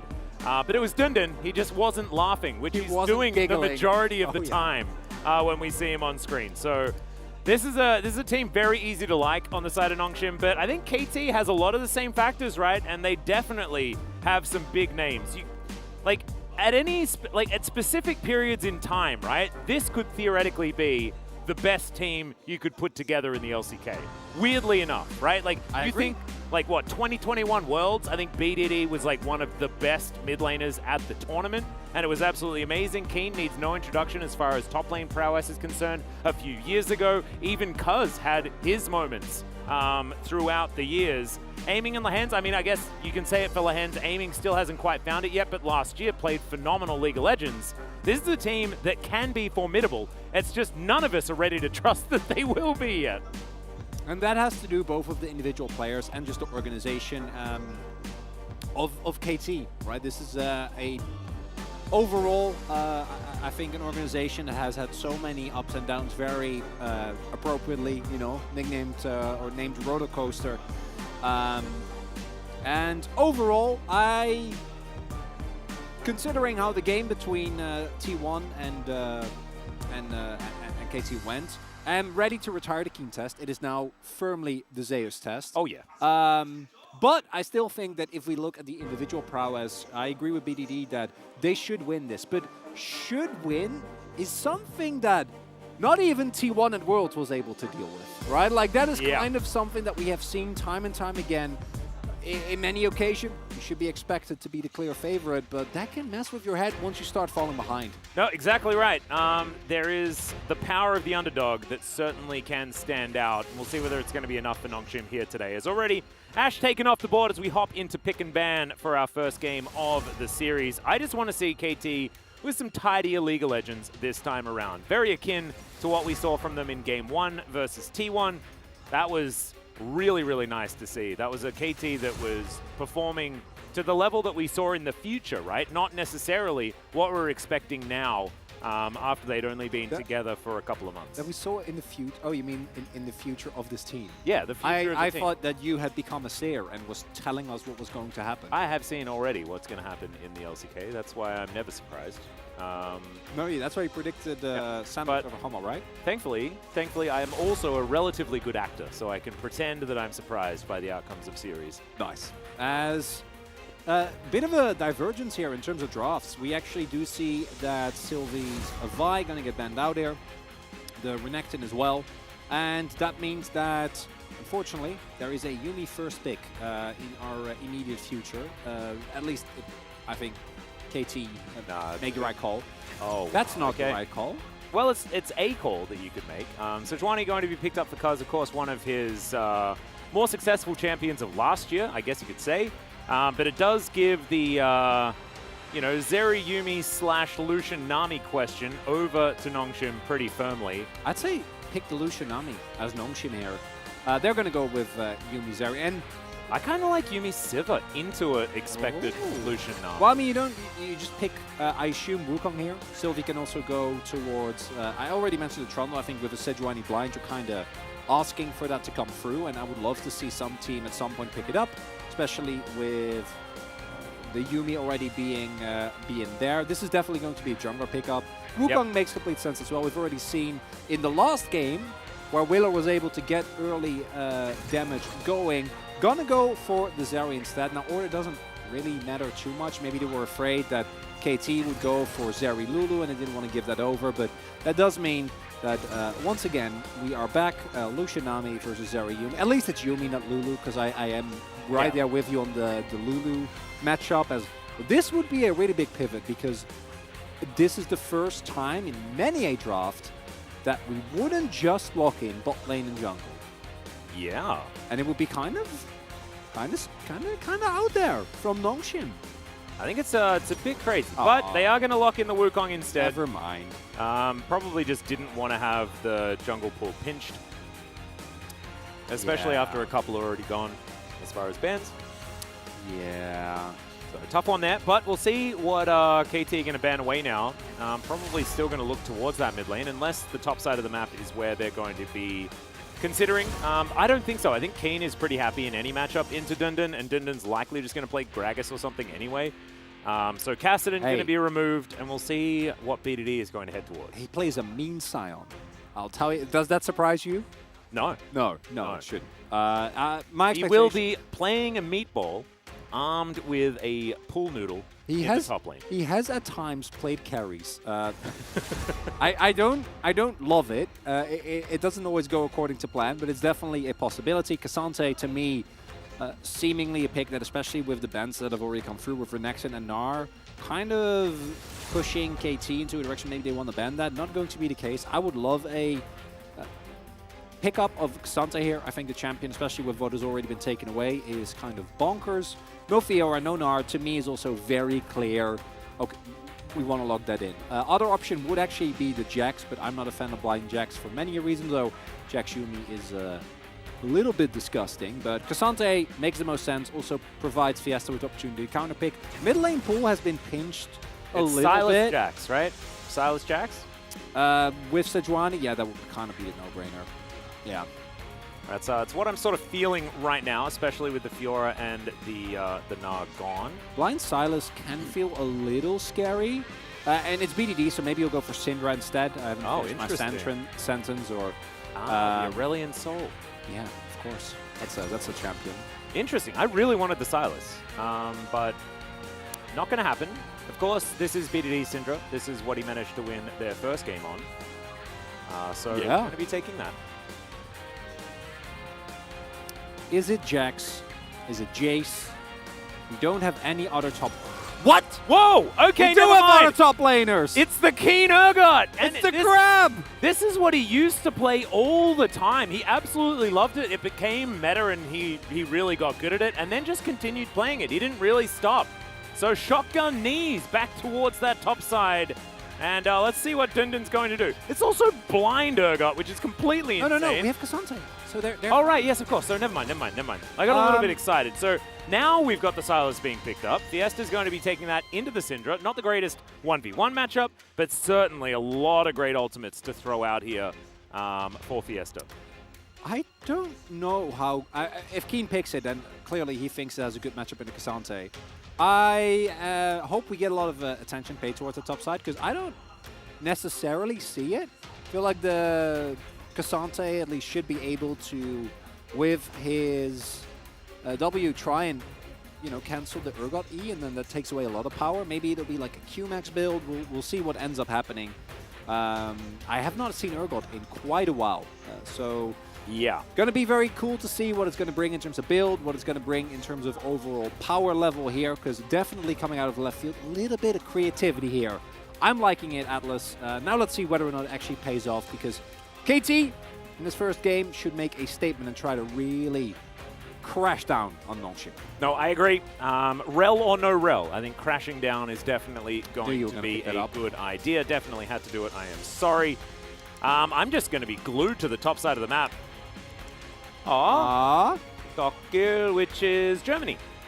Greetings from Germany. Very cute. Love it. And from Poland as well. Wow. We've been getting a lot more global fans. I know. It's very, amazing. Very cool. Welcome, Really fun welcome. to see. I don't think they can hear us because, of course, oh no, I couldn't see any headphones. So we're going to do it anyway. Not going to see us, but very, very cool that we've got so many global fans around LoL Park. And they get to witness the Keen Urgot, the fear beyond death himself, epitomized into Dundon, who gets to build all reliable what is it? Tank items. Yeah. Purely tank items. But in Cassante's case, they transform into a little bit of damage for him as well. But very cool draft. Let's see how they work as we hop onto the Rift for game one.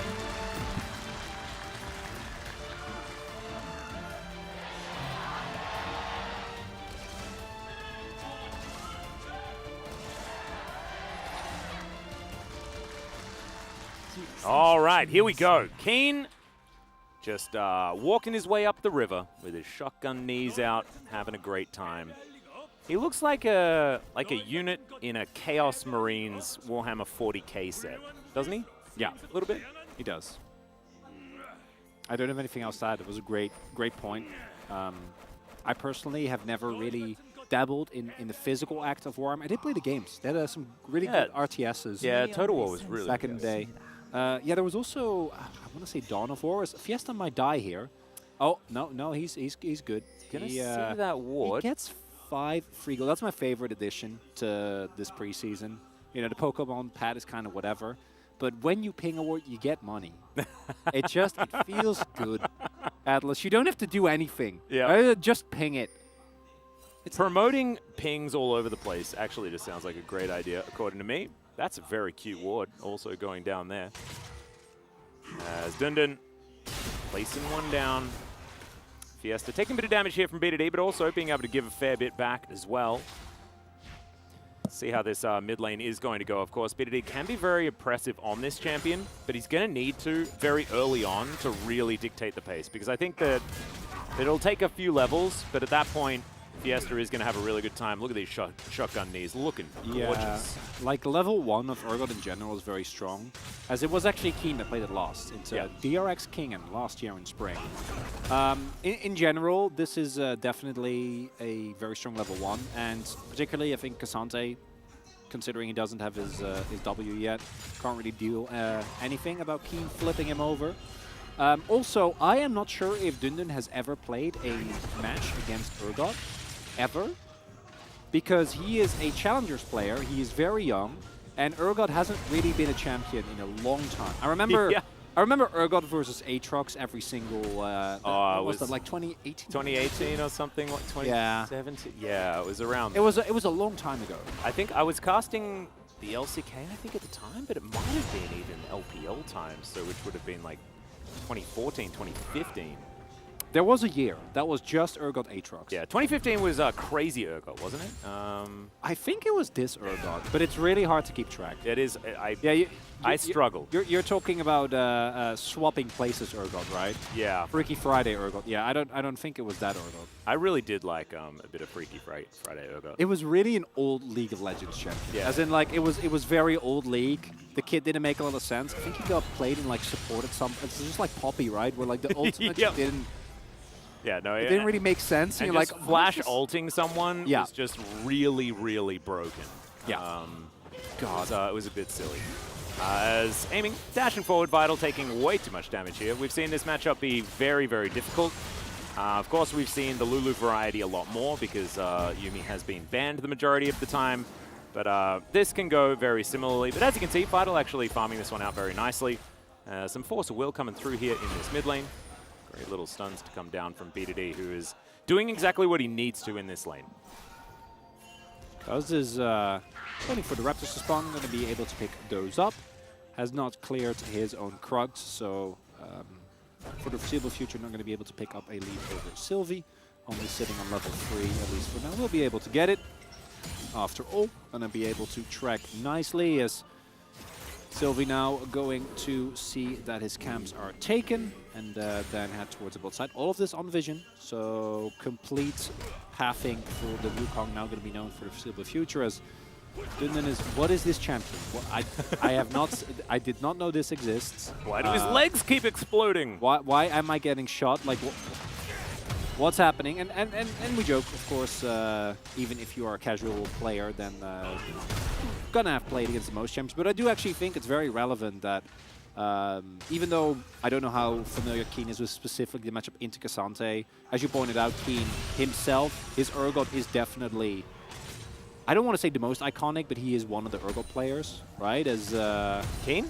Yeah. No, absolutely. I think he's probably the Urgot player. Okay, well, yeah. Again, I was not there when the meta was Urgot, so I'm going to default back to you in that case. But playing a champion where you know the limits very well and you're very well aware of where your spikes are and whatnot, can make it very hard for your opponent to play into if they don't have that knowledge themselves. Wave State here kind of subpar for Vital and Peter. Sylvie is on the way to help build them out. Yep.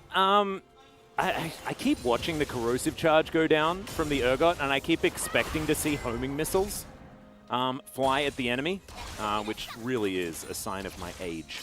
Wow. As, yeah, 43 to 34, the Urgot doing his job towards that top side. Went back, collected himself a Vampiric Scepter. Interested on what the build is going to look like for good old Urgot this time around, because, you know, having a year between Urgot look-ins does mean that we're not quite sure what his preference in items is going to be. Might just be shield bow into something. Sightings? Yeah, Urgot sighting. You said lookings. Oh, well, I mean, you could use sightings if you wanted to, but I think lookings is fine. I think everyone Only I understood get what to was make saying. mistakes, okay? As we're baiting. Yeah, Aiming gonna have to relentlessly escape this one. Bubble is good for zoning, but Lehen's still in trouble. Taking a lot of damage. Oh. Flashes too late. And Aiming's not gonna get enough back. That's first blood going over to Nongshim.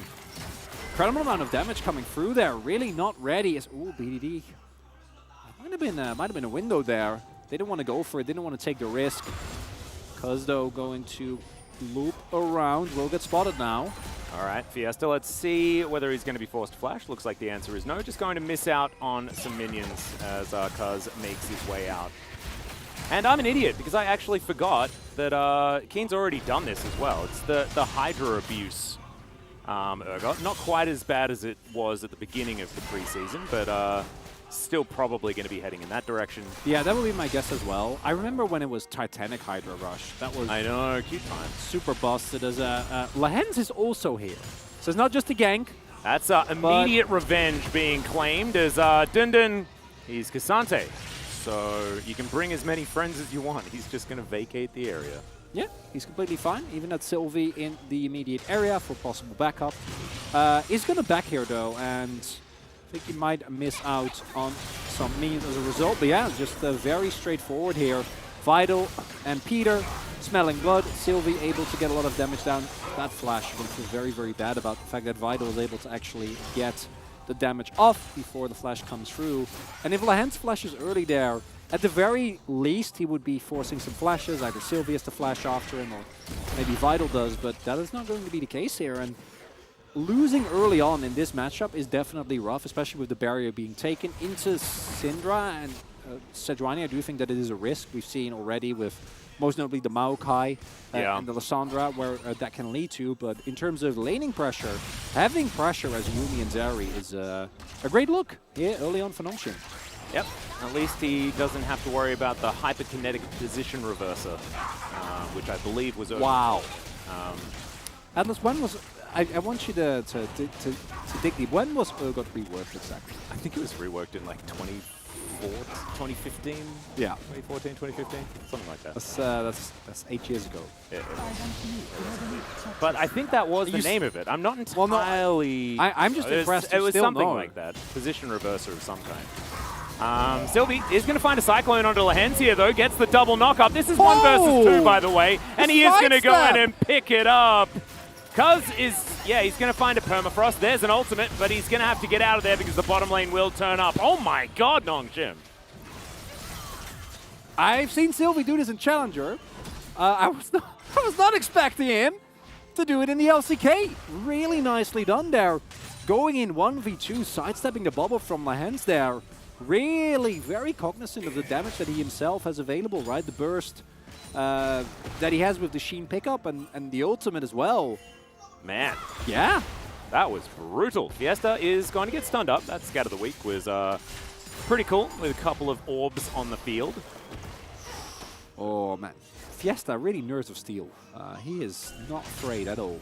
as meanwhile, in top lane, he's done the calculations. We are still smacking each other as Kaz's ultimate here as well, right? It's just, yeah. He has red buff, like no hesitation. Lahens, of course, had the late flash previously, so he knows that the moment he gets on top of this, it's just immediately game over. And because Vital and Sylvie actually, or Vital and Peter rather, actually respond very well, although I don't know how much choice Peter had in that one, because he's Yuumi. There is no opportunity to counter for KT either. They can't collapse on Sylvie, who just has used those cooldowns, because the Yuumi and the Zeri is there. And if Zeri picks up like 2 more kills, then the game is actually just over. There's not that much more that you should be able to do. Yeah. And is it gonna happen twice in a row, Atlas? Is that the day we're having? Are you saying that the Nongshim super team might lose? Is that what you're saying? I don't think so. I think they're in a great position. They're a super team in my heart. I don't think they qualify as a super team unless you're a die-hard fan of Challengers. I was going to say, I mean, they did win Challenger, you know. They've won a lot more than KT have. They made it to finals over the last little while. In spring as well, even though they weren't supposed to. But then they lost. Hilarious. Well, we'll see whether this power of friendship's going to work. Right now, BDD in trouble. He does have flash, but I don't think using it's going to do anything. Scatters the weak, but they are in fact the strong. There he goes. And Sylvie in the first game they played didn't really have that big of an impact. Was kind of struggling, I do think. Played a pretty lackluster Viego from the top of my head as well. But this game on Wukong, he's running the game, right? Like he has been able to now, still with 100% kill participation, snowball bot lane, now snowball mid lane. Kill actually going to Fiesta is particularly big because Silas is one of those picks where if you get 1 kill, if you get 2 kills, you can really start enforcing all-ins every single time that you have your E available. And it's very straightforward. Not too much to say. Very little time for BDD to respond. Nice CC chain. By the time he's able to scatter them away, it's already way too late. Oh. KT are looking for Dindin. They have spotted their target, but always, Nongshim are ready. They do not let a man down. Look at Fiesta. Yeah, that's a couple of plates going over to KT, but yeah, Fiesta was roaming up inside track. Actually unnecessary, because B2D was on the bottom side of the map. I thought that Cuz was, in fact, the Syndra. He was not. As Vital down here, just looking to try and get what he can. After Assault over the wall there, gets Cuz to relative safety, but Fiesta with some time with this turret is definitely a big deal. Yeah, they're actually getting, I think, the better end of this trade. Even with the plates being picked up on top side, is indeed the Ravenous Hydra, as you pointed out. King teleporting towards top side actually does help a lot. If Vital picks up a plate there as well, it's kind of a disaster as, oh boy, Cuz just... This is payback for Sylvie's chickens that he stole. Does smite it away though, nicely done. Or actually, no, never mind, it's Sylvie who does get it. He does. He got pranked. Sylvie having a great time, currently 1-0-2. Has a Yuumi on his back as well. Yeah, has a Yuumi, has a Mythic, and Yuumi Wukong is a phenomenal combo. We've seen it utilized many, many times throughout last year especially, but also already here in 2023. As we check this out one more time, Dun Dun. The surprise Teemo emote as 4 people show up in his lane.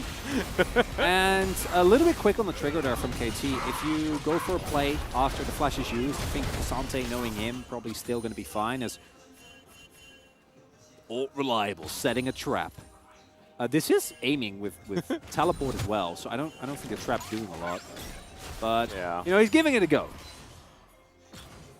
Oh, aiming is absolutely fine. Dun Dun happily catching the wave though, so no worries there whatsoever.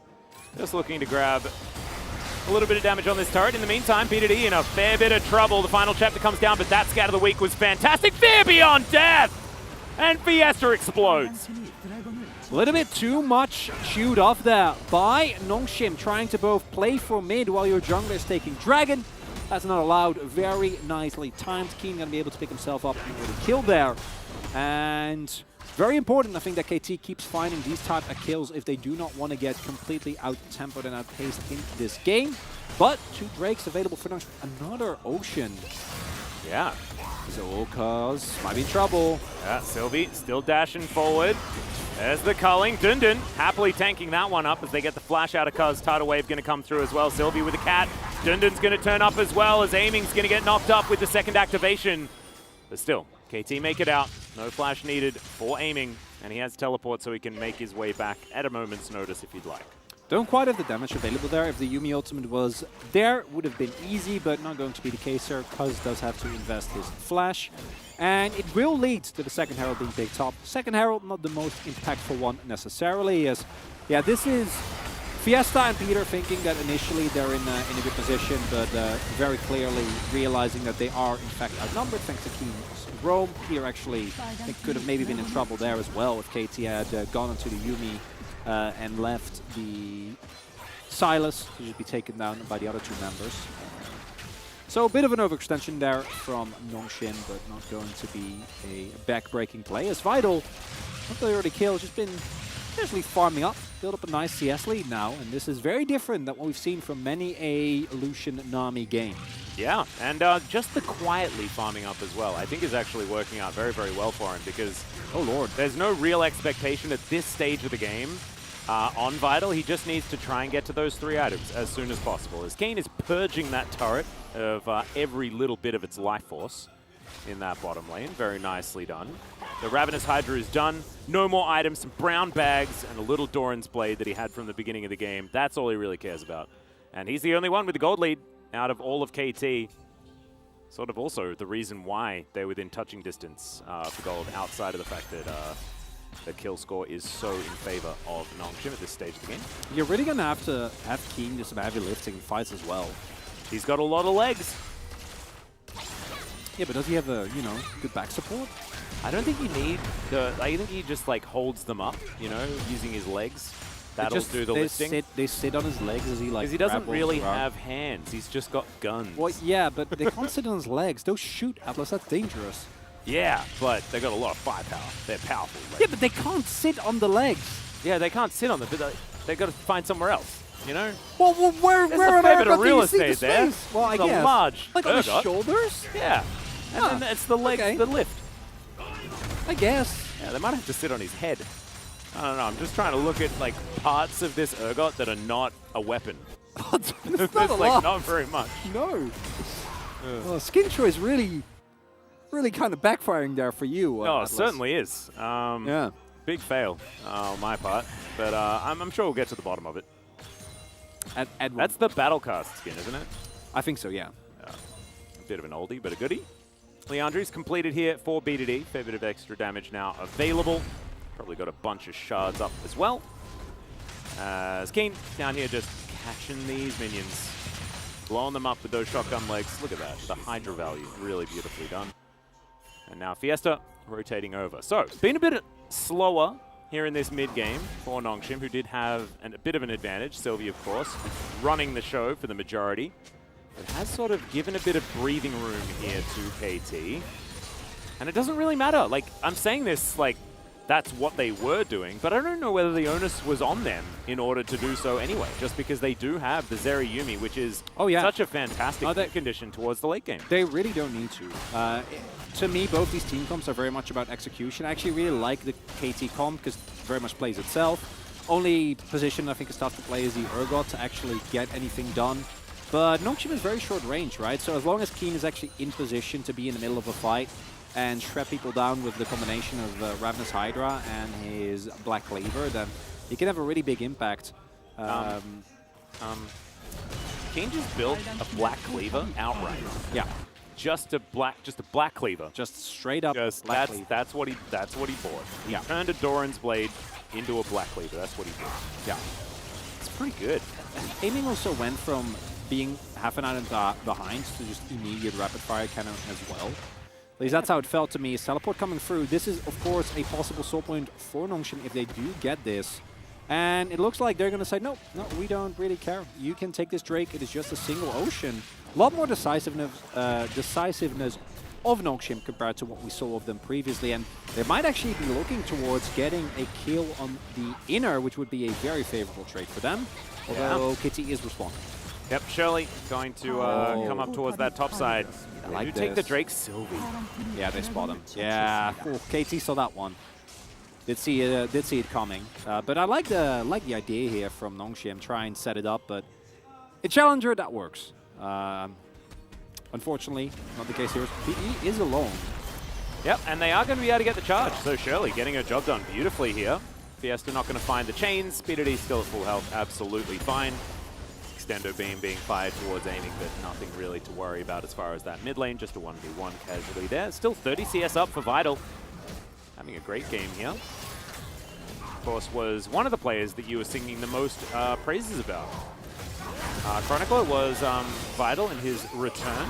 Looking forward to seeing how this one's going to go as Cuz uses his extra tankiness quite nicely there as a flash out from Fiesta gets him to safety, steals away the Glacial Prison, and that's fantastic, but Cuz survives for so long, the Cyclone's not enough, and aiming locks down the kill. KT just standing their ground, and I swear Cuz was dead. I think Nongshim there not really expecting everyone to be there. That was kind of a split call with, is everyone there? Are we going to go in fully or not? Because initially it looks like they just want to pressure Cuz, then they get a couple of ultimates, and they think they might have seen an opportunity. We'll be getting a bottom on the, or turret rather, on the bot side of the map, but if you have to answer with your own mid, it's not quite going to be worth it. Health bars are kind of low. This might be in going trouble. to connect as well. There's the Disdainus. Fiesta's dashing away. He will survive for now as he throws the chains out. But Dundun is just going to hijack him. He picks up the kill though. And now he's looking to turn it another Disdainus. He's almost killing 4 people by himself. In the meantime, the rest of KT are like, we'll take the turret. You guys do what you want, Keen. It's fine. Ooh, and that's a toughie as to who that is more worth it for, because I do think that Keen had a shutdown on him thanks to the farm advantage that he did have. But let's take a look at this play first, where Nongshim have teleport here on Dunyan, so they can actually fully commit to a 5v5. I think they were expecting the Urgot to still be towards the bot side of the map, and that's why Sylvie gets a little bit overexcited there as well, trying to connect. This is a very funny sequence of events, because Fiesta is actually just fine. Makes it out, and then Dundun brings him back. Fiesta is immediately AoE'd even through the exhaust. And Dundun after that one is probably gonna both giggle, as he always does, and apologize to his teammate for literally killing him. But I think it's still worth it, because the one who picked up the shutdown gold and the kill was Vital. And Vital, to me, is the pivotal point of this composition. So even though that looks pretty clowny and the turret still went down, think as Nongshim, you're still going to be not too unhappy about that trade, but this is kind of showcasing some of the inexperience from Nongshim. Hold up! Yeah, here we go. Sylvie's looking for the Lucian, and he'll find him. He just explodes. Cuz has to walk it out. Fiesta grabs himself a tidal wave as Dundun looking for that flank angle, and he will get it. Nongshim, they'll just return the favor. Grab this outer turret in the mid lane. And man, KT are being forced to work for this one. I think Nongshim feeling pretty good about the state of this game. Really are. Can't give up this inner though. Keen is just pushing. Yeah. And I think it might go down. I don't know if Dundun actually has the damage. And I don't think he can 1v1. Keen's not going to take the risk because he also doesn't know if reinforcements are showing up. They are. Dundun also doesn't die though, and he does have a 4 mil. So Vital's going to turn up. All right, there is the fear beyond death. Can Keen get him low enough? The answer is no. I mean, it's Kasante. So it's Kasante with Yuumi. Yeah. So no. And that's optimistic at best. But Keen had no flash. There was no way that he was going to make it out. And also didn't get the turret, like you already illustrated. Yeah, so it's just kind of a disaster overall. Unfortunately, as these Wukong engages have been so good, even though it's on top of a pink ward as well, right? But aiming just getting blown up in a matter of seconds, and this Wukong and Yuumi combo, I already can tell you with absolute certainty, regardless of who wins this game, Nongshim's not getting that again. As here, yeah, this is a 4-0. And even with Black Cleaver, even with Ravenous Hydra, there is no way that you're killing a full tank Dundun with Peter on top of him as well. And I'm pretty sure that Vital's just going to straight up build an item. Should be Quick Blades based on what we've seen so far. There we go. Just from pickaxe to Quick Blades, thanks to that. And now 50 CS up. And Vital to me was one of the better parts of Nongshim in Spring in Challengers. And then when he went to the LGL, played on Rascal Jester from the top of my head, did very well there as well. Although he did eventually lose out to Dead FM for the actual World Qualification. I thought he was going to be sorely missed. Actually, as we found out, Jiwoo, the current Challenger player, is pretty good. But I've seen Vital do some truly disgusting stuff when he is in a position to carry, and it doesn't get much better than this. No, exactly right. And also, Vital has had a lot of experience as well, right? Like, spent some time in OCE, came back to Challenger, then went to LJL, now he's back again. As here's the Cyclone from Sylvie, looking for the priority target. This time aiming is going to survive, but he's just going to get ulted by the Silas. Fear Beyond Death comes in though, and Keen is terrifying. Fiesta, however, is also going to be able to take down Cousin. Now Keen is on the wrong side of this one. We've seen this position before, and it's going to be another kill to Vital. 5-0-1 for this Zeri. Getting more and more fed, and even with Sylvie going down, he's the one that baits the cooldowns, that instigates the fights. He creates the space, and immediately Vital and Fiesta able to capitalize. That's going to be Soul Point now picked up for Nongshim, but more importantly, I'm a firm believer in momentum in a game, and Nongshim, besides that one kerfuffle that they had around the jungle, right over here, that we're looking at, where they were giving over a few kills, have just been winning team fights, and that's a very, very tough position to be in.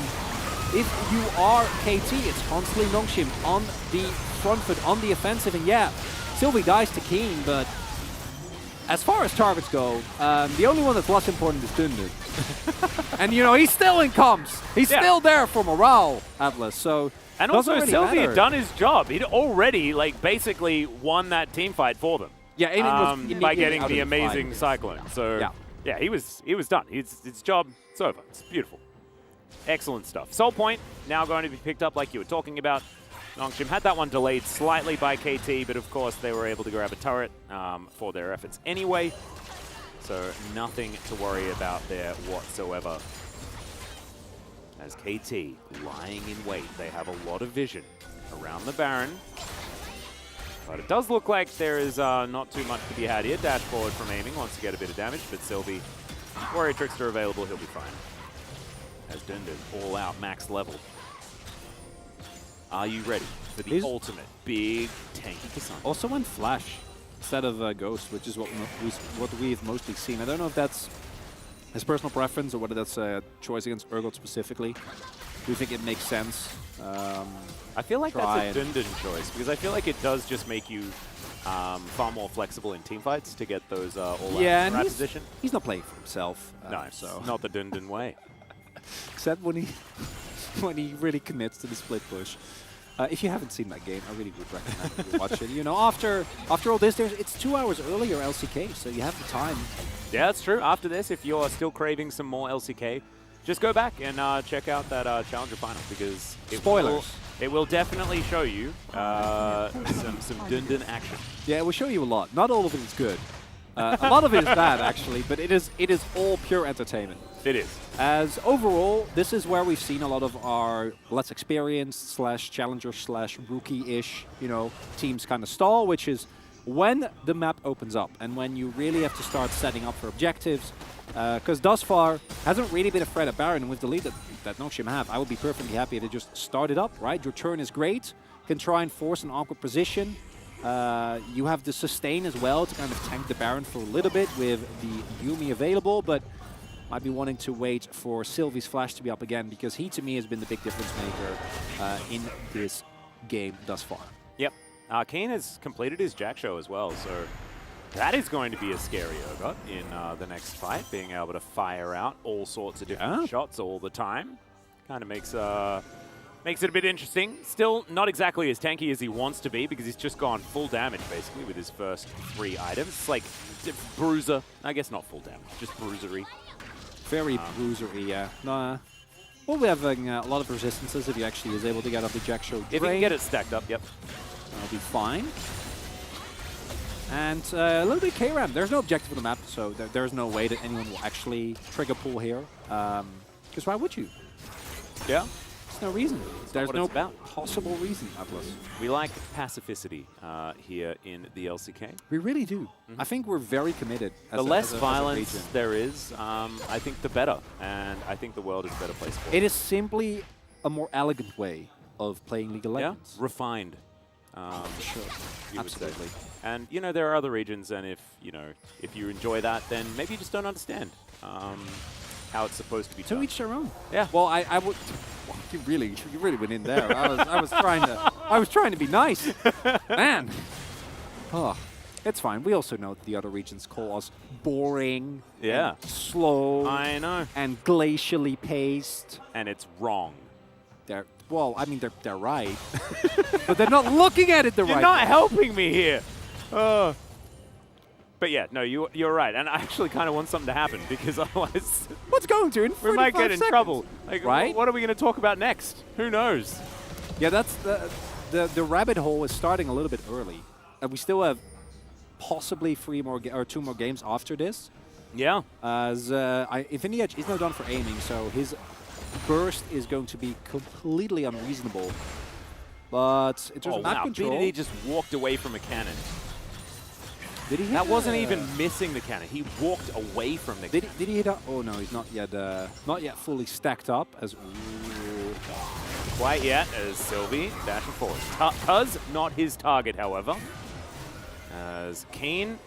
I mean, what I want to see is the combo from KT, right? Which is Kane lands the ult, and then you cull that player down, and you're able to pick it up. Scatter the Weak's fantastic. To start this one off as another Cyclone comes in. This time, not going to get that massive value, though, as Keen goes golden. Fiesta now fighting him, but he's going to do the same thing here as Cuz flashes away. Fantastic Scatter the Weak. But Vital just goes into the front line. I don't know about that, buddy. The bubble, phenomenal here as the knockback from the Kazante, and Vital is still alive. They are definitely doing it, and Lehens, no options here whatsoever. It wasn't pretty, but it worked, and Nongshim get the ace. And with the power of friendship, is that a good call? I don't know, Atlas, but it definitely worked, as Nongshim, at the very least, going to get themselves an inhibitor. Do not have Zeri, so I'm not going to call it over quite yet, but at the very least, going to make a demanding lead up here. Wondering what they're going to try and go for the actual end. Looks like they will. Oh, they got a wave. They've got a Yuumi. They can do this. Yeah, they're going to. They are. 10 seconds left on aiming. This one is over, and Nongshim are going to do it. They'll take down KT in the Sunday of upsets, Chronicler. This is it. The power of friendship reigns true. Oh, Dundun's smiling. Of course he is. Cool kids never panic. We learned in the last series, and in this one, Little bit of challenger glory at the very least in this first game, and for KT, this is where it really starts to get dangerous because BDD already said we should win. This should be a very decisive victory for us.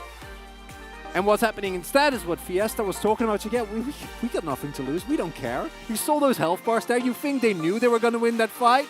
No. No. Absolutely not. I actually thought it didn't start off nearly as well as a lot of their other ones did, but didn't even seem to matter. Vital frontline for half of it. Still was absolutely okay. Really, really fun stuff. And, yep, a lot of Nongshim family members here in the audience. Sylvie and Peter and that's adorable. Everyone really, really cute. And this is you know, some of the things about having the LCK happen on the Lunar New Year. It means that a lot of these family occasions for the players are impossible, but not if you just bring your family to LoL Park. That's how you fix it. And it worked out beautifully here. So Nongshim able to celebrate. The KT, it's a crushing defeat. And it's very similar to our last series, the 3-gamer, where Live Sandbox were able to come out on top against Harmwell Live Esports. KT, another team with a lot of experience, a lot of big names, and they have just been taken down by, yes, the Challenger champions, but the Challenger team nonetheless. Okay, I'm seeing these Stemmas charts. I still voted for Sylvie. I just want to put it out there. I want to make very clear. I would have 100% voted for Sylvie. I know. Because this game to me was the perfect encapsulation of Sylvie carrying exactly by doing what he needed to do, as did really the entire team. The only one who didn't really do anything was Fiesta because he didn't really need to. He was just kind of there. And the jungle matchup to me was a break point. The draft from KT has got to be different because this was a very, very impressive show from Nongshim. Man, what an incredible day it has been so far. And the best part about it, Chronicler, is the fact that it will continue. We'll have game number 2. We are going to go to a short break. When we get back, the space and that game 2.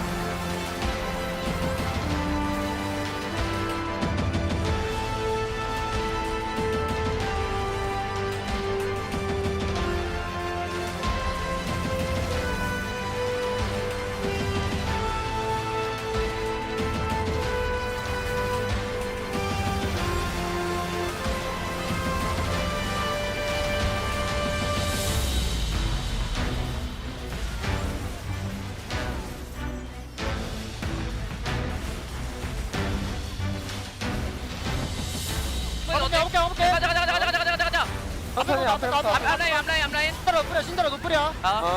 걸리지 마.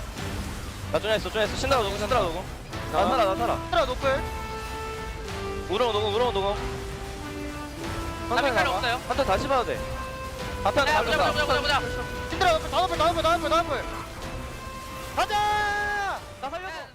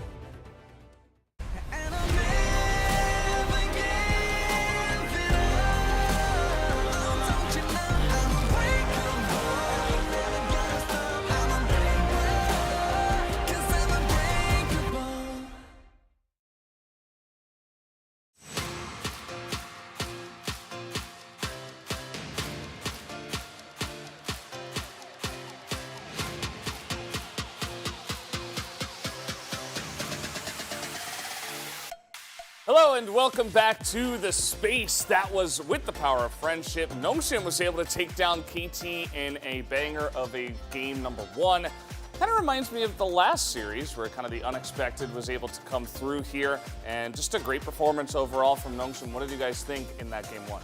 Yeah, I mean, it's crazy. It's like today is an upset of the day. Like even the first game, like for sure it was a really like no one was really expecting it, and even second game right now it's like it's not done yet, but still the first game, whatever the Nongshim show the performances to us is crazy.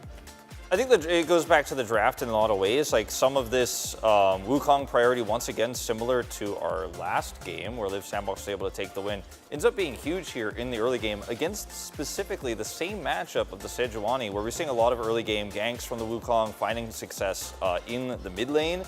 And this Urgot pick, I really liked it on paper, but unfortunately, with the map control that was taken away from Keen, the less impact you're going to have with this Urgot later on in side lanes, where even though he had the right build and was ahead, he wasn't able to get really permanent damage done and was punished several times. Yeah, we were able to see the Zerayumi kind of get through lane pretty easily as well against the Lucian Nami, so that kind of like counter pick that we've seen many times here didn't quite work out. Let's take a look at highlight number 1, though, because it really started off with the early game. This is part of the reason they were able to get through. Yeah, this is part of the laning phase, you know, where we were talking about this Zeri getting ahead, and it's just partly because we see Sylvie come over here and set up for a gank. It's not the last time he makes an impact in this early game. Comes over here as well, and this is a really nice timing for him to come over here and look for a fight on red buff, knowing that Nami has no flash from the previous exchange where she flashed late. Comes over here and grabs a kill. A little bit late on the response here is the KT bot lane. Like, aiming is just trying to catch a wave, so not much he could do. After that second play, he comes in here a third time in the mid lane and sets up for a gank for BDD, who's just caught here without a ward. Had that ward in the brush, but looks like he just didn't see the Wukong coming around. I think, in my opinion, in the early game on the KT side, the biggest blunder what they made was the lane swap, and they failed it. And apparently that's what I think the Zeri got a lot fed, and it was like really easy to Nongshim to just snowball the game. And then they had a 2 drag lead, and they were just burning time, and just making time, and just waiting for the Zeri item. It was pretty easy for Nongshim. Yeah, it was definitely a little bit of an issue for KT at that moment. And we're going to take a look at highlight number 2, which moves us way in the future, this crazy team fight later in the game. Yeah, I mean, the Sylvia without hesitation just making it engage, it was crazy. Just the burning of all the champions, the Somerset spells. And they keep going.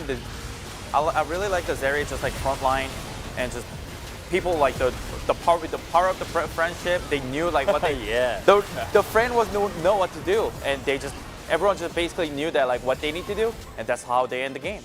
Interestingly, the Korean broadcast really highlighted this, but right before that fight, BD was at 119 stacks of his Syndra, went topside, failed to kill the cannon minion, didn't actually upgrade his abilities right before going to that critical Drake fight, was picked.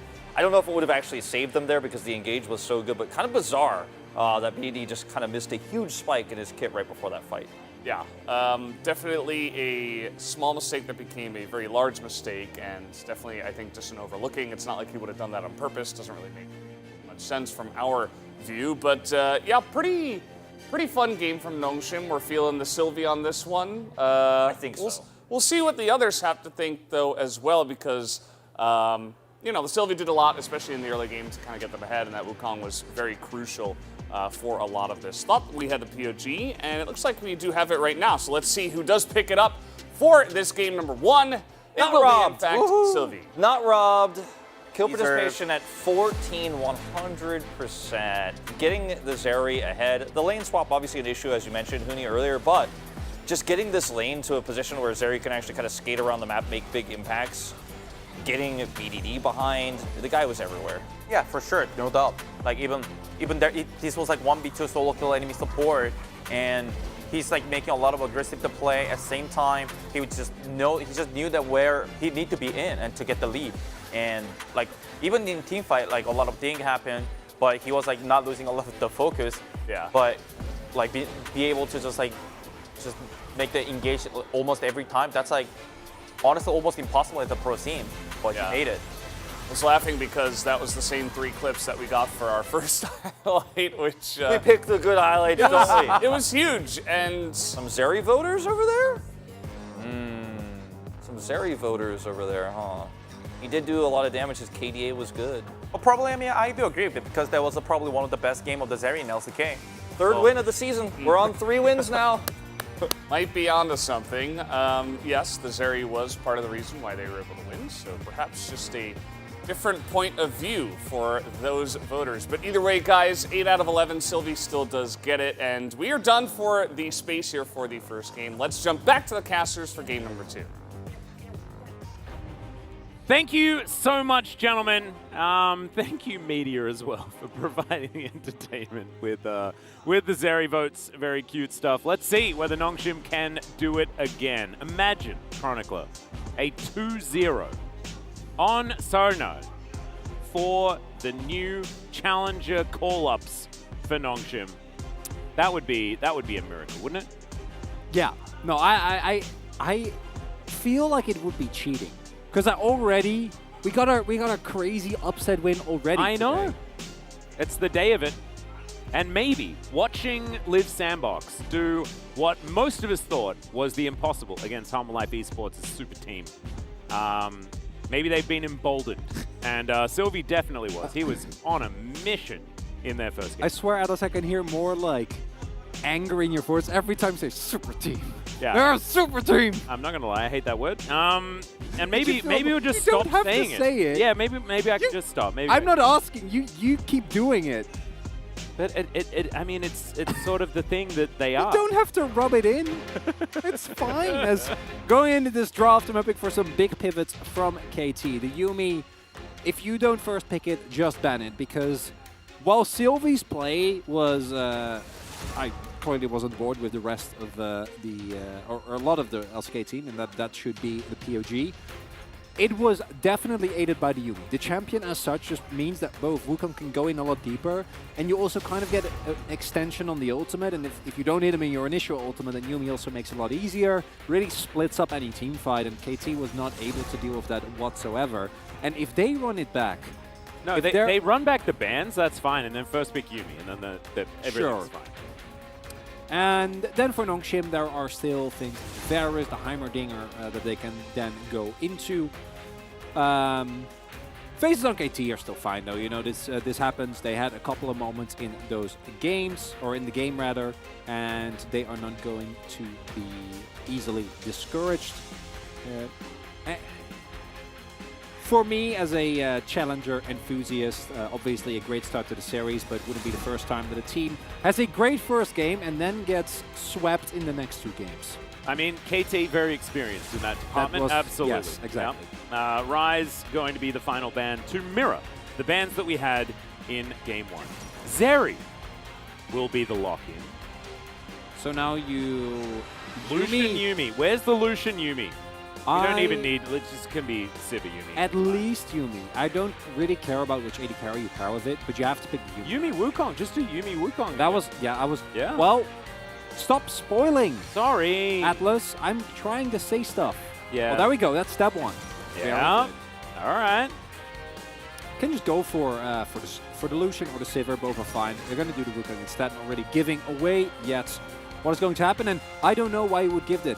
again to Nongshim when they have just shown that they are very capable of playing this kind of team fighting style. And regardless of how you feel about the individual level of challenger, and of course teams have kind of, you know, go up and down in how they perform. What's important is that this team has been playing together for a really long time. They've been together for a year. Of course, Vital left for a little bit, but Jiwoo basically fulfilled exactly the same role. And to me, it's somewhat hubris to say to Nongshim, here, have an amazing teamfight composition. Yeah. Because that is, I think, the one scenario where you might not beat them. If you drag them around the map, we saw Keen was able to actually get a lot of pressure down. Right? We saw that some of their calls regarding 1-3-1 and side laning were not that good. But instead, KT, it looks like they are handshaking fully, and after game number 1, that is surprising to me. Oh, do it, Vital. Don't be scared. Don't be scared. Ooh. Neela would be an interesting choice, but it'll be silly. Come on. Let's not be silly. It'll be silly. So, Nongshim have kind of the comp they had last time, but with even better teamfight coordination tools. Yeah. Or tool in the On the Hunt. Yeah, and you don't have the punish potential that you had with KT in a previous game either in the Lucianami. Now, I didn't really like the Lucianami as such. We definitely saw that they were lacking a lot of the mid-game explosiveness that has come to categorize that combo with a lot of other teams in the LCK. So pivoting away from that in of itself, I think is fine. Neither team are going to prioritize that combo here in this game. And Lulu is very strong, especially to block engages like Sylvie went for. We've already seen it that point-and-click CC can make a big difference, but picking the Sejuani again into it as well, to me, is somewhat surprising, given that we have seen that matchup be very Wukong favored in many a game, right? It's the early game, it's the fact that Wukong actually has the armor shred, especially either very early in the game or once he finishes Cleaver, to get through the Sejuani's resistances. So I am mildly surprised that Nongshim is effectively, I'm sure they're going to R4 Cassandra here, is effectively allowed to play exactly the same draft. Yep, it's very strange, but we'll see what KT's plan is for the situation. I would respect a Cassandra ban here, but it'll be Silas. So a little bit of a different look from Fiesta this time around, as we'll see what he's going to lock away here. Could be a Kali. Yeah. Azir is another one. Azir picking it away here from BDD would make me perfectly happy. But we're getting a blind Kassadin. That's a Fiesta of a move. I absolutely love it. Okay. Well, this is actually... I would love a aggressive AD mid pick. I don't know if Akshan specifically is the call, but you really... Yeah, that would give be me Yone perfect. Cassante. Yone Cassante, and you're chilling. You're having a great time. Not a Not lot of magic great. damage, but... Yeah, you're going full AD into Wukong and into Yuumi. I don't love that, but into Kassadin, definitely, I think, a great choice. Although we don't know yet. Maybe they'll allow themselves to have some flex potential here with the final pickup. Could also just be very straightforward. It will be very straightforward. It is Heck yeah. Jax. Well, is it time for Dundun Gragas? Isn't it always time for Dundun Gragas? No, I think Kassante's too good. I kind of thought that Kane would just play Cassante, but instead he's going to play the Jax expecting the Cassante. I don't love Jax. I feel like Cassante has so much utility, is very hard to gank. And you know Nongshim's going to play towards bot side again because, spoiler alert, everyone plays towards bot side all the time. Yeah. In any situation. The one big difference is, of course, that Fiesta this time around should not be able to contest for mid-prio pre-6 at all, and that might provide a little bit more safety for Cuz. Maybe Silver will have a harder time actually finding early game plays. And the setup in mid in general is a lot worse. Right, in previous games, Silas Wukong has a lot of kill threat. Not really going to be the case for the Kassadin here. But overall, I like the Nongshim comp. I think you lack a little bit of pressure in the Kassadin, but like your late game is revolting. Oh yeah, and KT are hoping not to get there. This time they have some permafrost synergy. They had 0 in the previous game. Good old Sejuani with 0 melee champions feels bad, man. This time around though, they have double melee lanes. So look to see Cuz get some work done a little bit earlier on in this one. because, yeah, some Nongshim fans in the audience here, I believe some more family members, as it is, of course, a very family day as KT fans as well. Desperate to bring this one to the 3 games. I think it'll be our first 6-gamer if KT managed to take this game. It will. And fitting that we do it on a Sunday at the end of oh no, it's not the end of the week. Challengers is again tomorrow. The beautiful thing about this season, Atlas, is there is LCK every single day. You can enjoy Korean League of Legends every single day of the week, and we'll be there for it every day of the week, except for one Challenger day each duo. So either me, Chronicler, Wolf, or Valdez will be with you any day you want to tune in. Or all of us. Or all of us, as is the case today. Plus Huni. What a deal. Let's get into the game.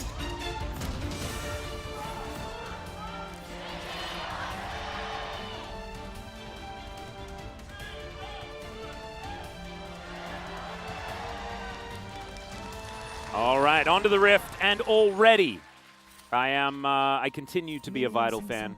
There is one correct Sivir skin choice. Pizza delivery? No, what? I mean, if you're sneaky, you're allowed to play that. No one else? No one else. No, it's Pack Sivir. Pack Sivir is my favorite skin in the entire game. Really? Yep. Always has been. Always will be. Well, look, you've got a D-pad. You got a Super Nintendo D-pad that you throw at people. It's so cool. I didn't know that about you, but good for you. Yeah. I was also a huge Tron fan. Was or are? Sorry, am. Yeah. And Jeff Bridges fan. Well, when Tron Legacy came out, that's just being human. There were 2 Jeff Bridges in that movie. Isn't that incredible? Double 2 for the price of 1. I know. Extraordinary. Fiesta, very cognizant of that this lane is not fun. Going for cloth armor. Oh, there we go. Yeah. As O'Keen's trying to repeat what we've seen in the past. We're going to get some free damage in. Oh, there we go. Look at that. Massive. That was, what, 90 damage or something? Yeah. Absurd amount.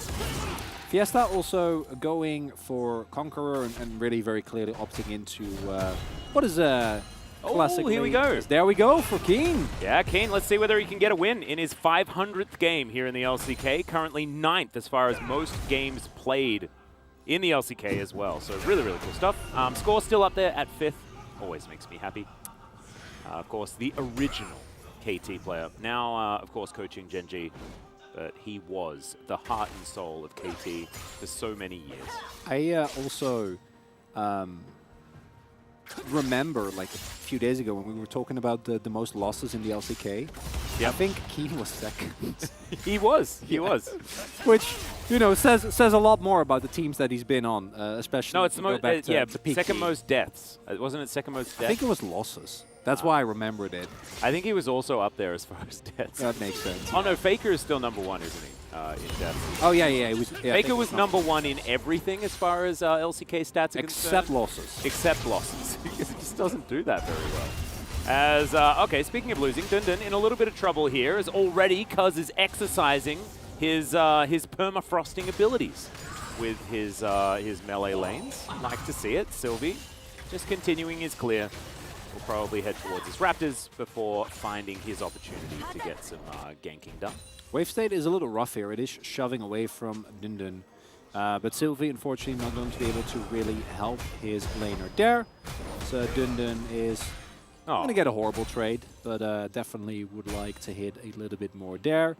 And as long as Fiesta doesn't die pre-6, that's all he needs. Just don't die. Yep. Stay alive. Desperately, because if the Yone really gets going in this game, there are not that many great tools of dealing with it. Obviously, Peter has Exhaust, which is definitely helpful. And with the draft that has been picked up here by Nongshim, I do actually think that when we get to like the later stages of the game, Cuz didn't even go for it. I mean, he would also probably die. No, he can walk up and. I didn't have smite. Never mind. Yeah, and if you actually go up, then.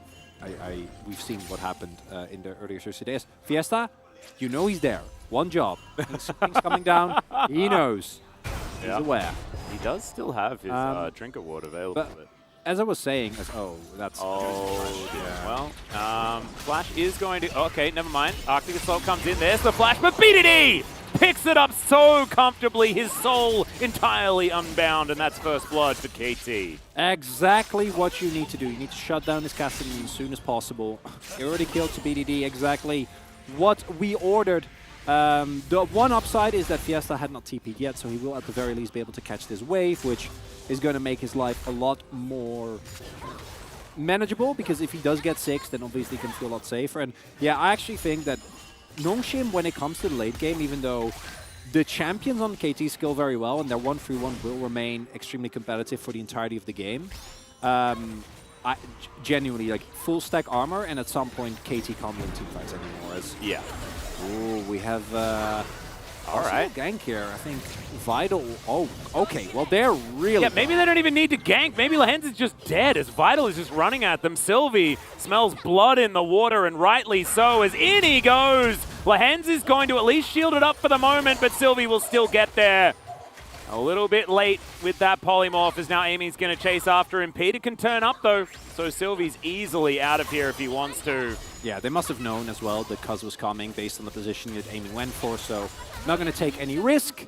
And the one upside for KT is that that kill did not go to Vital. This time around it went to Sylvie, but then looking back at last game, Sylvie definitely made the most. And yeah. Loving this from Cuz. Absolutely. Don't know what Fiesta, his ultimate timer is right now, but good luck on this one. Well, unbinds his soul. BDD gets back to the wave, but Fiesta just not being at his minion wave is also really bad for Nongshim. So still a great move there for Cuz. I like that he's just sticking around these solo lanes and making stuff happen, especially shutting down the Kassadin.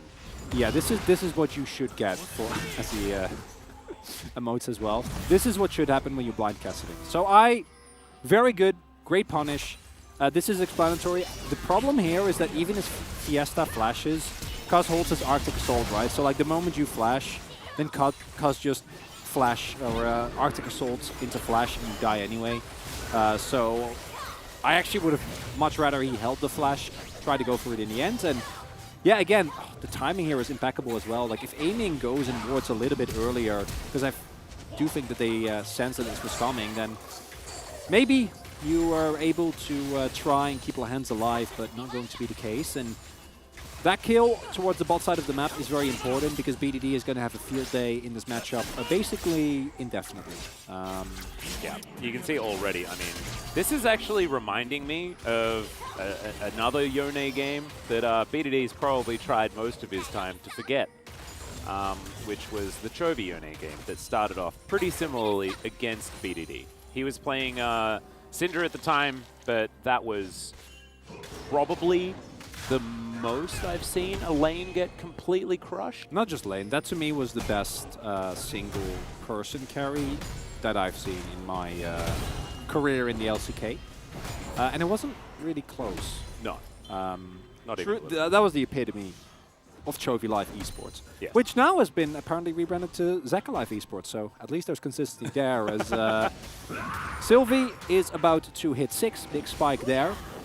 But with how weak Fiesta is, I would not be surprised if Nongshim are going to err on the side of caution in regards to actually playing as, oh, Sylvie. Oh dear. That ult was an ult that you could use. Sylvie's still dead. Ult comes through from aiming to lock that one down. I'm still confused as to what Cuz was aiming for. I guess he was like taking a flash that's not available. Maybe. Unfortunately for Nongshim, their bot lane not level 6 yet, not able to join the fight. And this is, I think, all appropriately punishing what has been a very greedy blind Kassadin pick. We talk about the late game, that's all great, but you have to get to the late game. And especially with Wukong getting taken down a little bit, a bit of a rough spot. Aiming his cleanse and flash, they might try and look and blow those summoners, as they're still sticking around, but yeah, not going to be the case. The ganking the minions strategy, like to see it. As Keen fighting Dundun one more time, and Power doing some work. still holds on to the ultimate. Is it still called Grandmaster's Might even now that it's changed? It's a very good question that I do not have an answer to. Well, I'm just going to call it that. I hope no one's upset about that, if it is indeed wrong. You called Urgot's ultimate the one from 8 years ago, so I think you have some leeway. Well, I don't know whether I got away with that either. I haven't think you actually did. spoken to the collective about it. Let me know, guys. As Fiesta is going to have his back stopped, Lahen's being a bit frustrating here. But the hyperkinetic position reverser, you're allowed to say that because it's such a cool name. As all right, Cuz going to make his way in once again. Dun Dun, no teleport, but that is not going to stop it from dashing, dashing, dashing, and dashing underneath the turret. As we are now just sending anyone mid to try and cover for Fiesta, which they need to, because he's having a really bad time. This matchup is pretty dire, and as a result, Vital is dropping plates, and this is really where we see, this is a beautiful example of where I think a draft actually has like an immense impact on the game. Because blinding Kassadin, Showmaker has taught us, is not a thing. Even when Kassadin is good he is, and the problem I think that Nongshim felt like they were getting into was, well, if we don't pick the Kassadin, maybe they will. But you can also R for Cassante, and then Dunan is on Cassante where like it doesn't matter because I think both Renekton and Gnar were banned again. Yep. And then you can just, if they blind pick Kassadin, you do the same thing. Yeah, true. But on the flip side, none of this matters if KT don't take a decisive mid game. Because I see Kassadin, I see Yuumi, and I'm like, this game is winnable no matter what. Like, you really have to bot shit as Nongshim, not to always have an angle in. And for KT, also means that they do need to play a little bit proactive, and getting a first turbot here would be perfect. Yep, I actually don't even think that it's about Nongshim botching it. I think KT has to win it. Yeah, Dundan's dead. Yeah. No, well, he is Cassante, so let's see. See what happens. This is probably enough people to kill Dundun. Yep, it was. Tanks up the turret. Very nicely done. Fiesta roaming over, sees B2D, says, I'm going to stay in this brush for as long as I possibly can. Teleport available for both B2D and Keen, so I don't think too much is going to be taken from this bottom outer turret. At least I hope not, anyway. As we've got a bit of a rotation down, it might mean that if there is an opportunistic teleport, which there is, it might be a dead team, because there is a cat and a monkey waiting to come down here as Vital takes a lot of damage from Keen, who's pretty strong. At this point in time, KT with gold leads abound. And this turret not long for the world. Aiming, gonna come back, grab that local gold. Very nicely done. Keeping himself in range. Cool. That is a lot of money. Keen's feeling a bit scary as well. Looks like Sylvie and Peter not wanting to take that one. But as you say, I mean, this is all on how much winning can KT do before Nongshim are online. Well, right now it's enough.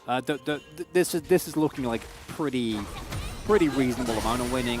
Just diving Dundun. There's no teleport available, and even if there was, I don't think you want Kassadin to actually come over here. And right now, you know, get a full turret there. Herald, very, very useful, was used there to make sure that Aiming was able to pick up the full amount of gold. And it doesn't get better for Nongshim anytime soon. So KT just gotta keep doing what they're doing, right? Like, the fact that Lahens can just do this is a very good indicator of the current state of the game. That is very different to Lahens at about this stage of last game, just dying. That was kind of, that was what he was doing at that point. So you're exactly right. Slight dichotomy has formed between the states of the game. And reasonably, this game should be not necessarily over, but quite close if Vital dies here. Oh dear. If Vital dies, Peter dies. That's the really sad part, is that layering CC just beautiful. Peter in trouble. Aiming gonna have to flash. Takes the last shot, and he will be taken down. Sylvie looking for his opportunity as well as he flashes. He's not wasting any time. Gets that revenge. Beautifully done. And that could be a bit of an angle back into the game here for Nongshim. Peter does get the 2 kills, which is not ideal. As yes, I can't die here. Doesn't. BDD still his ultimate. Sylvie faking out.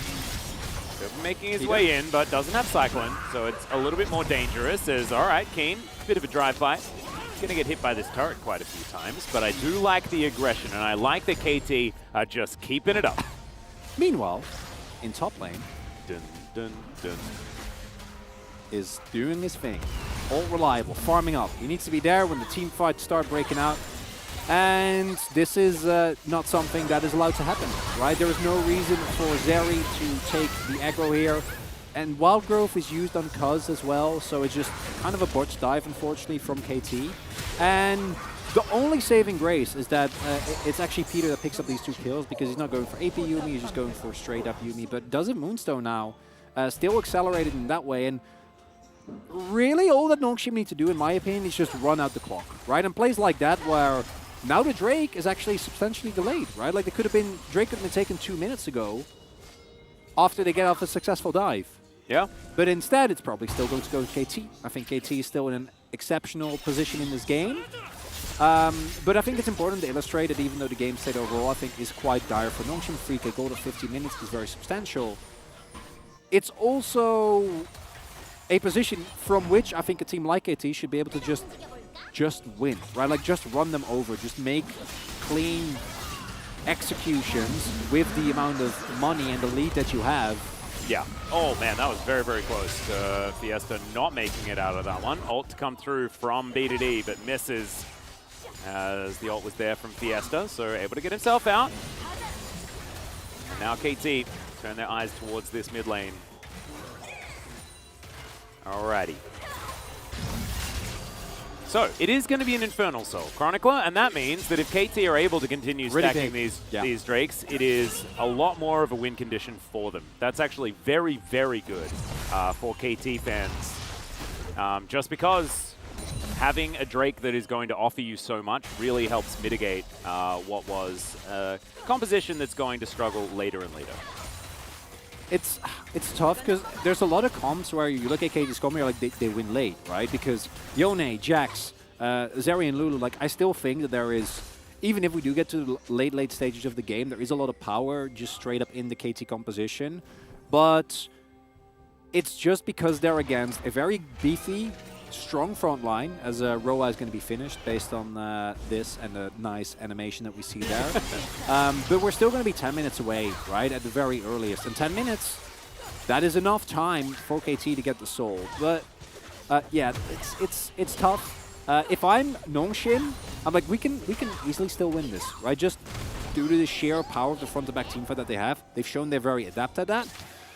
But I think they need one Drake. They need one pick. They need like a couple more minutes. Because if you hit 10 stacks on that Rod of Ages and Fiesta is sidelining appropriately, then you probably have your level 16 Gassadin. And level 16 Gassadin with Yuumi is not going to be fun for the opposing team. No, absolutely not. It's a pretty foregone conclusion that if they do manage to make it there, they should be able to get stuff done. It's just whether or not KT are going to be too strong by that time. Yeah. Which is the question. 4,000 gold, definitely not the breaking point just yet, as Nongshim were thinking about a bit of a Yone gank, but they're unable to find it here as Cuz ganks the turret. And that is going to confirm that it's going to fall down. Rift Herald going to get another charge as well. Shirley getting her job done very nicely as Sylvie starting to get bullied a little bit by the Sejuani this time around. A very different look than that of game number 1. Nongshim still biding their time. I'm not ready. You know, we've still got the Monk and W looking at the watch. Yeah, we can't quite call it. This is still a low action game, unfortunately for most of the viewers involved. Like this. Yeah, Keen going to throw down the ultimate here. Dundun in a bit of trouble, but Fiesta's going to come in, and if this is a kill for the Kassadin, then that is massive news. But B2D, he teleported over as well, and Keen will survive. B2D, Unbound Soul, he will have to pop back there as Vital's making his way in. On the hunt, has been popped, but he ults his way out. And that is going to be a sealing of the fate, and that might actually be pretty close to a fate being sealed. Oh, if there is one, this is it. B2D will be able to grab that kill. Oh dear. That might very well be the deciding factor in that game. Keen getting that kill and Dundun alone is big, but now with Fiesta also dying to BDD, wouldn't be surprised if this is what gives KT that critical mass. Because from this point onward, right, like inside lane, neither BDD nor the Jacks are manageable whatsoever. And initially this play, in terms of setup, doesn't look too bad. You have so much sustain as Dunen that you're going to feel very safe. But because they don't quite have the damage, Fiesta, of course, also relatively far behind the clock, it doesn't quite work out. And then this in of itself is fine, but Fiesta going in here can't do that, right? This, I think, is really a really good experience of experiencing the player. It's like, you can't walk in there. There's no reason for you, right? Like, the wave is going to shove into you. Enemy wave is a little bit stronger because they have experience leads all across the board. Like, you just got to wait. I know you want the experience, but even if you do walk up to the wave, which is not walking into the enemy jungle, you got to respect. Didn't respect, and that is going to be bounties now coming up, right? That is going to be Infernal Drake, and pretty sure that KT now kind of chilling. Yeah, should be completely fine for the remainder of this game, which I'm sure is going to scare a lot of KT fans. Yeah, we should definitely not talk about them as being fine at any point in this series until it is over, because we don't want to run into any trouble. You're exactly right. Definitely good to be cautious as Fiesta comes back towards his top side, but he's 2 levels behind Keen, who is quite a scaling powerhouse in his own right, to be perfectly honest, on this Jax. Yeah, and is pretty scary. Moving down the river now, bounties available, but KT knows what they need to do. They need to get this Drake, and they need to do it quickly to make sure that they're as strong as possible as soon as possible. Baron available, but I don't think it's something that Nongshim can try to take away, because already gets to work on the Dragon. So far, so good here for KT. All going according to plan, right? In 5 minutes, you will be able to pick yourself up the Soul. Infernal Soul, extremely strong, especially when you have 2 massively threatening side laners. And Roa nowhere near, right? Fiesta also felt obliged to go for even more armor, which into KT as a team is good, but is going to delay, because ideally you'd want to hit the Makia or the Archangels, rather. Seraph's Embrace together with your Rod of Ages spike, so that you really get the most oomph out of that. And even if you do it level 16 at this point, like, it's not like that instantly wins you the game, right? Like, it's a really big spike. There's a reason why it's considered one of the strongest scaling champions in the game, and the champion is also in a great state, but the game state is very, very dire. And I don't really see an opportunity for Nongshim. So they're going to have to rely on KT making some mistakes. Yep, Sylvie going to be spotted here by Cuz. Glitterlance flying forward from the Lulu, but most of KT do back away while Cuz is just fighting. Keeping their eye on the members of Nongshim is their job, because the 1-3-1 is well and truly upon us. And Sylvie going to get arctically assaulted. Walks his way out. As aiming, fighting against Vital, but just wants to lock down this turret and will do so. Provides so much space. Mid-inner. My goodness, this Baron is basically KT's, because Nongshim have to walk so far through darkness to try and get there. As Fiesta, he is able to ult away, but it's just feeling like every ult's used for defense as BDD comes through, does get hit by a bit, but You're also delaying experience, right? Because if you group up with the Kassadin, then he's not getting solo XP, which ideally is what you'd be looking for. Not even going to let Sylvie get this ward. Yep, he is just going to get ulted. There is the Fate Sealed from BDD. He's going down relatively low, though, as Peter's doing some healing, but not going to save his Wukong, and BDD just binds his soul back together again and gets out of the way of any sort of danger. As Fiesta's still trying to fight this one. Force of Will coming on through. I mean, Force Pulse, what's that one called? The wave thingy? Can't quite remember. You got to play-by-play. I know. Is it Force Pulse? Oh, yeah. It is? Yeah. I knew it was Force. I thought it was Void Pulse, but I think Void Stone is his passive, if I remember correctly. Yeah. Yeah, this is looking like a 6-gamer. Atlas, that is what we're feeling like. So we're almost up to game number 3, but then we're playing it out like a best of 7 when a team has to win by 2. Overall, BDD using his lead very nicely.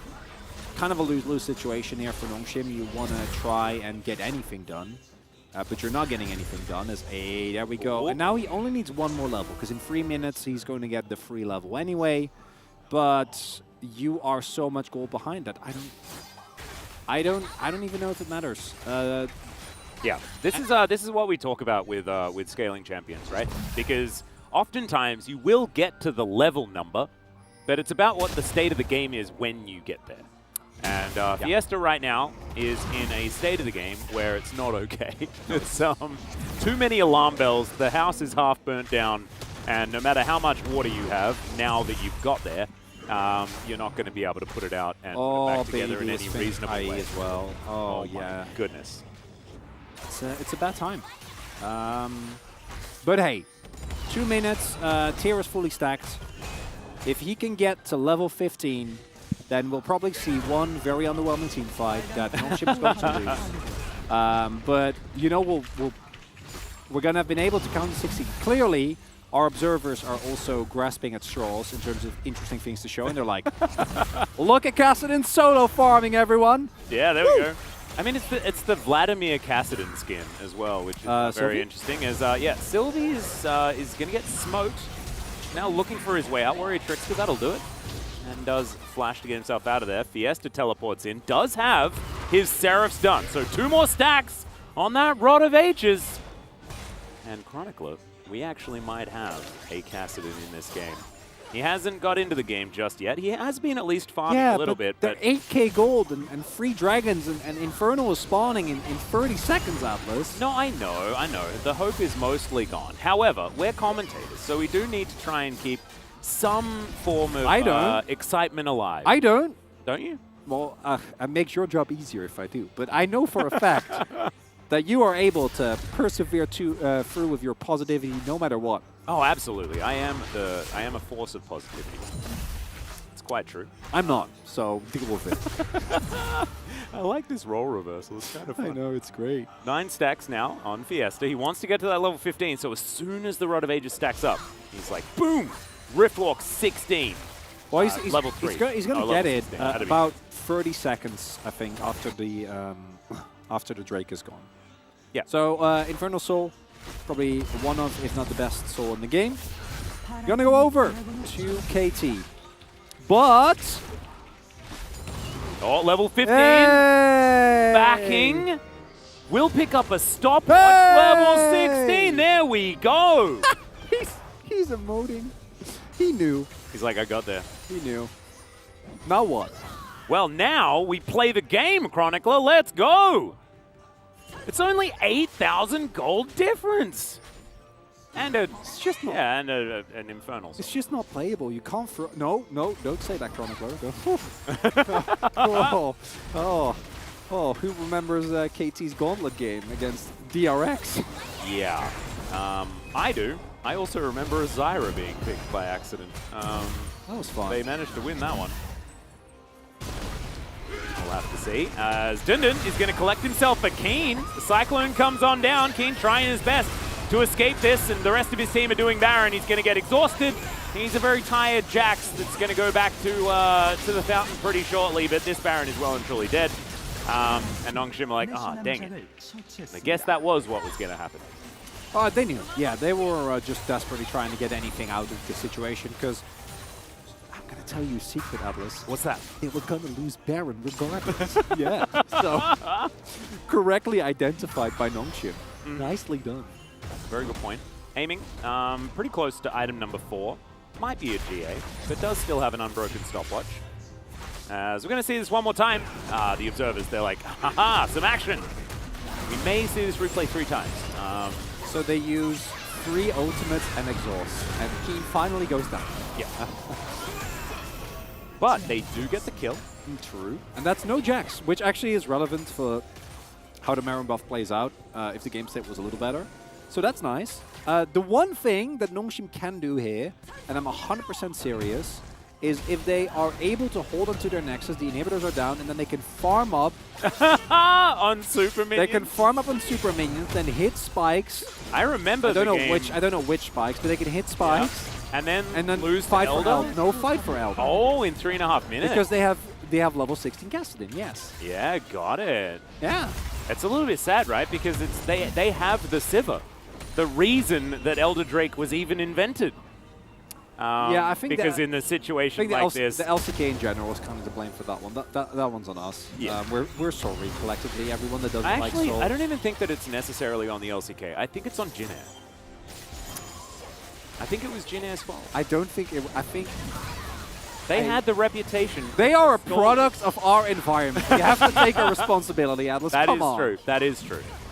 And I'm happy to take responsibility for it on behalf of the LCK. You know, maybe Sylvie gets IE at some point in this game. I feel like I've been talking about how maybe Nongshim can do anything if they get like to 5 items for 20 minutes now. Yeah, if all of them get 6 items after selling boots, that's when we'll have a time. As Sylvie gonna have to get himself out of there. The decoy is going to come through. Final chapter. They're looking for an opportunity. Fiesta's dashing forward. Lahenz is in a bit of trouble, but now Cuz is wanting to turn it around. Sylvie has no real way of doing anything, but Fiesta goes golden. Out goes Sylvie once again. They almost managed to do something, but they're so extraordinarily far behind that it is just not enough. In the meantime, Wet Noodle fight on the top side of the map. Let's check that one out. Why does Cool. Sylvie That have was great. 2 arm guards? That's the thing that baffles me. Okay, he's changed it up. Well, game is over. It doesn't matter. As overall, Nongshim, a Hail Mary call. They were like, we're going to lose anyway. Might as well try as goes in. Yeah, Dundun looking for that opportunity. Wait. BDD goes down. Okay. That's An good. opportunity. Dundun might die, but he takes the Lulu first. Wait, Sivers Yeah, Siv is still alive. And Baron is down in 1 second. They're holding on. Yep, that's they held the door. They held only the door. lost 1 inhibitor. Yeah, I actually think that this is almost in favor of Nongshim now. Is it happening? I think it's happening. I think it's like KT couldn't win on that push. Over. Dunzo. Fiesta, you already bullied them up. You don't have to go this deep. I like that. Rift walking a second time. It's like 2 Rift Walks too deep. Like just the 1 too many he could have gotten back from. But as a result, Sylvie has to go in as well. But fortunately, Vital stays alive throughout all of this, right? And then Dundun, together with the Yuumi, comes up huge here, finds multiple people in the knock-up. And without BDD, their most member gone. Aiming also stopwatching just to stay safe. Yeah, stopwatch and flash, so won't have it for the Elder fight, I don't think. I don't know, Atlas. Oh, he does have GA though, so never mind. I still firmly 100% believe that Nongshim is going to and should lose this game because in 40 seconds Elder spawns, and I don't think they should be able to fight it against 2 GAs. That's as Zonya's done. Fiesta has 3 items. Yeah, exactly. That's my point. Also, Vital's item isn't done. Yeah. And I think they're trying to trap, but... oh, Vital has a lot of money, but he's not going to be able to finish Nai in time. I think he wants to go for quick blades as well, based on the Oh yeah, fields. true. It's an interesting choice here. I guess they're going to fight. Because you can't... I mean, they have to. They have to. Otherwise, they lose, right? Yeah. This is the anti-Sivir tech. It's just Elder Dragon. And also the only way that they can push out this lane. I swear to God, if Nongshim win this off of an Elder flip, I will lose my mind. I am going to go insane. Well, Nongshim are going to start it up. No. They have control of the pit. No. Fiesta is on a flank angle, unseen right now, but is going to be spotted. Is it Elder for Nexus, maybe? Maybe, because Keen is already starting in that mid lane. Let's see what can happen here as Dundun is going to push back Cuz. He gets himself in there. It is going to be a 50-50 most likely. BDD does manage. Oh, the Elder was taken by the Sejuani this time. Now aiming is just melting everyone. It's a triple so far. Make it a quadra. And that is going to be the end of the game, but not the end of the series, Chronicler, as we get to do this one more time as KT and Nongshim are tied up. Here I thought we brought challenger teams to the LCK, but it looks like the LCK teams were dragged down to challengers. I am serious. If that smite goes the way of Sylvie, Nongshim win that game. Like, they immediately kill everyone, they back, and then they win the game. I am... Oh, boy! We should unleash Chronicler into the coach's booth of KT. To just give them a piece of his mind. And Nongshim. Because Nongshim drafted Blind Cassidin and almost got away with it as well. Well, they didn't. They got punched really hard. Burned. Yeah. I'm having a lot of conflicting emotions right now, but in the end, as we saw a Cuz from Hong Kong, very, very nice. people from all over the world are here at Lowell Park. It's really today. hard It's one. very, very cool. KT won. Yep. Right?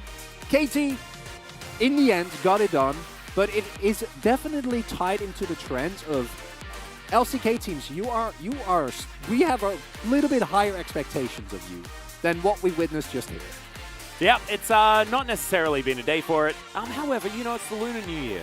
A lot of people are having We're a lot going of holiday wacky. cheer. A lot of holiday cheer right now. That's completely understandable. Nongshim decided that objectives, not really things that they wanted to look at so far this game. And in fact, they just didn't get any of them. They got a few kills, but that is about it. It was a greedy draft. I think they were rightly punished for it. Agreed. But I still think they played kind of okay. There were a few mishaps that happened, and in the end, it was basically an elder flip. Let's see how the next game goes. Short break, guys. The space, and then game 3.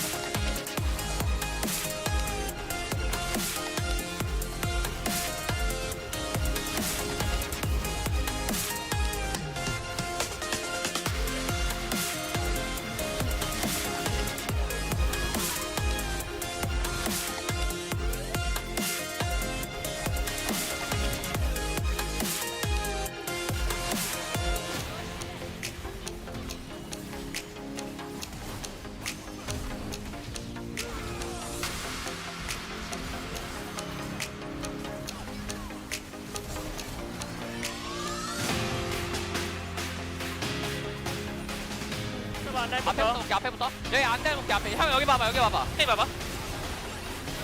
내가 먹었어. 야, 집안 끊어봐.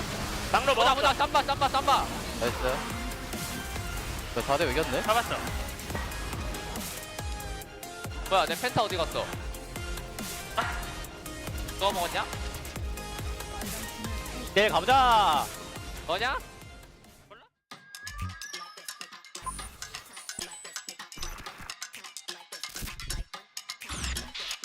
별거 아니란 말은 그딴 게 뭐냐는 너의 말은 시간 낭비하지 말라는 말은 stop it 보여줘 너의 중요한 건 꺾이지 않는 마음. 이제 너도 너만의 전설을 써봐. 준비됐어?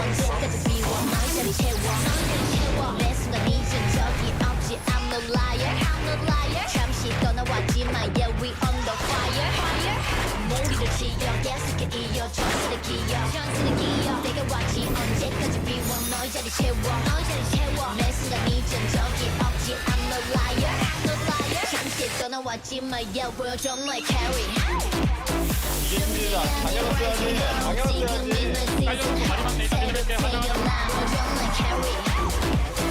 준비한 이 rising road 지금 있는 season 새로 태어나 싸우봐 너만의 전설 왜 무너져 좀 하지마 걱정 챔버러져 조금씩 점점 불태우는 것이 나만의 적성 시작해 전쟁 다시 돌아가도 선택은 똑같아 We're the dogs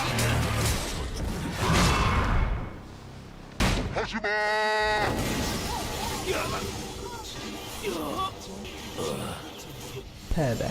Yeah, 보여줘 너의 carry 준비한 이 rising road 지금 있는 season 새로 태어나 보여줘 너의 carry 준비한 이 rising road 지금 있는 season 새로 태어나 싸우봐 너만의 전설 왜 무너져 좀 하지마 걱정 챔버러져 조금씩 점점 불태우는 것이 나만의 보여줘 너의 carry 준비한 이 rising road 지금 있는 season 이해되지 않아?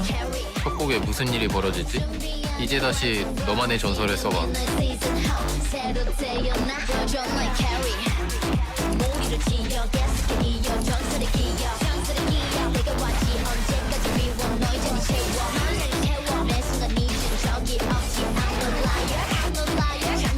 나왔지만 yeah we on the fire.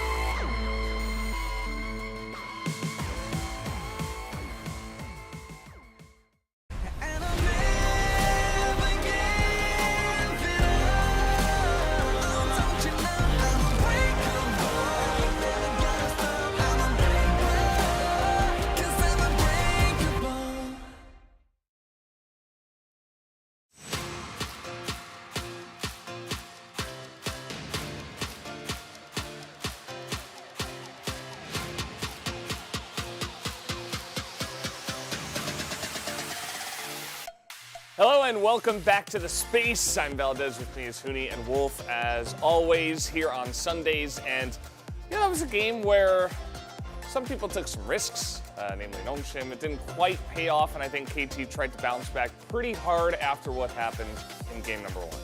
Yeah, I mean, so draft-wise, I would say Nongshim had a little bit worse draft than game 1, because the game 1 at least they had a more lane control, but the game 2 they were more so looking for scale, and then they had less ability to control the lane and all the game, those kind of stuff. Or it did matter in the game 2, which is in early game they lost the object control, the Drake and the Herald, and also Kassadin had being Enzo just dying and the beef even get level 6. There's a lot of different ways to punish a, Kassadin, right? When you're in draft like this, so you blind it early especially, but blinding it this late, I guess they thought at this stage, considering the bans coming through here, there's no Fiora, they're gonna have to deal with them late game on the side lane. Okay, should be able to survive the laning phase pretty early, but this game was really all about Fiesta.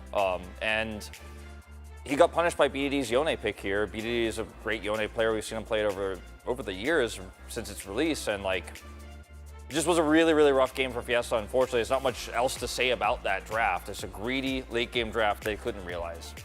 Yeah, taking a little bit of a chance. But of course, as always, we do have some highlights. So let's check out the first one with this Herald usage on top lane. Yeah, I mean, I really wanted to just in touch the how really important the return, and also the biggest different thing is the game 1, the lifter, they use the same thing. They lane swap on top, and the game 2 they succeeded. The game 1 they failed, and the game 1 they lost, and game 2 they won. So the Nongshim, how they reacted, it was pretty not clear. They didn't know really what to do. They didn't defend at the same time. They didn't attack on bottom, and I'll say that's why they got really fall behind on the game, and they lost whole control in the mid game. Yeah, Zeri was 1,200 gold up before that, picks up 625, jumps up to almost 2,000 gold ahead of his lane opponent because of that play. Certainly helps out when not only is your Yone winning mid lane, but also your Zeri's getting insanely fed with this really nice, cool macro play. So glad you did point it out. Let's take a look at highlight number 2 here, which again, a fight in the top side gone wrong. This was really well played here by Keen. He obviously is able to follow Flash here and grab the kill, and Fiesta, unfortunately, greeds here for a little bit of extra experience, walks back into the ward after we see BDD retreat back to his starting point here. And this is when things get really nasty, right? And I don't know if we're really going to go through the entirety of this highlight? Yeah, we are. And this is like the part where you make a huge overextension, right? You die, super greedy. And the thing that's critical about this is the moment where it's like, all right, Fiesta, you're done in this game now. And we'll take a look at his items and when he actually finished Rod. To give you guys context of this, he built tabbies first, or plated steel caps first, after buying a refillable pot as well, so spending so much money on that. Then bought his Seeker's arm guard super early in the game, so his Seraph's was delayed. And you can see he gives the thumbs up here when his Rod finishes around 26-26, but man, it was a very late level 16 for him, and as the casters pointed out, at that stage of the game, you're just not going to make the impact anymore that the whole draft is reliant on you doing on the Kassadin. Yeah, I mean, I agree. Even though like people were waiting for, like teammates were waiting for level 16, but it was too late. Especially when he goes to road bases, like right now, it's like the reason why Kassadin is like really OP because you can easily hit like under 25 minutes. And he was like almost one item behind against the opponents, which is Yon, and that's why it was like really like less impactful in the game. Yeah, just got a little bit too far behind by the time he was even online. The game was kind of blown to bits, and it was a little bit close, right? It did get down to a little bit of an elder flip, as it always seems to with some of these challenger fellows. Let's take a look at the POG here for game number 2, as it will be BDD on the other.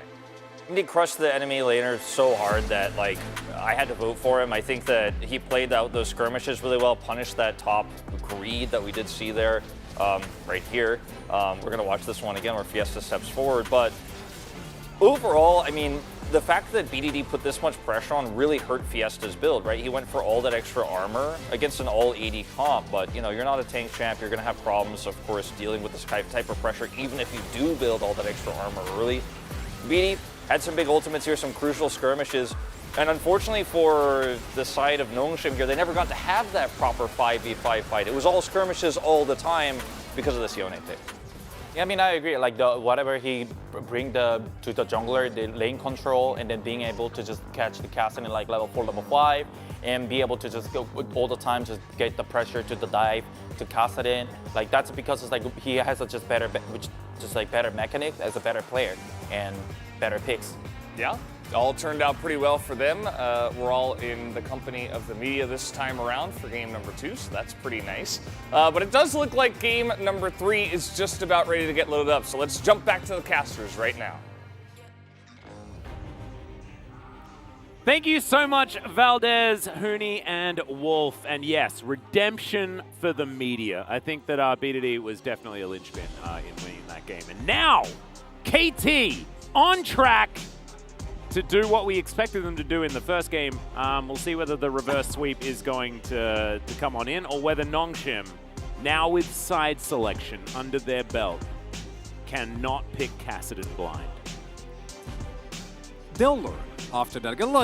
Look at these guys. How do you not love that? They're giggling like, oh, I mean, that was really dumb. Let's not do that again, everyone. Yeah, I mean, like, it's completely fine, and I think that they have exactly the right attitude. This is something that they've already said at the very beginning of this series, which was, we've got nothing to lose. It's week 1, and this entire team has been promoted from Challenger. They're probably mainly just soaking in the fact that they're now an LCK team that might be able to pick up a win against KT in this game. The irony is that out of all the teams that we have had in Challengers, I think, over the last 2 years, there were moments when it was DRX Challengers where I'm like, if their old system was there, they would make LCK. Like this is a legitimate team that actually could do it. Of course, that was the lineup with Setop and June, or Peach and June rather. Yep.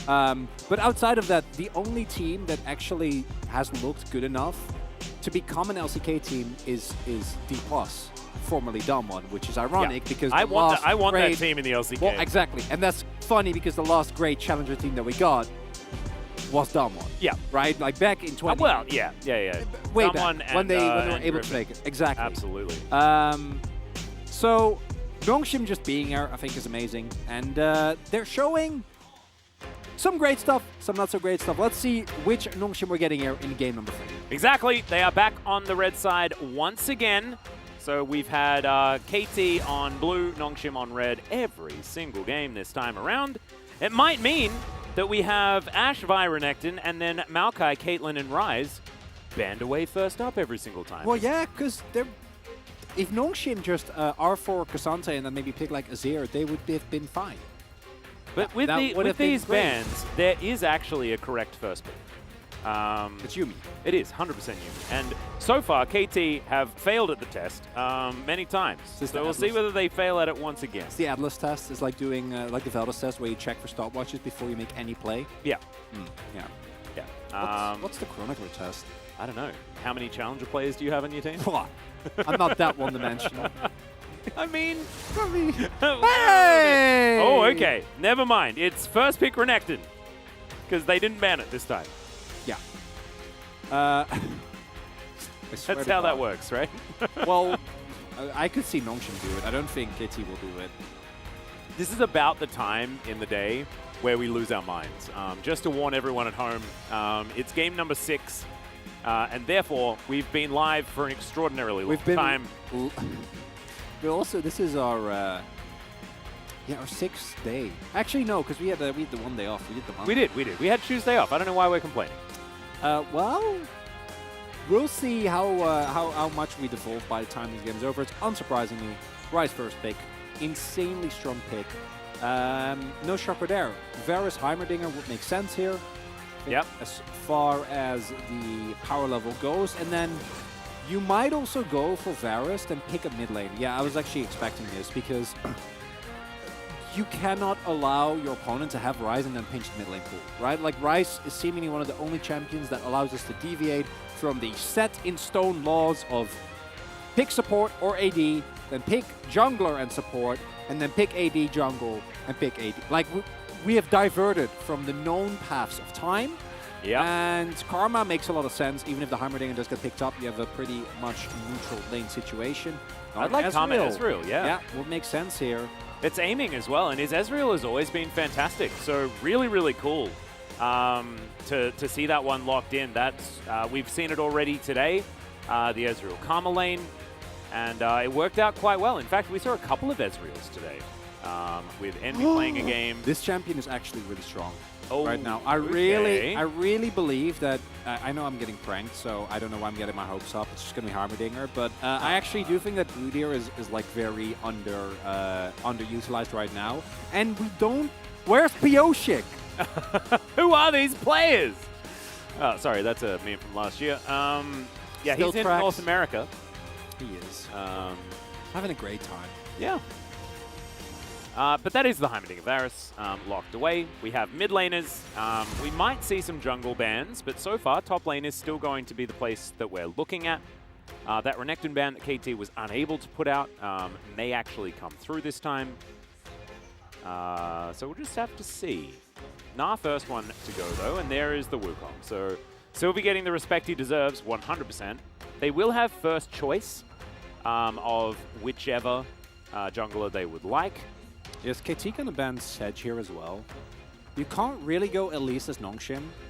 I wouldn't even mind if they banned that, because the problem is that you are very overcapped on magic damage in that scenario. So like Murkfred's value goes through the charge, which makes just Syndra and Elise in general. Okay, I love that. Yeah, because I do think you can't pick it up yourself on R4. Sejuani is the no-brainer here, although you don't have a melee mid laner. So wonder if KT are going to ban the Sedge themselves.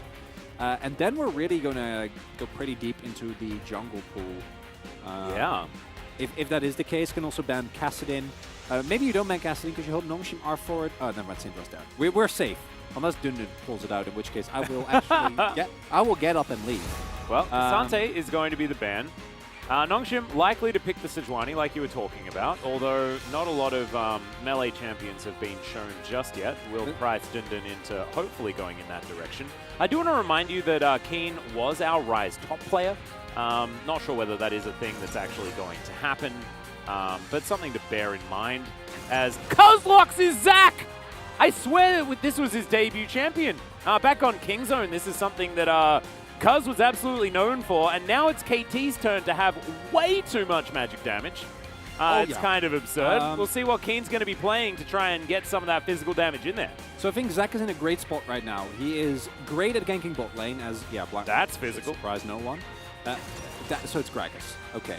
I really hope Vital goes for the on-hit variety of Gragas, or for Varus, because especially in this setup, you have double front line. Like, really, really hope. I do also think that as far as champions go that can counter Elastic Slingshot, you actually have a pretty reasonable setup for Nongshim. You have Sylvie with Scatter the Weak most notably.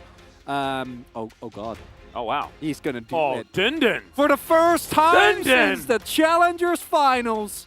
Oh, the Game 5 Jax I wanna split push win condition. Set expectations. This was against Thanatos, which very strong player in the context of Challengers. He went 0-7. He still got MVP, which we talk about a lot, but he went 0-7 in lane. If you do that against KT, you are going to get bullied. And overall, I love the draft from KT. The one downside I do think is indeed that the value of Merc threats is wild. The amount of magic damage is really, really heavy. And overall, I don't think Vital's going to have a lot of fun in this game with the amount of backline dive and poke that's available. But I do think that both these compositions have a lot of power, and it really depends on how it is piloted. You have Prio and mid, and you can try to roam with your rise towards that lane. But against Syndra, you actually should have a hard time. You should be somewhat locked in lane. If Fiesta plays out that matchup well, then you look at the ganking potential. Both Sejuani and Zac in particular can have a lot of impact here. So, gonna be looking towards the jungles. Where are they going? As is the Rise Ball thinking about BDD? I guess so. I mean, that was what was written. Yeah.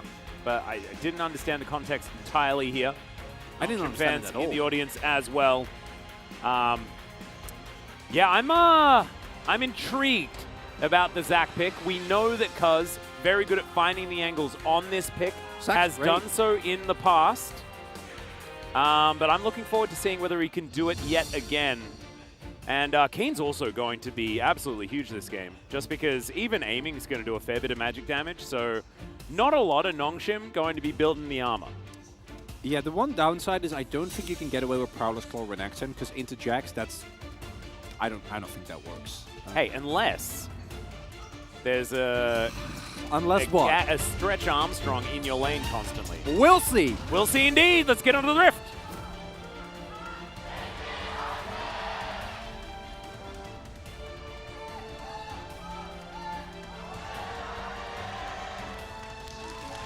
All right, fans still raising their voices for both of these teams. Thankfully, not actually too late. Checking my clock, we're close to 9 p.m. Yeah, because we started 2 hours earlier. I know, isn't that great? Because this otherwise would have been like 11. Can you imagine if you had a Pog State recording after this? Well, we do. I know. So we don't even need to imagine. That's the joke. Yeah. Hey, but that does mean Pog State episode coming your way. Hopefully sooner rather than later. I know a lot of people have given us the constructive criticism that, in fact, the Pog State does come out at a cadence that is not exactly ideal. But this time around, it's going to be coming out Tuesday midnight, which is only a couple of days from now, and that will be before the first day of the LCK. So if we keep things away from Challenger, we won't need to worry about anything actually being spoiled before we get in. So really cool stuff. Oh, they don't know. Yeah, they don't. Oh, Sylvie. That's starting this one up now. Love that. Oh, Cuz is going to have a tough time. Zac especially is a jungler that really wants to get early levels. In terms of 1v1, obviously, very, very weak. Doesn't really have a lot of dueling potential. As Dundun, I don't think giving anything away, able to get to this wave as well. Yeah, Obviously. actually really cute positioning from Dundun. Yeah, to come up making from sure. the bottom side, sort of like pathing a little bit away to keep things a little bit in doubt on the side of KT. And you can see, as far as pings are concerned, nothing actually giving anything away. I would also love if I don't think you need to go for anything or a Sylvie. This already is a huge win. Now you just go and clear your entire jungle. Can even go for, you know, like clear your Raptors and then maybe half towards bot. You have your ward as well to keep track, because specifically for Zac, this is a jungler that, in terms of Interesting. So backing now. Yeah. Does this mean that he may know? No, I don't think he knows. I think he's about to find out. Yeah, it's real tough. Yeah, actually, I love this pattern himself. Exactly what I said, where you can now, depending on when you see Cuz show up to his Wolves camp, can go for that. As, yeah, now he knows. Oh dear. Yeah, I don't think he spotted Gromp yet, and he doesn't even... Oh, well, he sees the ward's gone, but he wasn't spotted on that. But as I was saying, problem with Zac is that Zac as a champion truly starts to shine when he hits level 9, right? When he is max level, at the very least level 3 or 4 in elastic slingshot. That's when both his bot lane ganks become extremely oppressive, and that's when he is able to actually influence the map with counter ganks as well. Unfortunately for him, I think that his dueling potential is pretty meh. And I also don't think that Sylvie is going to let him get away with taking, although he will get spotted here, but I think Sylvie wins this 1v1. I don't know. Well, he's going to stretch Armstrong him back and press some W's quite a few times here as Permafrost is going to come in, but the Gak man pretty happy to just continue losing health, getting a little bit smaller.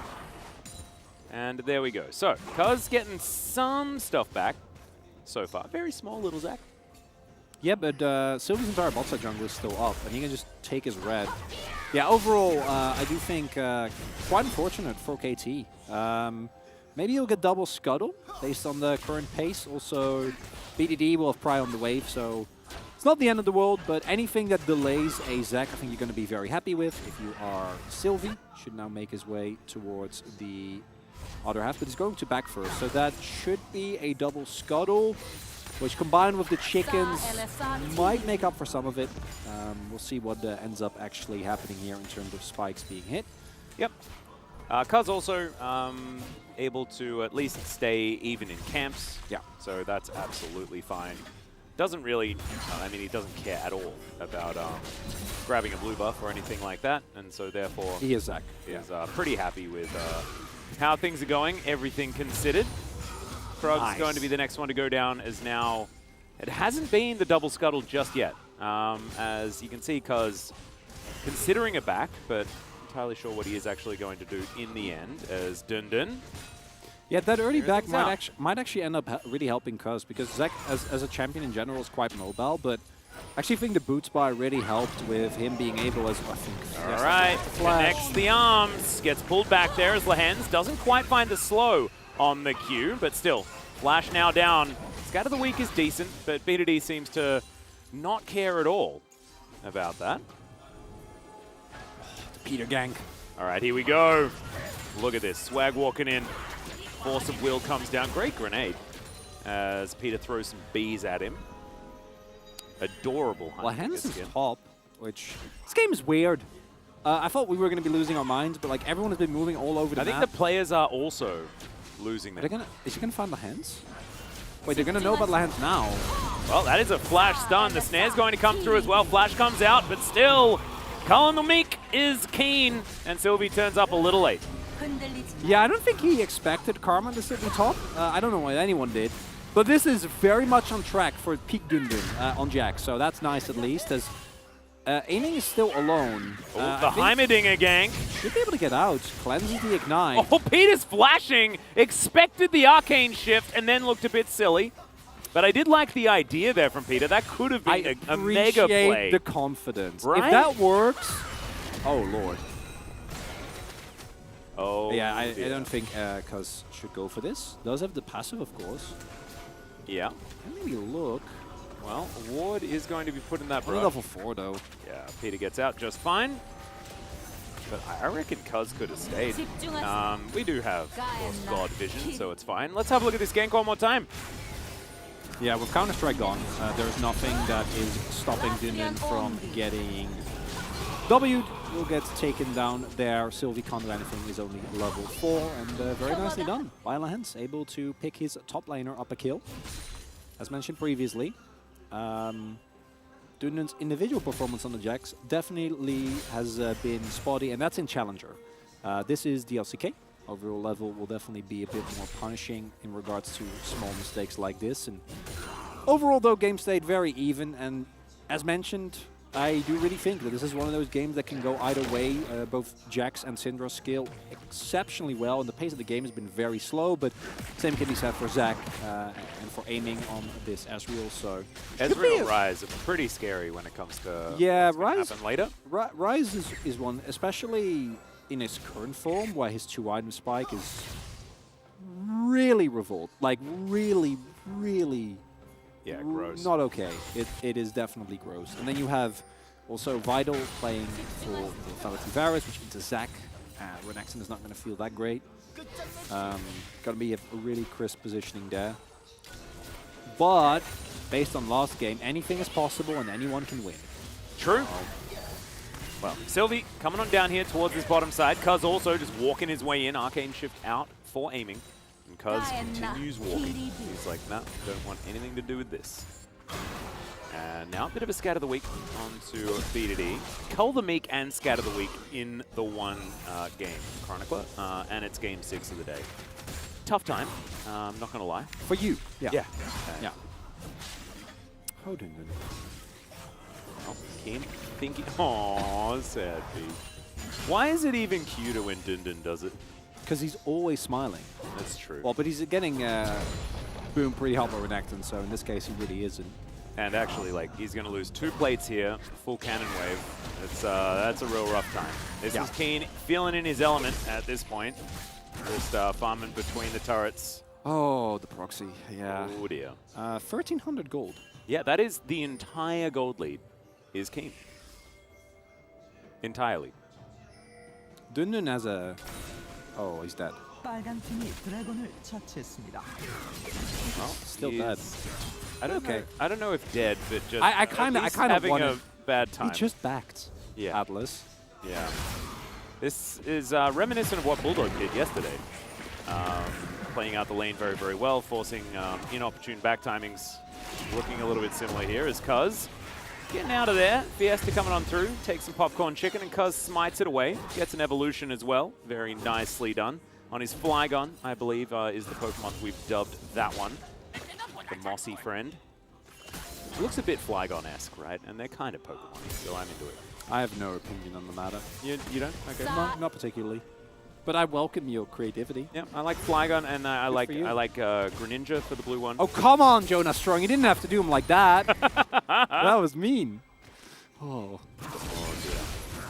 Well, there is the Counter-Strike, and it's now gone again as Dundun just forced to get away from this wave. It's 36 CS, the difference. This is a very large top gap. And I don't want to rub it in to Dundun, but I do want to say that this has happened before. No, but it's also fantastic to see from Keen to have a few of these games. I agree.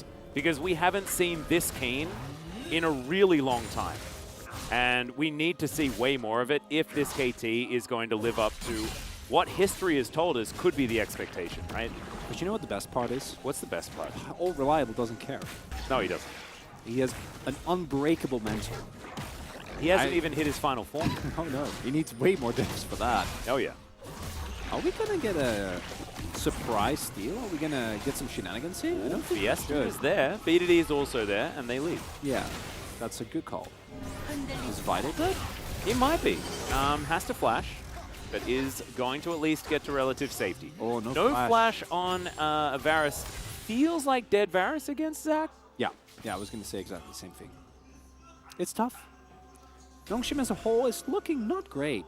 This is much more akin to what we expected. KT with the anti-KT look bad in game 1. Yeah. And then look really good in the next 2 games. They were like, oh, let's take a leaf out of T1's book because they won the series. Yeah, smart. And that felt way better. So type of creativity that I really appreciate in teams. Yeah. They just thought, like, maybe if we just lose game 1, then we'll win, and it'll be fine. And so that is what's happening right now, at least for the moment, as Vital cleans up this wave, but may just lose another plate here. 12 minutes on the clock. Still a couple of minutes to grab a few more of these plates if they would like to. Essence Reaver complete here for aiming. Going for the non-mythic version of the Ezreal. There's just not a lot happening for Nongshim, but that's bad. Yeah, because like it's only getting worse top lane. Like Keen's currently like, 41 CS ahead. This is third plate. Yeah. That's an okay trade. That scat of the week was really cute from Fiesta. Okay, we'll see whether it's actually going to mean the kill as Let's Bounce came through for one knock-up, and now they need to kill the Bloblets. BDD trying to fight it, trying to defend his jungler, but it's not going to work. Lahens trying to stop Peter here, but the turrets are going to be able to push him away as in goes Sylvie. That spacing from BDD, just extraordinary, and Sylvie looks real silly. Yeah, gonna go down there. Well done by BDD. Even if he does hit that, I don't know if they can actually get the kill as a whole. It's individual this time around. Yeah. BDD. Yeah, BDD just going to get the flash from Dundun. And Dundun, I mean, honestly, looking at the player cam, he looks a little bit annoyed, but I don't think it's bothering him too much. Maybe he's frustrated that he hasn't died 7 times yet, so he can't play the game. That might be it, yeah. This is, of all the Jax games that Dundun has played, this is not the best one, but it's also not the worst one. And I like to find some solace in that. As So overall, you're saying that it's one of the games that he's played on? Well, I don't want to say that. I feel like we overuse that. As this is exactly the interaction I was talking about. Very nicely done by Fiesta, actually getting that. And if they just get this kill, you're peachy, right? Unfortunately, try to go for the kill on BDD here as well. And can't quite do that. Even, again, if you hit this, Lahens is still there as well. So Sylvie getting a little bit over-enthusiastic, maybe feeling like he needs to carry the way he did in the previous game. And the game state is not great. They do have an early Drake, though, and it's also like, it's a big lead, but it's not insurmountable. And there are a couple of scaling elements that work, not necessarily in favor, but like work decently out for Nongshim. Yeah, they at least have a lot of pick potential if they can get some vision on this map. So when they do manage to get some semblance of control, then they can snowball effectively. But so far, KT have been playing this one out pretty nicely. Outside of that, I mean, this poke advantage is good. They can win the 4v4 though, because a lot of the gold is actually on Keen. So if Keen isn't there, they can actually win fights. So I actually like this aggressiveness from Nongshim. I do think that as long as you make sure that Renekton isn't, because if Renekton is there, you lose the fight and probably lose the game. Well, aiming, gonna have to cleanse Arcane Shift to get out of that Glacial Prison. That is a big cooldown that has been removed for this Dragon fight. Nice little sidestep there from Vital as he charges up his Piercing Arrow. So far, just standing ground in mid lane, the 280 carries, but the fight is around this Dragon pit that I'm most interested in, and then very interested in whether or not we're going to get our first Cloud Soul of the day. I don't think we'll get a fight. I think that Nongshim is just going to give it, especially because also this charge is coming through. Going to need to try and clear that as it should be fine. Cancelling on the back is nice. And now, actually, with fresh backs, I think they can go for this. Fiesta hasn't back though. Very important. Doesn't have his item spike. As Keen just lost his bounty. That doesn't happen too often. Yeah. Strange. Interesting. Picks up a bit more farm here as he heads back towards bottom side. The answering side lane farm from Fiesta was probably what did it. In this game that we've talked about a lot, where in the 5th game of Nongshim versus back then Damonkia, Nongshim wasn't supposed to get that far, wasn't even supposed to be in the finals. T1 versus DRX and challenges was way, or if he was DK rather, was way more likely. It was, as we joked about often, a split pushing attempt from Dundun on his Jax continuously that kind of made the game unplayable. The reason why this works is because everyone on Deepospia is, I want to say, between 17 and 18. So split pushing has never really been a thing. Unfortunately, in this case for Nongshim, you got to be able to win team fights, because right now I think it's really, really tough with the gold deficit to count yourself in, because all these players are literally, I think it's the oldest roster that we have, right, in terms of average within the LCK. So there is a lot of experience here. Born in 1999. Yeah. Some of our older ones, yeah. So overall, KT is definitely going to know how to respond to that. And as a result, the angles back into this game for Nongshim are much more actually finding good 5v5s. And I do think that, for example, Fiesta finding a big scatter can work. Their CC chains are really, really good, but KT also kind of slowing down the game to a glacial pace. And they're going to be perfectly happy. As here we see, 2 stacks now picked up on the Rod of Ages already, so it's going to be done at about 25 minutes. Yeah, BDD also going to be oh god, very close to Seraphs as well. They don't see it yet. Okay. In goes Keen. He is looking so scary. Fiesta offering a bit of damage back there, but honestly, it does not matter whatsoever. Keen comes on over, and yeah, Ruthless Predator sometimes isn't named correctly. In this case, absolutely is. True Shot Barrage, fair bit of damage onto Vital. But he's only going to be able to get a few taps on this outer turret. No real equalizing of that play. Really nicely done here from KT. And this lead is just growing. Nicely done as well. TP to deny the Nuna possible chance. Meanwhile, Keen also unmatched in side lane. Can get a split push going there as well. Picks up the bot side turret. So this is really nice from KT. It's not flashy, but it's just very straightforward. Deep teleport play. Then immediately turn it into a turret. Deny the enemy the opportunity to pick yourself up a turret. As, of course, with the new Jax, you actually can build AP. There were a lot of AP scalings added, so you can do this. Do I think it's the best Jax build? I don't feel like I have a strong or overly informed opinion, so I'm very curious to see what it'll do. Are you saying that Rageblade Nashor's Tooth Jax is a thing now that's good? No, I wouldn't do that. That's definitely not a thing. Wait, really? No, I don't think so. No, I think you just build a Zhonya's because it's a broken item. I can hear. I swear, I can hear Valdez shouting in pure glee somewhere. Yep. I just like anyone that can build Rageblade Nashor's Tooth. I think it's just fantastic. It has not been a combo for a really long time. I know. I'm sure you could still build it on Kale, can't you? Sure. Yeah, makes sense. Mordekaiser? No. Oh. No. Damn it. I always get so close to being happy. No, if you build on Mordekaiser, like Nashor's, maybe? I don't think so, but that I could theoretically see. Diana? Nashor's, yes. Rageblade, no, absolutely not. I always used to. And I have people pinging my items all the time. I wonder why. Gee. It's just I have a good time.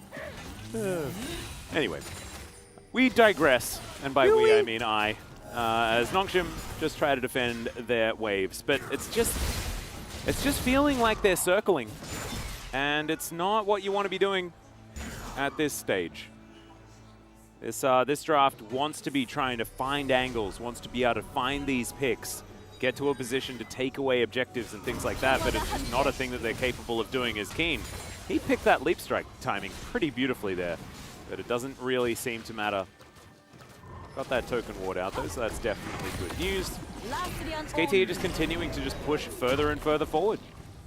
Yeah, and now we see, because of course level 11 has double level in ultimate, Radiant Virtue done, has maxed out his stretching, or his elastic slingshot rather, so KT can start a fight whenever they want to. They have an unmatchable monster in side lane, and for Nongshim, you need a miracle team fight to get back in this game. Well, let's see whether they can do it here as the teleport is going to come forward. Shirley slams her head into the inner turret, and KT are going to back away for now.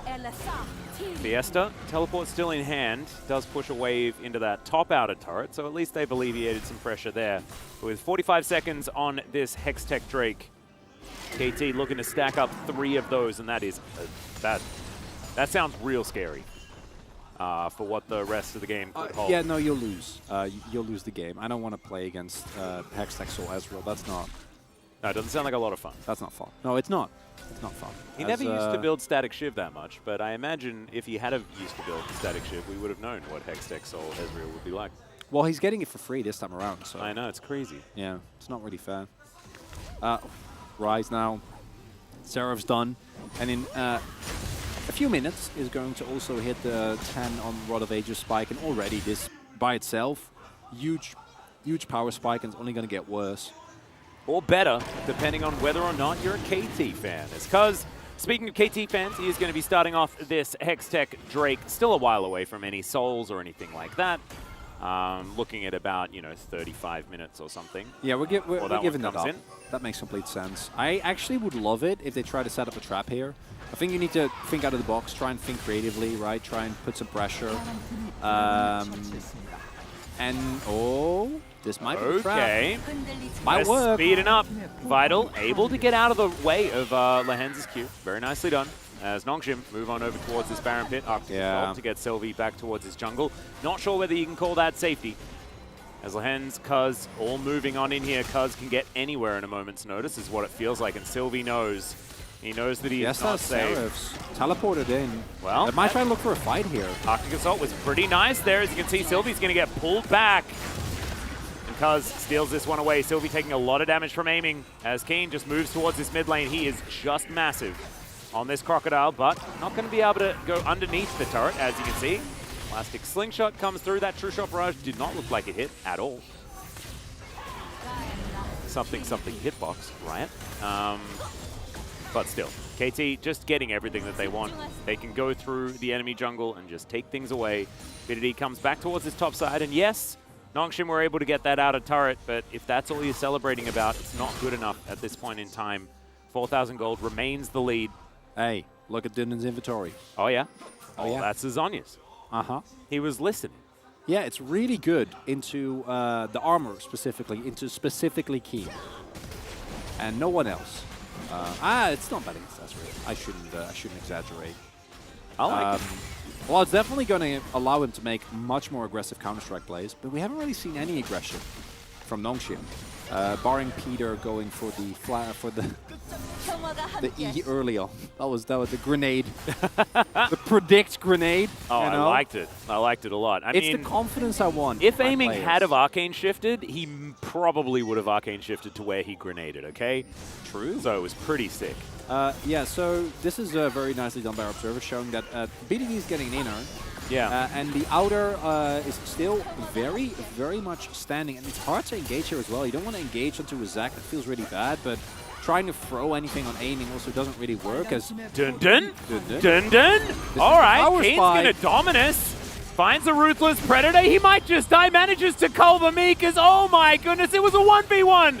Oh, Dundon, you've been robbed. The leap strike's fantastic. Ruthless Predator comes in again, and BDD gets the kill. But I think in our hearts, Dundon won that. Lahan's going to get caught out of position. Vital gets some revenge here as Sylvie's in trouble. Aiming, great positioning right now as he chases them down. Ooh. But Cuz, Elastic Slingshot, he's very low. And yeah, I think it makes a bit of sense that he's decided to cancel that one. Here's the secret. What's the secret? Dundon isn't worth any money. Yes, he is. No, he is. Don't say that. I am just baffled because I actually do think he would have won the 1v1. Yeah, he was winning. Yeah, that's I don't know how to feel about that. That is truly shocking. Okay, so Kane started off at 50% health, no rage. Well, yeah, but that's also because they've been trading beforehand, right? Oh, yeah. And Dundon also has his stopwatch himself as well. So I think that if he stopwatches here, the problem is against Ryze and Renekton, like you're just going to wait for a W to come through. So it's just really hard to get anything done as Lahan's here feels safe because there is a control ward, but the ward in the brush is actually on the very edge. So it wasn't cancelled. So it actually just had full vision. Lahan's felt safe, thought they didn't have any vision, so he gets kind of caught off guard there. Yep. As wow, a very clear sign here from KT that the only person they care about is Fiesta, and no one else matters. Because they're itemizing really heavily into MR, and it kind of goes into what I was saying. I would personally love... I think they care about Peter as well. I mean, we all care about Peter. Yeah. That's not and he does sick damages. No, he doesn't. I think for Vital specifically, it's hard because there also is a lot of backline dive, and the question, how many orders can you get off realistically versus the team on KT? But with the amount of frontline that he does have, I do think that in later stage of the game, he would have had the ability to like really carry fights, and now I don't think that's happening. As I still don't know, and I don't know if Keen actually is building Force of Nature, so he will probably stop winning again once that is done, I assume. Yeah. But I don't know. I feel like Dundon does get more powerful the more deaths he has. Well, he's also Jack, so in general, like levels and getting later into the game. I think it's the deaths, actually. That would make a lot more sense. They have spotted him. They know Dundon is coming. All right, Kane finding an angle here as Sylvie off to the side. Not spotted just yet. Winter's Wrath coming in. Control ward, not long for the world. Dundon is on a deep flank, but I don't... He's a man with a mission, but I don't know if it's the right mission. Drake's definitely gone, so it's all about the fight. Yeah. Sylvie biding his time. Cuz smites it away, and Dundon... I'll go back to lane. Finally! Will it happen? Well, this run warp right in the middle of the lane will take them to the Baron. No! Oh, dear. It's not happening. Teleport to come forward here. as everyone wants to get amongst it. As double, as Fiesta and Dundun will turn up. Scatter the Weak doesn't really do anything as Lahen's trying to get out. The Baron goes to KT, but can they win the fight is the question. And I believe the answer is a resounding yes, as BDD is a machine gun. And Fiesta, he will be able to take himself a Hex Gate and get out, but I don't think Peter the Beekeeper is going to be able to do the same. As, okay, Fiesta may also not get out because this is a, it's a Zac. And so therefore, he can go everywhere whenever he wants all the time. What is happening? What are you doing? Peter is a god, okay? He kept everyone busy for a really long time. As the Elastic Slingshot comes out again, Cuz has his passive. So I guess he just doesn't care. Stretch Armstrong not going to work because there's nothing else to attach it to.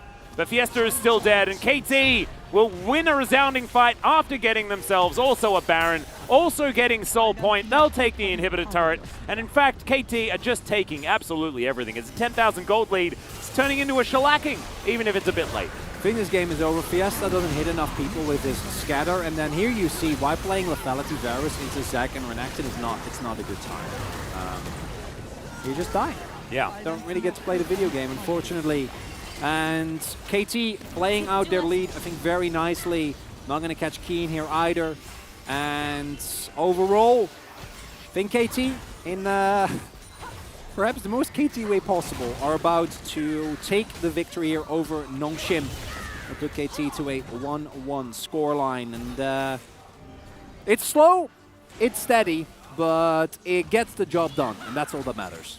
No, absolutely. And I think that KT did a really good job getting their mental back in order after that first loss, because this is a team full of players that have been affected emotionally by losses in the past, right? So this is definitely good learnings. Not the cleanest of series, but the last two games have been all KT the entire time. And they really have kind of asserted themselves in this one. Inhibitor going down very, very low as BDD having a field day. Just a really enjoyable time. Level 18, of course. And, yeah, just ready to do the damage. Fiesta in trouble here as Amy's just going to dive on forward. Cuz looks a bit silly because his target's no longer there, but that is the Ruthless Predator on top of Sylvie. Keen diving on in. Dundun in a bit of trouble as BDD's running so extraordinarily fast and now just walking them down. Vital and Peter on the fountain. They can now try and free hit. Permafrost comes on in as BDD gets his shield. And he's absolutely fine. Just rise things, I guess. Oh my goodness, the Mystic Shot picks it up from aiming. And yeah, this is the end of the game, guys. KT massively far ahead in games 2 and 3, but Nongshim finally getting a victory. It might be one singular game, but I think that if you watch them during Challenger, if you've become a fan of this squad that have been playing together for so long, then you're going to be very, very happy with that, because KT is a team with so much more experience under their belt, and Nongshim taking a game is huge. I think we're also seeing something that a lot of these teams are learning, which is if you play a slow and steady game against any of the challenger teams, you're probably going to be fine. The issues arise when they try to skill check, because if there's one thing that you might not know if you don't watch challengers, it's very aggressive, right? Like, maybe not in the current map, but as a whole, much more aggressive than the LCK. Very mechanically intensive league.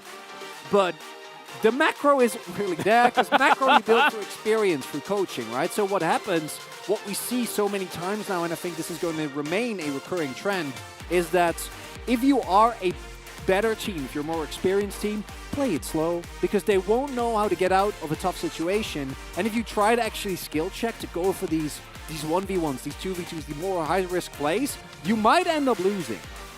Yeah, I voted for King. That did not come as a surprise. He had an impeccable Renekton, and I agree. For Nongshim, great night for KT. You get the win. Really feels like a win-win for everyone involved. No, I 100% agree. And this was after, of course, the miracle being achieved by Live Sandbox up against Humble Life Esports. We'll see how much of a miracle that will remain to be as we continue to watch both of the teams in the upcoming weeks. But BDD having a good one as well. Game number 2, a lot of redemption for BDD, and he was just a raid boss on the rise in the third one. So really good to see BDD finding some form here. But he was always a Spring player. If you remember, BDD in Spring on Gen G, also absolutely terrifying. Aiming, having a pretty good day himself, especially on the Ezreal, which he really did look at home on. LCK, AD carries, and Ezreal. I guess it will always remain a thing.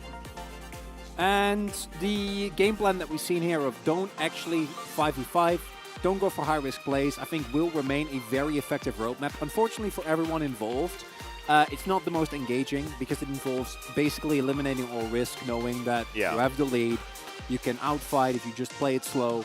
And overall, I think the most important is getting the job done. There are a couple of players on this team, right? Keen individually, I think, looked like a shadow of his former self when he was playing in 2022. Even I agree. Yes, jungle and support weren't great in the team, but still, even taking that into account, I think he looks a lot worse for BDD. It was truly a tragedy, the year that he had after what was probably his best international performance ever when he played on Gen G in 2021. Oh, exactly. Was the main reason, in my opinion, that team was even able to make it to the semifinals and was one game away from making finals, which, talking about that Gen G, still is kind of mind-boggling because they were a fairly one-dimensional team, as yours truly has complained about a lot. And I think that games like this are very important for the confidence of this team and to make sure that they don't fall in the traps that they've fallen into in the past. No, I agree. Having a look at some of the highlights here, of course, a little bit difficult because a lot of this game was a lot of downtime, but this was a big moment where Dundun honestly almost got the solo kill against Kane, even after BDD turned up. Just not quite able to get it in the end. Still, honorable effort for the top laner. But this was the backbreaking moment. And KT, it's definitely good news. I think that Nongshim had a really, really cool idea in game number 1, a risky one in game number 2, and then they kind of ran out of steam. Yeah, just not able to individually match at that point. You know, Sylvie getting taken down in the mid lane play, then Dundun going down early on and then getting really heavily pressured and not being able to play the game at any point from there onwards. Those are really the moments that if you're in challengers and those mistakes happen, you can come back. But in the LCK, I don't think you should be able to come back from those. We have seen that the meta right now is very get a lead early and then play it out, right? Yeah. It's just, I think the meta right now is exceptionally snowbally, and the most rewarding and the best way to play is actually, as we saw here, play it slow, play it steady, play it methodical. Even D plus Kia against a team that were way better than, in the form of Liv Sandbox, those were not fast games. No, they still took a bit of time. Yeah. I think that really, we are, until the patch hits, this is how the game in terms of pro play is going to look. And having a look at the damage numbers here, of course, Vital sort of sticking out there, not doing quite that much on the Varus. Really did look like a game where Nongshim were completely shut down by a KT that were in pretty good form, aiming as well. They're doing a heck of a lot of work on the Ezreal, looking really, really happy. So KT, in the end, are able to do what T1 did to them earlier in the week, but are able to even up their scoreline very nicely and are now sitting on a +0 game score. You love to see it. But now, let's throw it over to the space with Valdez, Wolf, and Huni to break down the series. Thank you, casters, for your work all day long. We are back here at the space, and yeah, KT finally able to get over the line. A couple of games that looked, at least in those two games, a bit more one-sided, a bit more what we were expecting from today. What was your guys' take on that game 3? Yeah, I mean, it was incredible performances by KT, which is I think the BDD play really well. Also solo laner on the King, they play really well. Also, especially the aiming, also the maintaining the pressure on the map, like in the middle game, not making any single major mistake. And that make, like, you know, like as you guys see it was a pretty easy win because they just did not make any single mistake, like compared to game 1 and game 2. Yeah, I like the Zac pickup here for Cuz, obviously a little bit of comfort here, and he handled the pressure that was put on him in the early game by the enemy jungler pretty well, but Sylvie's pathing after that got a little bit weird. I don't think this was really a draft issue by any means. I don't think it was just Nongshim having the better draft here. It was really just about, I think, the Nongshim roster really running out of steam after that first game, and these younger players, I think, are very momentum-based, right? They're players who go into game 1 with an amazing plan, execute well, are super hyped, and then you lose that momentum in game 2, lose a very strong loss, and then going to game 3, you're just not seeing the same level of play as you did in game 1. Yeah, absolutely. I kind of like the fact that we are finally getting some kind of new bottom lane in here. It's not just going to be only Lucian every single game. Obviously, it was banned in this one. But the fact that today we've had multiple times Karma and Ezreal means that at least some more diversity down there in the bottom side in terms of champion pick. But guys, let's take a look at highlight number 1 very early on in the game. So this is just straight up, you know, a roam here from Lehens where he comes over and helps set up the kill on the Dundun, and even with his flash here, he's not able to survive. Right after this, he gets forced to back twice, and at 14 minutes as plates fall, Keen is massively ahead, almost 2,000 gold in the lead here in this lane, and Dundun is falling behind in experience as well, falls 2 levels behind in the mid-game. Tries to build a Seekers and goes Zonias to like stave off some of the pressure, almost gets that solo kill in the side lane, but unfortunately, this Jax just never came online, was never a side lane threat like we saw in that Challengers Finals that we keep alluding to. Yeah, I mean, it's absolutely correct. Look, I think the KT had like a really good plan, which is like shutting down the Jax's all the game, which is Jax will outscale the Renekton, like if he just goes normally and regularly, just keep farming would not be helpful for the KT. And they knew it, and they just shut it down in all the game, had a great plan, and there was no single threat from the Jax, and which is like was really helpful from the whole game. Yeah, and right from there, Nongshim did have some issues. Let's take a look at highlight number 2, which was at this Baron. Yeah, I mean, basically the KT had like really good plan, like from the BDD ulti from B to Baron, like they knew it. The Nongshim had their position was kind of off, and they had really good fight. And I think the more so Nongshim make a big mistake, which is I think their call had to be more like, oh, we should fight for it, not like we should go for the steal. Just focus on the fight, and we should try to get rid of the Baron buff as much as we can. And I feel like that should be the main, the prio they should have had a call. But I think it would have been pretty tough because since they're like more rookie, I think, but still it was like really exciting. They made a game 3, which is for the future. More when they get more experience, I think they will be pretty good threat in LCK. Yeah, especially the Ryze picket here gave them a lot of problems, and I think even if you try to fight there, the Ryze puts them so ahead of the curve that getting that Jax in there, trying to set for a counter-strike, which is what they attempted to do there a little bit late, is just unfortunately not realistic, and just a really tough situation all around. But when you're that far behind, what are you going to do? You can't stop that realm warp, you can't stop that rotation. It's part of the reason why we see Ryze so often, especially with all the great mid laners we have in this league. Let's take a look at the POG or the BDD or the Ryze of the game. It will be, in fact, the man himself with quite the pop-off game 3. Well, I mean, for sure he deserves it. Like, especially also he first pick it, and like, it's still probably there will be pressures from the pick and ban too when you especially first pick, and then you clearly picking the OP champ. But his performance is like, look, I mean, he just had no death, and he just didn't make any mistakes, and he was like giving a lot of pressure in the map. This moment where he was able to out-kite the Sejuani engage was a huge turning point in this game for Nongshim. Like, they just really didn't recover after this, giving up so much gold. Coming down here and stopping this 1v1. Yeah, this replay here, helping out quite significantly, or this goes very differently. Still almost does, to Dundun's credit, but BDD actually picking up both POGs here, I think, is a huge turn for him, considering that obviously he had a really rough time on this very team he defeated today, right? He was on Nongshim last year. It was a really rocky roster for them. And it was a tough time, like straight up. They had a COVID issue, right? Like he couldn't recover. He said he kind of had long COVID, wasn't able to get into the right headspace. He's coming back in spring season, as Max said, and really popping off so far. Yeah, I mean, it's for sure. I mean, it was also really good to see the BDD just turning around, like as a player, like just he proved himself that he could make it, and he did it, and yeah, it's really good to see it. Yeah, it's really good to see from BDD. We'll have to see if the team can get some more cohesion as spring does come along. There was the one vote for Renekton. I mean, it made sense. He kind of boomed his lane after a little bit of help, so that was nice as well. But guys, we do have the interview ready. Let's hop over to Jisun right now. Thank you very much, guys. This is Jisun for the final POG interview of the opening week of the LCK Spring Split. We have another solo POG secured by a mid laner. Congratulations, BDD. How do you feel to beat your former team and get your first win of the season? I mean, to be honest, like last series, I thought it was gonna be harder, but today I was even more nervous. But I'm so relieved that we got the win. So what did you guys talk about after losing the first game against Nongshim in game number 1? I mean, we made too many blunders. We were just not focusing up, so we wanted to concentrate better and get back into the game.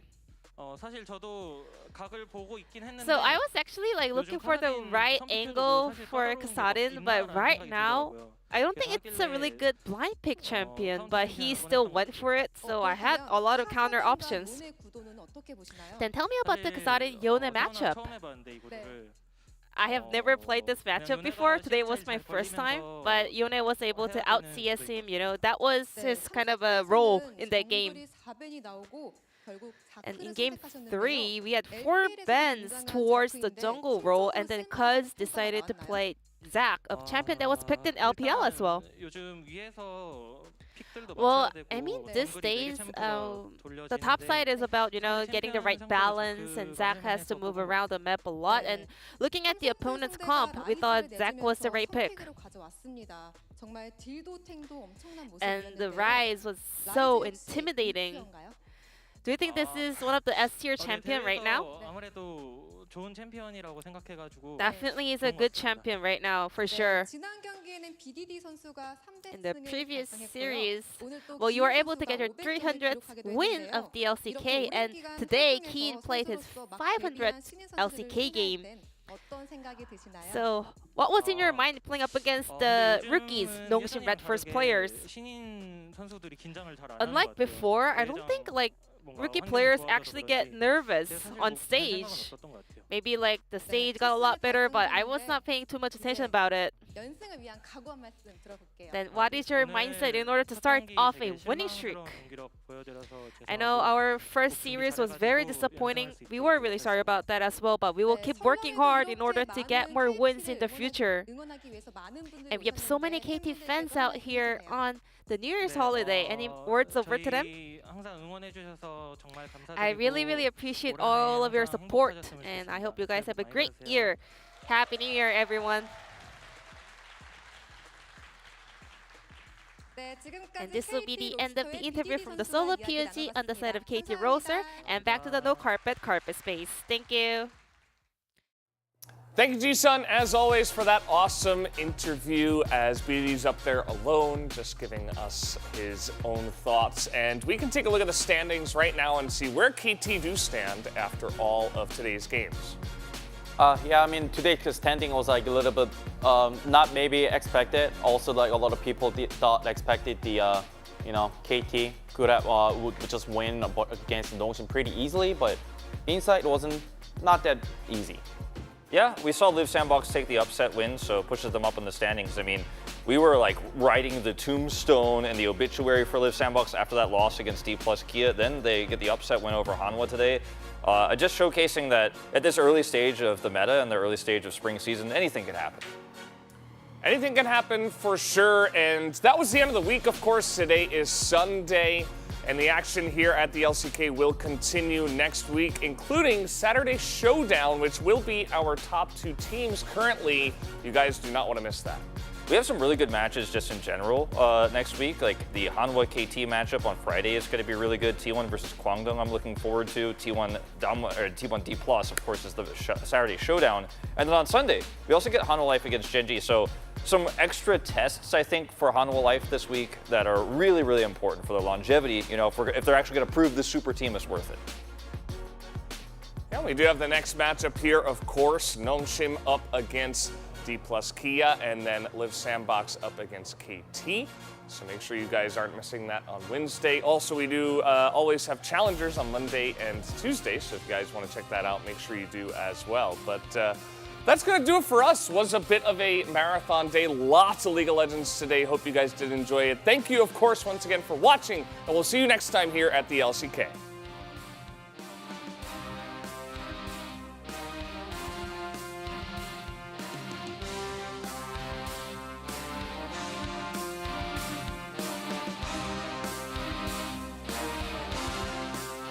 On the edge of this big love.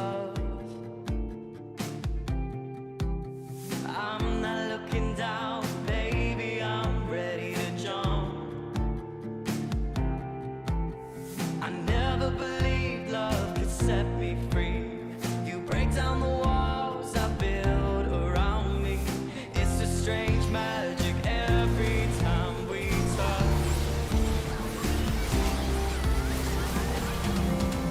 Yeah, I'm falling to you. I'll keep falling. I'll keep falling to you. You are my greatest weakness. You are my greatest. You are my greatest weakness. You are my greatest